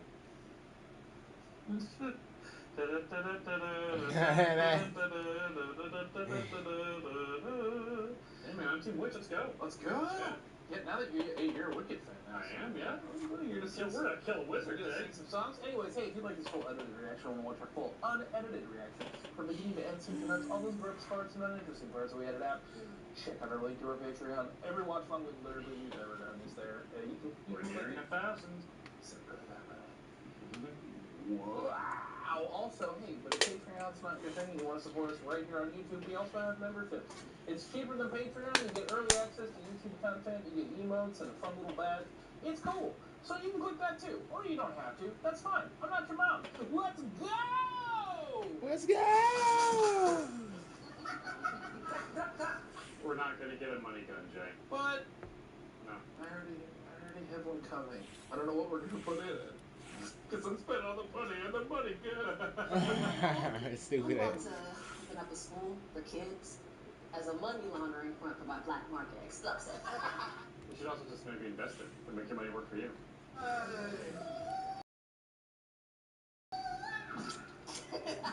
Did She's hooty-hoo. She just hooty-hooed. I know I liked her. Sometimes you just gotta put on the hood and give him that hooty-hoo, you know what I'm saying? I picked the vault where he keeps it for a long time. Girl, that was a mistake. Yo, what the? Damn, this thing is weird. Weird how?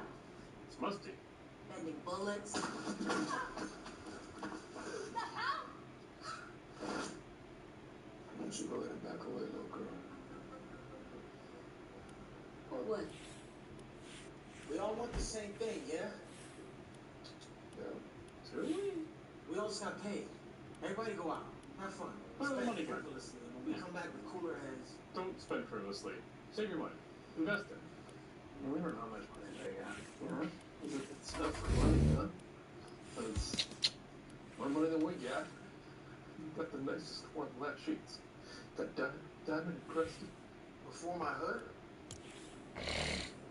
I was a nobody. I'm with it. Maybe a little unsavory. But a little scaly. Magic. Magic is code for I don't know. I don't care how it works. It helps me protect who I love and what I want. But also, we live in a world in which magic is aggressively real. Mm-hmm. Yeah, like Oh, they're great.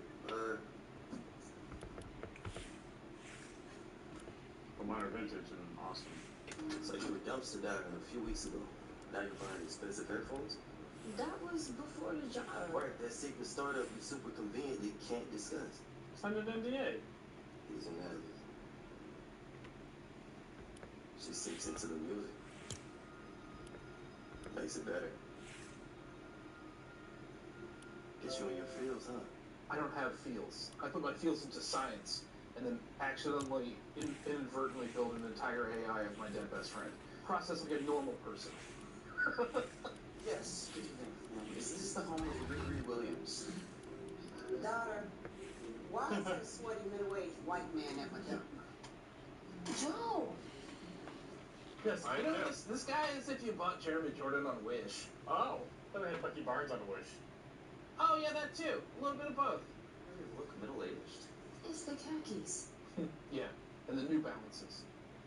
Laser-enhanced fingernails that never break or crack. But today's not really a good day for me, so right, Jack? Oh, we're science buddies. No. You're gonna tell me as much as I need, or I'm gonna tell your mom how we really know each other. Smile the part you're proud of me. Like, hey, I'm here! See that? Thanks for teaching me to stand up for myself. I know, you criminal. Who's in it to optimize the suit, so let's freaking optimize. Alright, well, let's optimize. That was super upgrade. Girl? Get out, I gotta optimize the suit before what? Before Papa's next job? Oh, Dean, how about you try and treat me like a friend and partner instead of a high-tech genie? Trying to figure out how to undo my suit override. Sounds like you've got a rock and hard place situation. Thanks. Now, will you upgrade the suit? I got you. Am I?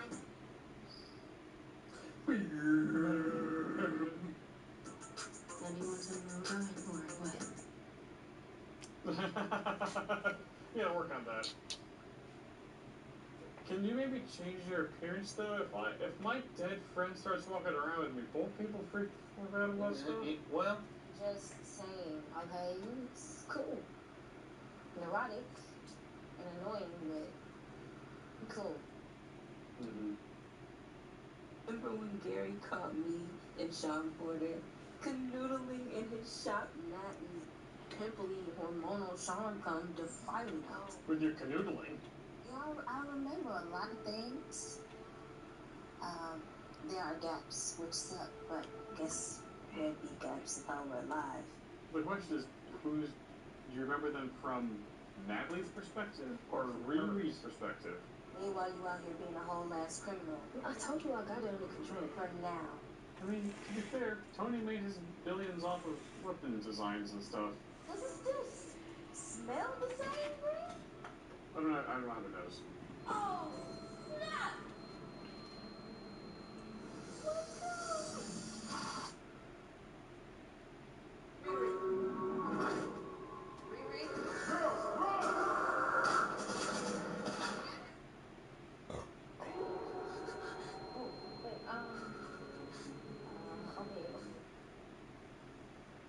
How do you know how to do that? Internet. Was he on Internet. That's just childish. Times. Modern filmmaking, television making has gotten too good at depicting a panic attack. Rampage. He said he knew me? He was found dead this morning. I'm a steward on a job interview. We exchanged numbers. I tried reaching out once, but he never answered. True enough. Wait a minute, you okay? Everything's fine. Yeah, I'm fine. I'm fine. Everything's fine. It's fine. It's fine. It's fine. Everything's It's fine. It's fine. It's fine. He's just a regular dude in a magical outfit. He said so himself. He's nothing without that hood. Fair enough. I can't even move my suit inside, but without it, I'm completely naked. You say it's great, right? Yeah, nah, Joe has a prototype for a bionic skin material. Yeah, we'll be like Terminator. We'll just wrap the tech in skin and blood and stuff. Yeah. Yeah. Hey, yo, Yeah. Dang, it's hot in here, bro. I just stayed in October, man. You really need the heat on? It's the hood. You're sweating it out, man. Just couldn't wait until after I finished that vinyasa. No. I can't find anything on Hunter Mason, man. No vices, no weaknesses. Hell, no social media. That's weird. Something wrong with that. It's focused. What are you talking about? We're on the internet right now. You think the crew would be down to go into this half-ass just because you're blinded by your personal vendetta? Hey, Parker. I don't think Parker killed Stu. I think his cousin did. Oh. Well, man, we used to do this together. Maybe you don't need my help no more. It's just that I see the bigger picture, John. I mean, well, there's a picture being whispered into my head at every moment of the day, but, you know, that too.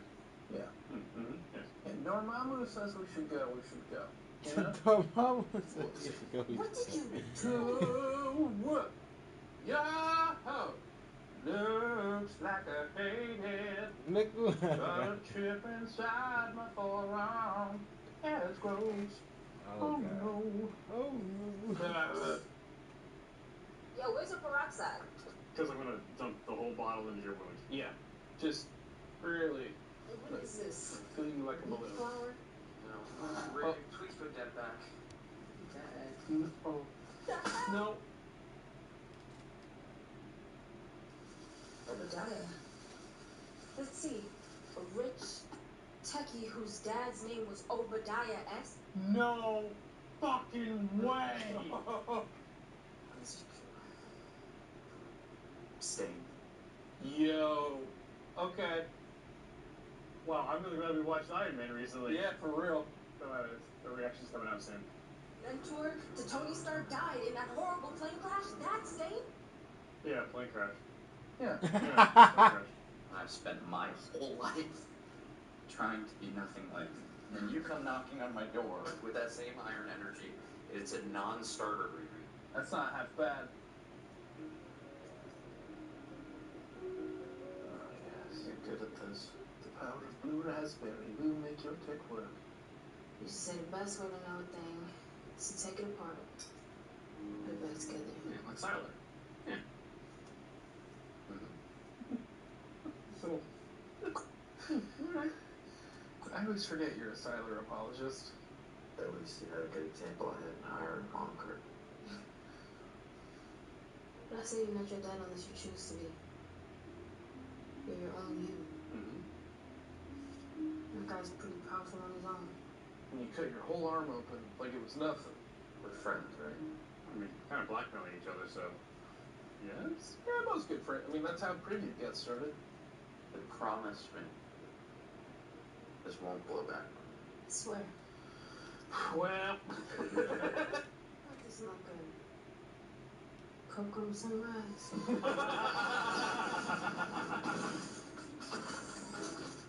I mean, that ain't bad. Tell us what you see. I see. Oh, just a giant grow house in Lake Michigan. Yeah, it's perfectly fine. Yeah, this isn't a Bond villain base in any capacity. This is perfectly normal. Security seems light out here. I don't know if that seems light. There's 2 guys on every. Here? Lights out, blood six. Do your thing. Just go punch a bunch of people. Jerry Slugger position. Copy. Clown, Ross. Yeah, we're set. Are they trying to steal the mushrooms from that they found on Arkham? Yeah, man. What's she up to? So what's the piece of I understand, but that's a totally normal, not evil water grate on your base. You know?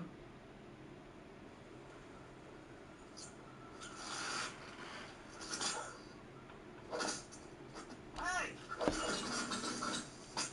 Come on! Let's have more fun. Focus. Let me punch this dude right in the throat. oh, that's cool. I haven't heard him. That's nice. Yeah. I like that. There you go.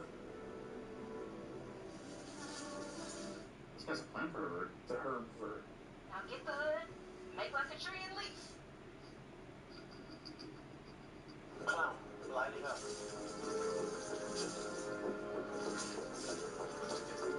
Not my babies! Doors sealed in 3, 2, 1. Look. Uh-oh. Well, shoot. Please tell me what's going on over there. Can't you see there's a fire going on? Take your pennies. And get out of my sight. Oh, you're dead. Damn.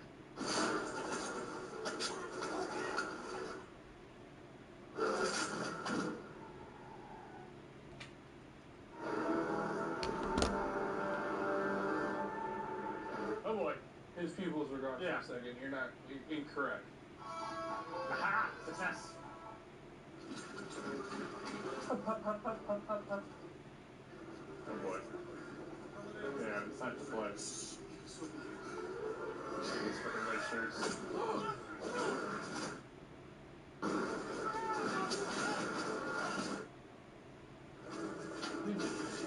Why'd you go the way you came in? Good question.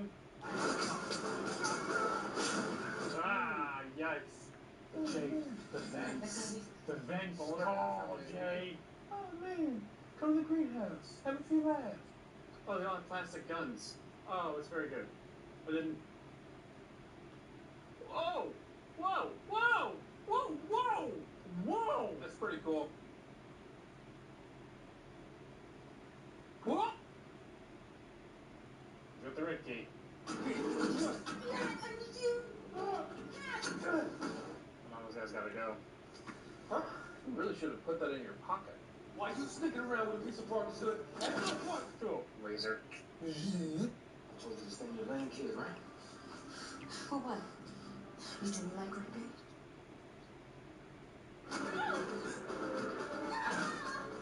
Would you just taser face this fool? Yeah, man. Keyboard warrior over here. Well, that explains that. And also, that's his biotech.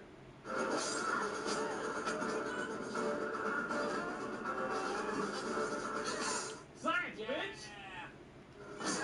Ooh, make me go other way. Ooh!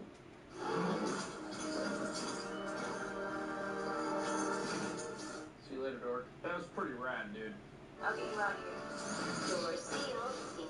Yeah, but the tech is left behind. Right. Yeah. No. We're gonna stab our way out of this. With the power of knives.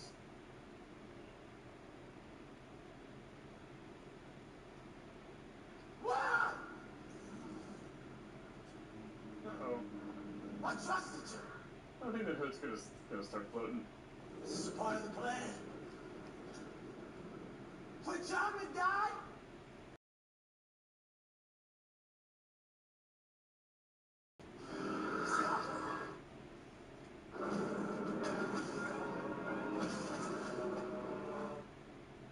Good? Whoa! What? No, I'm not. Okay. Ooh, boy. Okay. So, there was a plan?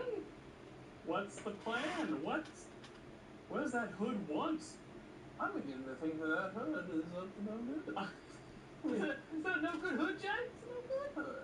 I'll be damned if that wasn't a strong first. I understand now why they released 3 at once. That was pretty. Yes. That's a really first good. I'm like, yeah, okay. That's like, yeah, we're right in the middle of I'll Act 2 see right you now. guys Yep. next week. Sounds great. Awesome. Yeah. Putting in Obadiah Stane's kid. It's pretty good. That's pretty good. Pretty good. That is pretty good. This is real strong. It's yes. Okay, hot damn. Yeah. Jay, how'd you rate episode 3 of Ironheart? This one's getting 10 out of 10. Plastic guns. Let's go kill Magneto, everybody. Get him. That's what I was thinking as well. Magneto guns. How did you guys rate this episode? Let us know in the comments below. See you real soon.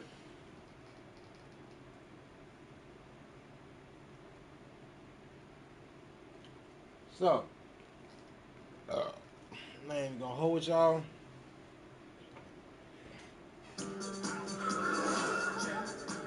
I was feeling that drink, and I was ready to get off, but now I'm not feeling the drink as much, but I'm still ready to get off. So, with it being 3:48, this is what we finna do. We just gonna take a couple hour break, and we're gonna come back at nightfall.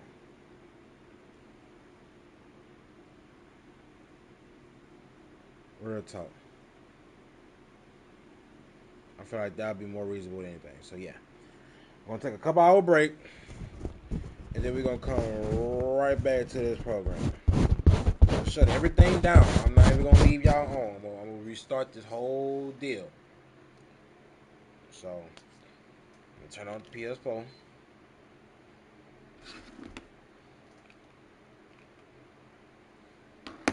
Just one little rest too, you know, that's it. So yeah.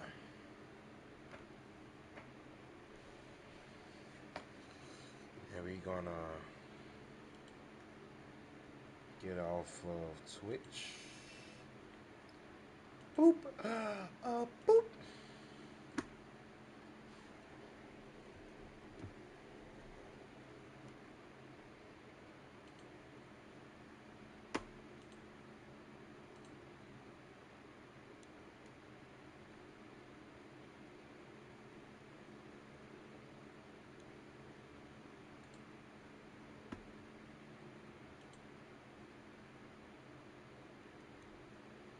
I'm gonna upload that. Start the upload too.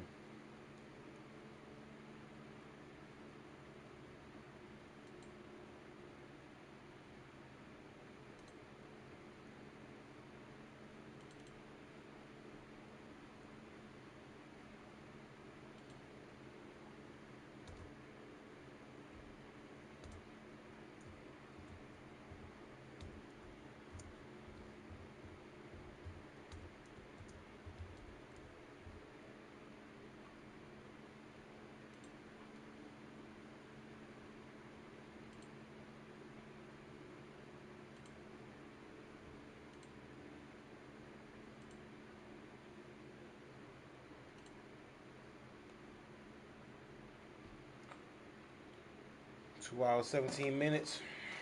2 hours 9 minutes. 2 hours 7 minutes. So yeah, in about the next 2 hours, maybe 3 hours, we're gonna be back on this bitch. So